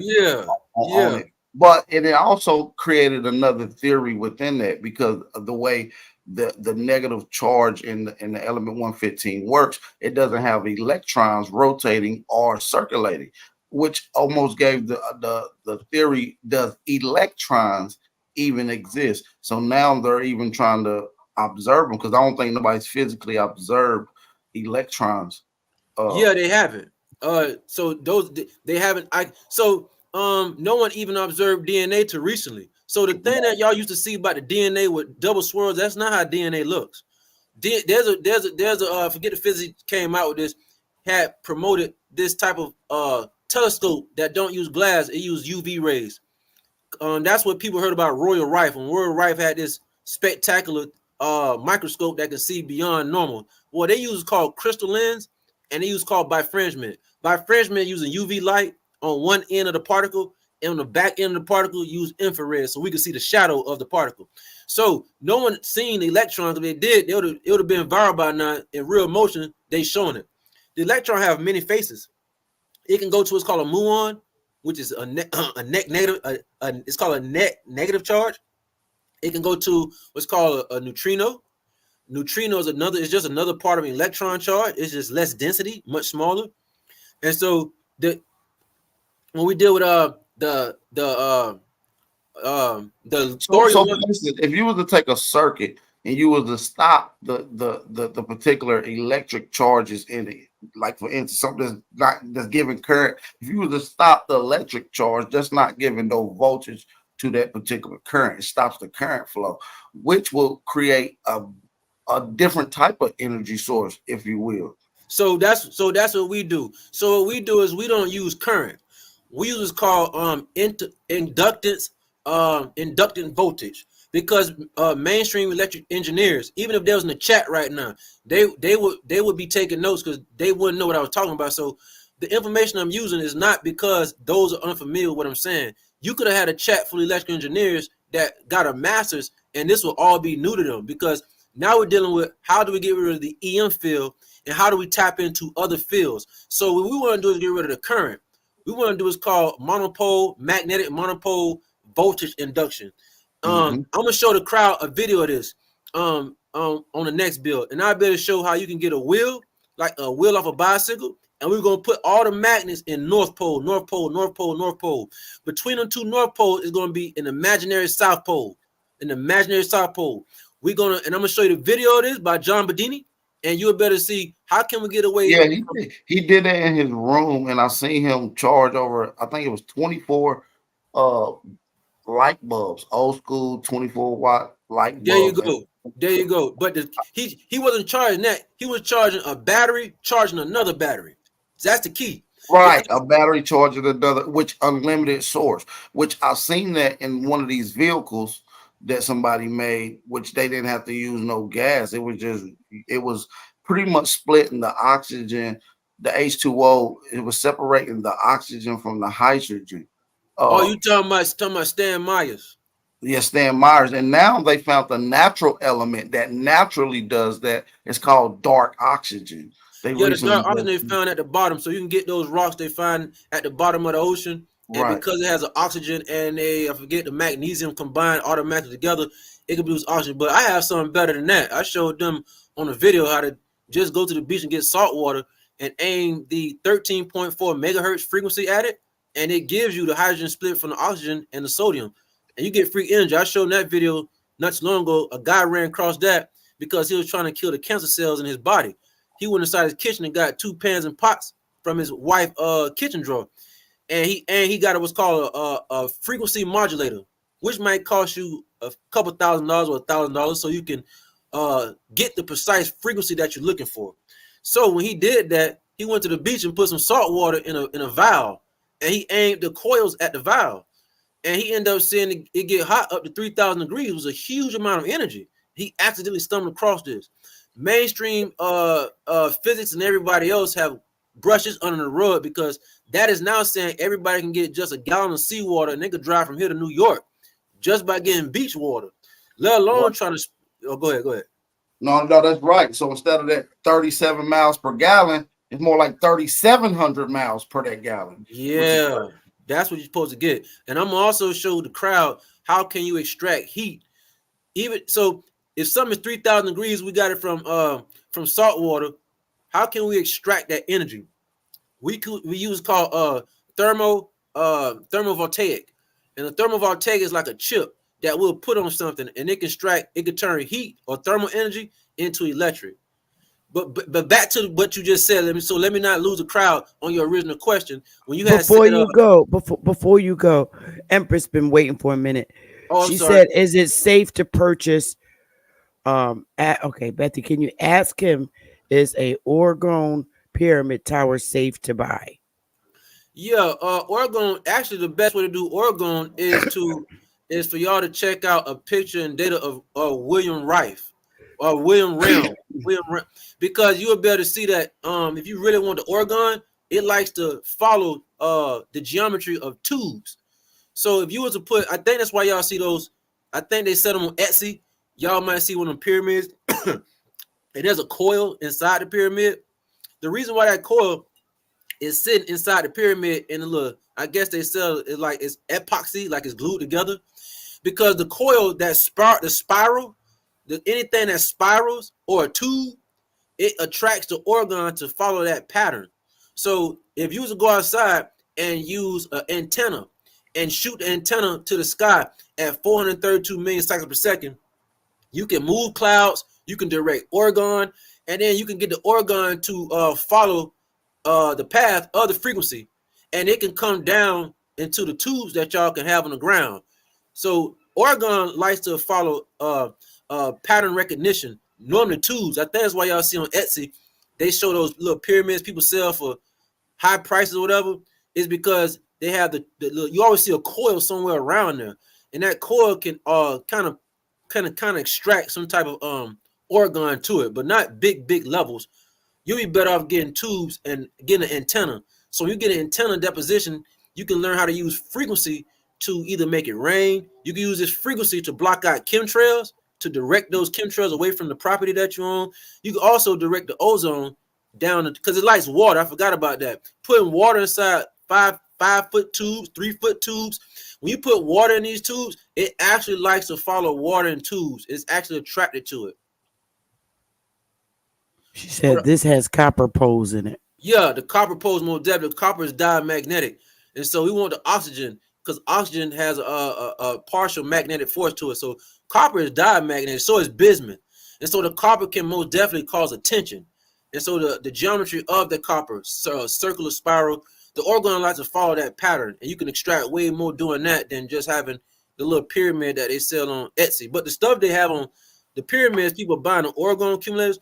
No, they actually work. If you was able to get what's called a oscilloscope and get you a probe, that's why I'm trying to say all our brothers and sisters need to get equipment. You don't have to get expensive equipment, but to start measuring energy, for us to stop, guessing, we have to get an oscilloscope. But we want these things called probes that can be attached to the oscilloscope, and a probe is something that we can touch something with, so we can get a reading back from it. So that's how you know what I'm saying. It's not woo-woo stuff. You'll be able to get yours. They even have them on they have them on Amazon now. Handheld oscilloscopes. Instead of getting a big one, you can get a cheap one that costs about $200. And now you can start getting your hands on what was never out before until recently. It's a handheld oscilloscope. It can do like 4 or 5 things. It can give you the frequency waves, such as is it square wave, is it sine wave, is it triangle wave, is it a jig, is it saw wave? And so you can get that handheld oscilloscope and you can start testing things that's all around you, so you can take that extra step to see it in real action about how does energy work. Is there any energy there in that substance that I think energy should be in, or stuff like that. But back to Aboriginal power question, he was saying that can we go to a different energy field? Yeah, because the energy field that we use in non-mainstream and what they were using before power lines is called transient charge. That's what those pyramids, that's how we know those pyramids and Star Forts was from real niggas, because it promotes life. It promotes growth in carbon beings. So that is a huge clue that the Boers couldn't have themselves had the idea to build those pyramids, because the pyramids resonate, especially the Bosnian pyramids. Information was leaked out. The Bosnian pyramids over there by China, they did brought equipment and found out they resonate at 53 cycles per second. Yeah, but 53 cycles per second is the exact frequency that gives life to carbon life. 60 cycles per second will kill carbon life. So that's why I say in America, you know they want the niggas dead because your government didn't give you 50. They gave Europe 50 cycles per second. They gave American appliances, whether it's a phone charger, whether it's the your stove, refrigerator, the fan that you use. If you look on the back, it says 60 cycles per second. And so they're trying to kill the carbon life. So what we do is we want to deal with non-harmful fields. We call that scalar interferometry. And so you're saying we was to be able to reduce that, eliminate the hertz or frequency for which it's vibrating on. This will set a precedent back to people being able to have whole brain consciousness again, height be able to change, meaning you become giants again. Because a lot of people don't know that the right electrical vibration could also make plants grow large. There was a farmers in the early 1800s that used electrical current to help charge their vegetables. They were using that. That's called using radionics. So radionics is another form of physics that they use no EM fields. If they was use the EM field, you have to block the EM field. So how do you do that? You have to make it out of phase. So you have to cancel the electromagnetic field. One way and the only way to do that is when you have two coils, they have to have the same resonant frequency, which means it's Hertzian wave. Those Hertzian waves everybody heard about. You have to cancel the Hertzian wave. And in order to do that, you have to make one phase 180 out of phase with the other coil. So one coil is at the same frequency as the other coil. It's just that you're going to make one of them 180 out of phase from another. So when the electromagnetic field goes through the coil, it cancels the amplitude. We want to get rid of the amplitude. If we get rid of that amplitude, we cancel the EM field. If we cancel the EM field, we can now use that to heal our bodies. We can aim that frequency of that cord at our leg that's hurt. Or the EM field is almost a psychological, spiritual, and a physical harness. It's almost like being in a fisher's net. That's what it do because the EM field it radiates what we call vorticities of the scalar field. So when you have a wire charging up your phone and you 2 feet from that wire, if you could just get this little, it's called electric smog detector. If you get an electric smog detector, you'll be able to detect what's called the angstrom levels of dirty electric. You can't get a regular oscilloscope for this. You got to get an electric smog detector because that type of circuitry board that they engineered that is to check the small levels of electric. And so that's why it's called electric smog, like smoke or fog. So when you put that wire by your body and hooked up to the wall socket, that wall socket is not using pure voltage and no current. That wall socket that's charging your phone up so fast is using what's called current and low voltage. That's dangerous to be around because now it's using electromagnetic field current and it's radiating. And because your cells are not supposed to be around a radiating field like that, you start to die being around power lines, extension cords, stuff you plug in the wall, your phone charger. So that's why I was trying to explain to Sister Beth in the crowd that the program that everybody in, that this cannot be pre-orchestrated by a Caucasian or the Moors. This is beyond a pay grade because this is so systematically calculated. From y'all energy that y'all use, from everything that y'all are doing, it's causing harm at the molecular structure. So this has to be somebody planned this from the get-go. And this would be more deadly somebody like the Borgs. They already knew what they was going to do before they even came out with the first dimensional eukaryotic. They knew that they wanted this type of energy grid. They knew they wanted synthetic paint on your wall. When you go in the hallways, they wanted everything synthetic from the get-go. And then now we're here now. And so if we want to get rid of EM fields, I'm going to show y'all the video with Bedini, and Bedini will have the visuals because I think it's very important for me to show people visuals and not me just trying to talk. So that's why I give credit to those who already put the visuals together because seeing the visuals is a life changer. You would better see how you can put the North Pole magnets on that rim, and in between two North Poles, there's an invisible pole called the South Pole. That's what we want. So when that wheel is spinning, up under that wheel, we're going to have a coil so we can extract the negative charge. That's all we came for. We want the negative charge. We don't want current. We want voltage to charge the other battery. While the other battery is being used, we need to use the other battery to be charged by what's called the negative charge. And so what we're going to do is every time that North Pole spin, it got that South Pole, we call it the imaginary South Pole. That South Pole is going to show a spike. and you'll better look on your oscilloscope and you'll see a spike go all the way. It's like when you're in the hospital and you look at your heart. Beep, beep.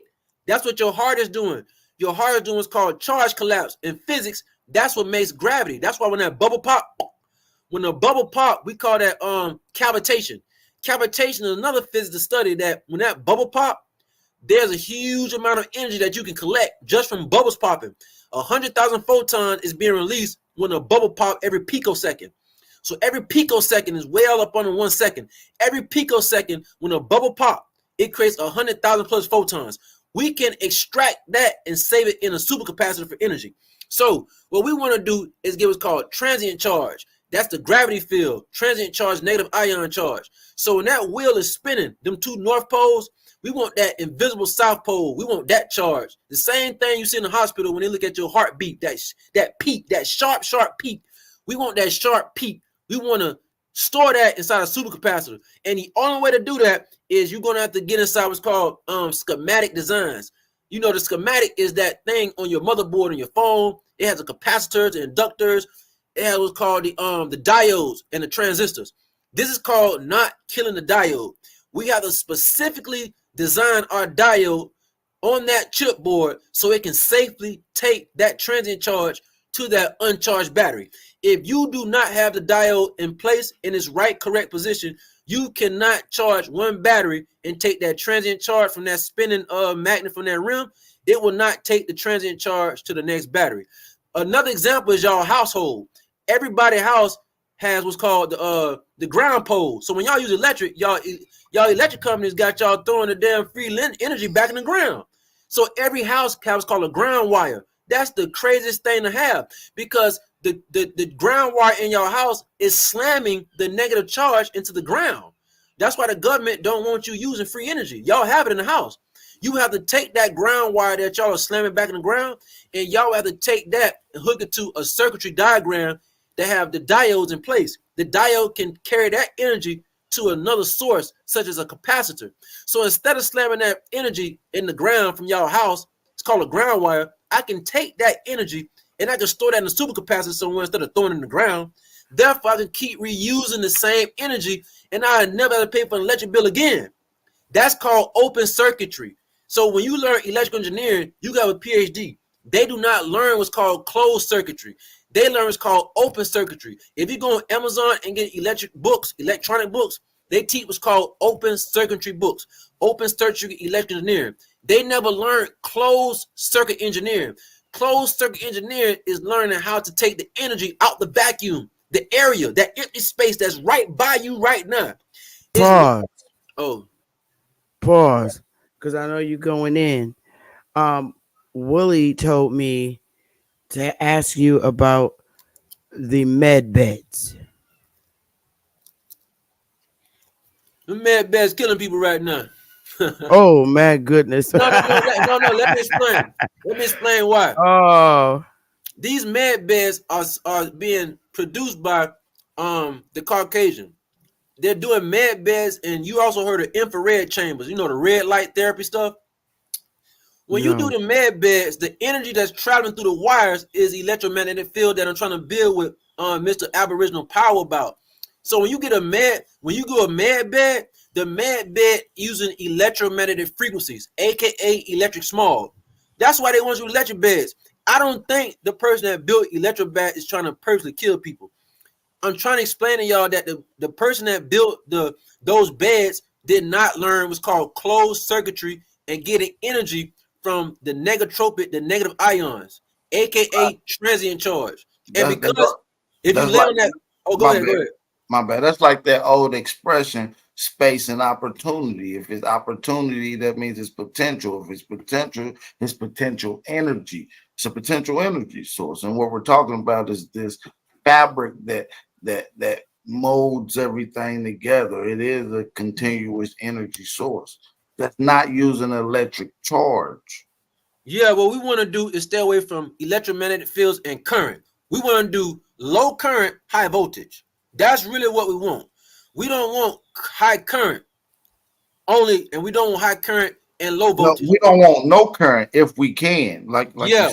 Yeah, we don't want no current. We want the voltage part. So your government does not do that. So the guy that came out with the EM bed is a problem with that, because I know he got his education from open circuit electric engineering, and he got a PhD.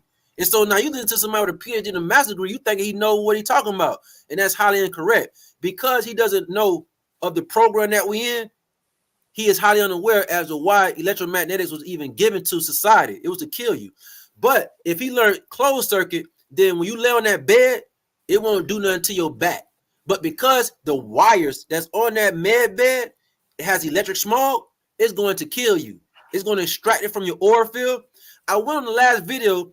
Are you saying electric smog as in like the toxics of electricity? Is that what you were? Yeah, because the electricity has a smaller version that is detected. It's called electric smog. You can buy these detectors for a few $100s, or if you have an oscilloscope that can test it and find it, you'll be able to see, like, wait a minute, I put this by the cord that I charge my phone with.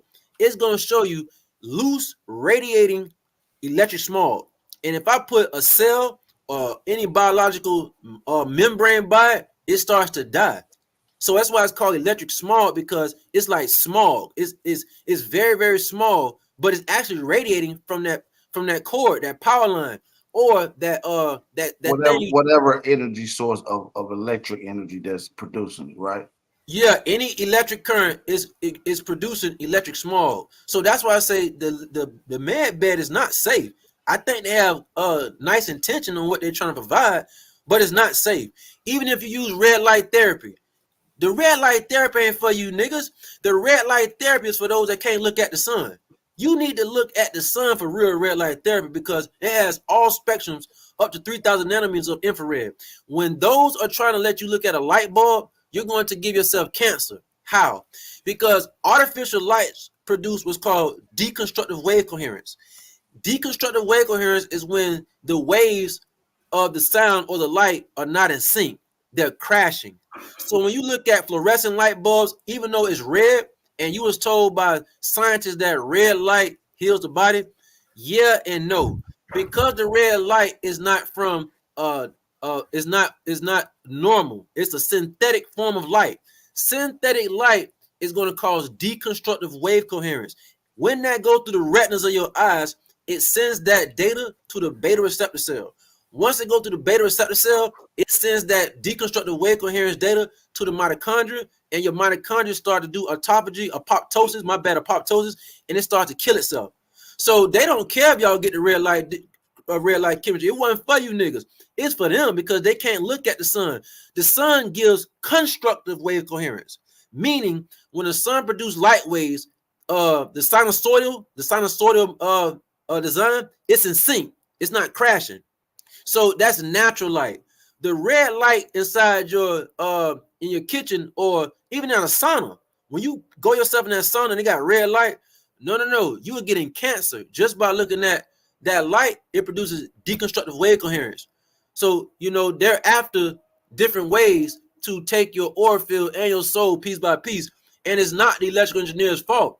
This is the only thing they teach in electrical engineering. I don't care what college you go to. This is why they outed Tesla technology, because Tesla didn't use the EM field. He used what's called the transient charge. He used what's called the negative ion charge. And to do that, you want to start using electrostatics and not so much magnetics. I'm about to get out of here, man. I appreciate that. And that transient charge is similar to how lightning strikes from the bottom up instead of from the top down. But I'm about to get out of here. Appreciate you going in and shout out to everybody in the building, man. I appreciate you. Oh, Bab. Love you, nephew. All right, sir. Thank you, sir. I know Smoke is going to be going on because he lied to me yesterday saying he was going to go live after he came from his sister's house. And I waited every hour checking, and he never went live. So now he has to make up for today, because I need something to watch when I lay down for the night. So hopefully he's listening with his lying butt. He get to another state and then start lying. But anyway, metamaterial in the chat and audience, Meta is going to show videos tomorrow, a lot of videos tomorrow.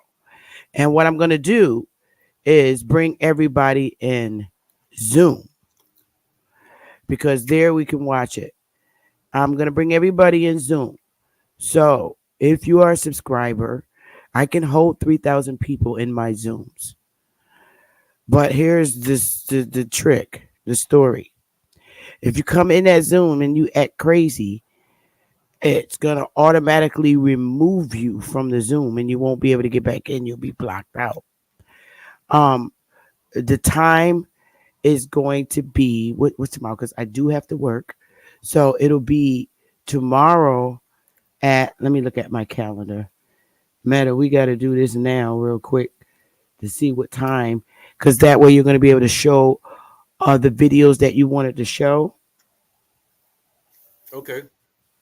Let me see. What time? I'm looking at my calendar.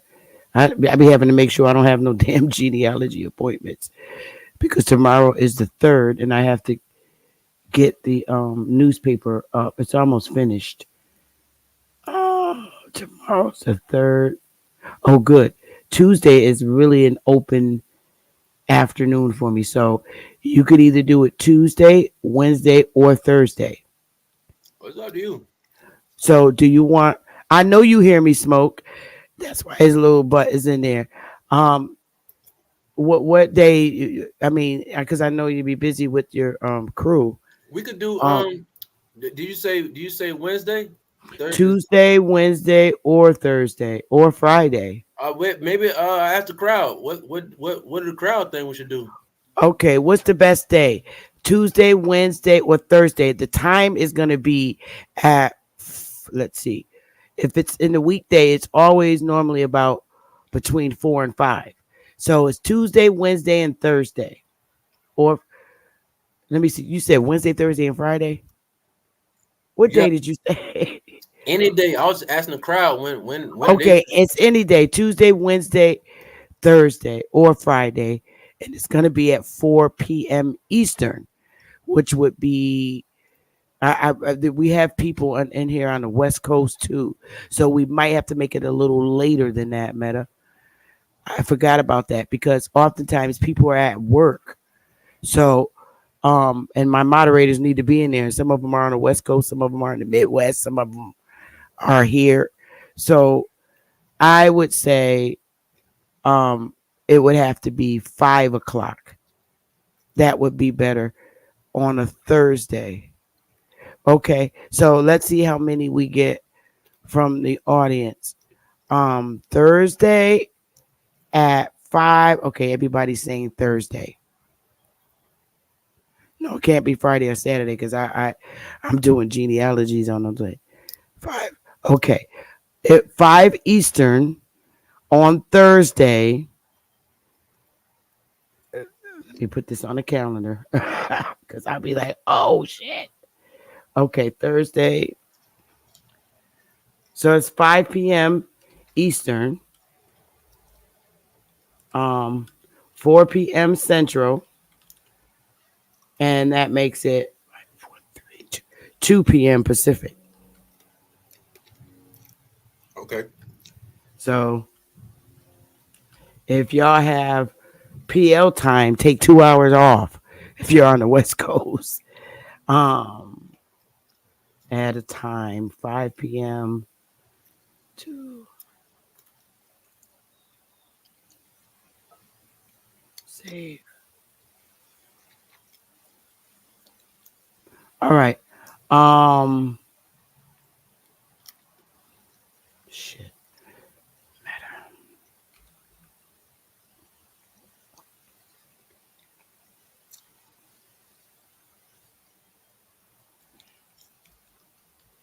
Oh my God, this thing is driving me nuts.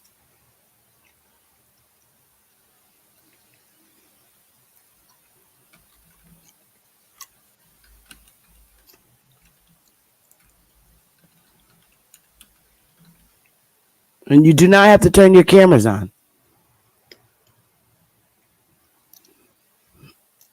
So 5 p.m. Thursday, and this does not cost anything. This is no money. This is all about lecturing community. This is so he could show you the actual video so you can get the visual and not just the audio. So if you're looking to be in this lecture, you should go here really quick. So I know this is how I'll know to send you the link. So, well, not me. Elise will send you the damn link, not me. Go here. Let me get it up because I'm only gonna let the people in that ask to be in.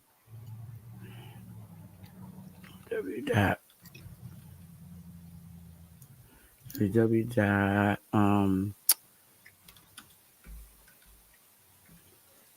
And you do not have to, again, you do not have to turn your camera on.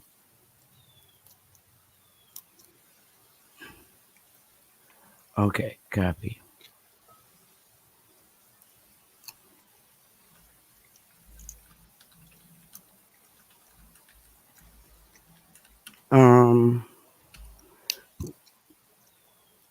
So if you go to our website there, I put the link there. It takes you directly where you need to go.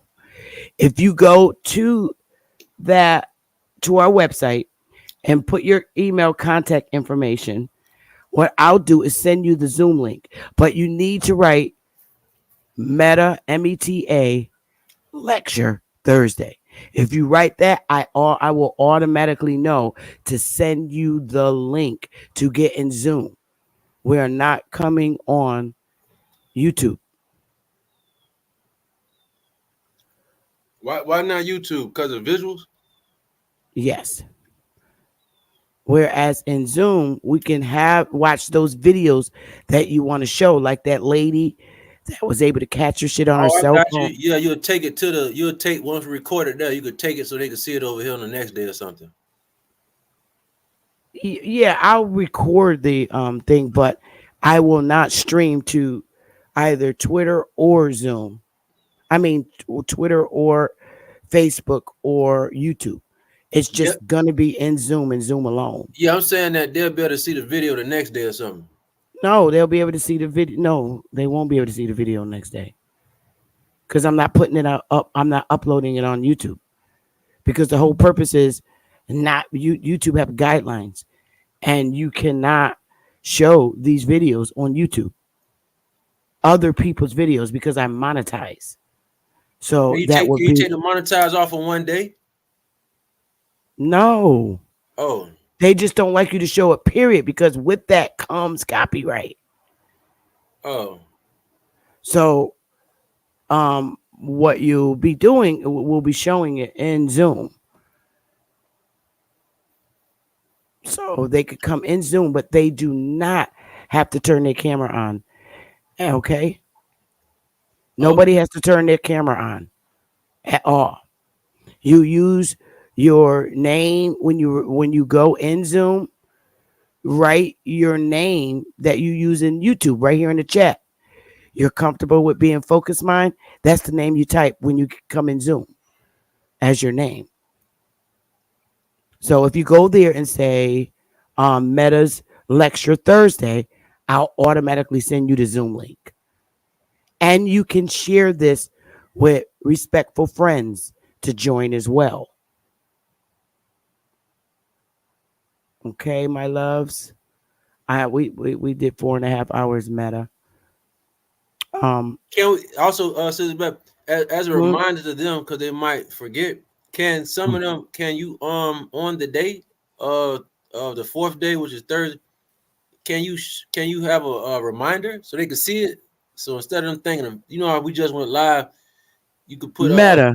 Yeah. You got your shit down packed with meta material. I'm a coordinator, organizer. Okay. They're gonna know every day until the time it comes. Oh, okay. Yeah. I send massive reminders. Okay. Why you think there's people in my chat? Because before I come on, I email everybody and say I'm live. Okay. You got your profession and I got mine. Okay, I got you. Yeah, okay. I'm your manager in YouTube. Okay. Manager. I'm your manager secretary. So they won't miss it. You got them on the lock. They won't miss it. Okay, gotcha. I have all my loves under lock. They're in the chat room saying that they already signed up already, and and I'm sure they're going to share the link with some really great folks.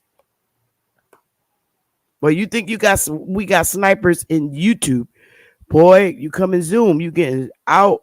They're gonna snipe you, so you got to keep your mics muted. But yeah, the Zooms, my Zooms, we could hold 3,000 people in my Zooms. Okay. And what I'll do, they'll be able to communicate in the chat. They'll be able to communicate in the chat, just like they're doing here in YouTube.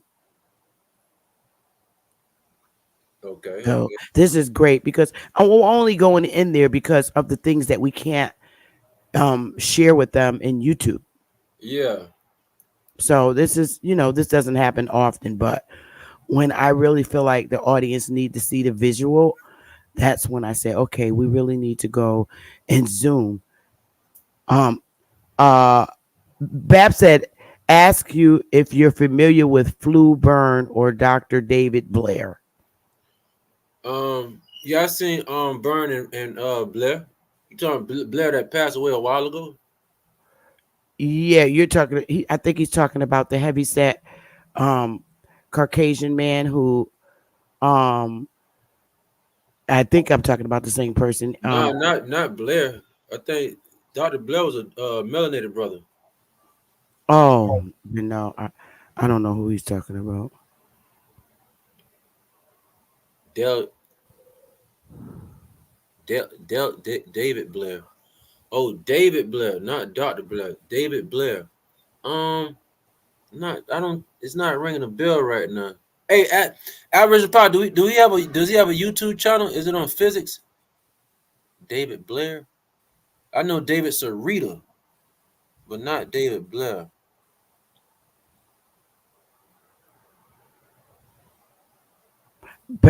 Aboriginal Power used to teach. His channel was not a debate channel. He used to just lecture for hours, but he stopped cold-blooded. Yeah, he was a melanated brother. Yeah, I know Dr. Blair. Yeah.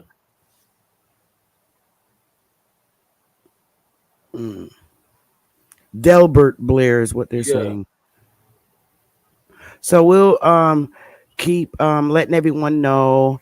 If you're signed up, you were automatically going to get the link for Zoom, and you can share with some really great friends of yours that you want to enjoy the segment with as well. And Flu Burn, Delbert Blair, and Flu Burn. I'm not ringing a bell for Flu Burn right now. Oh, Bright. Well, we know Brightmo gonna be in there. It's crazy, but so yeah, Thursday. And I'll come live for like 5 or 10 minutes on Thursday for like 15 minutes. If I'm gonna do something in Zoom with lecturing, I usually come live for 30 minutes to help people get in within the 30 minutes. And then after that, the room is locked. Well, I hope you got good Wi-Fi, because once you fall out of the Zoom, you won't be able to get back in. That's one of the things, because it's very disruptive. So if you fall out, you're probably going to be locked out, because I locked the room. And once they fall out, they fall out. And the moderators will put you in the back hallway and leave you there. So we'll see you loves on Thursday at 5 p.m.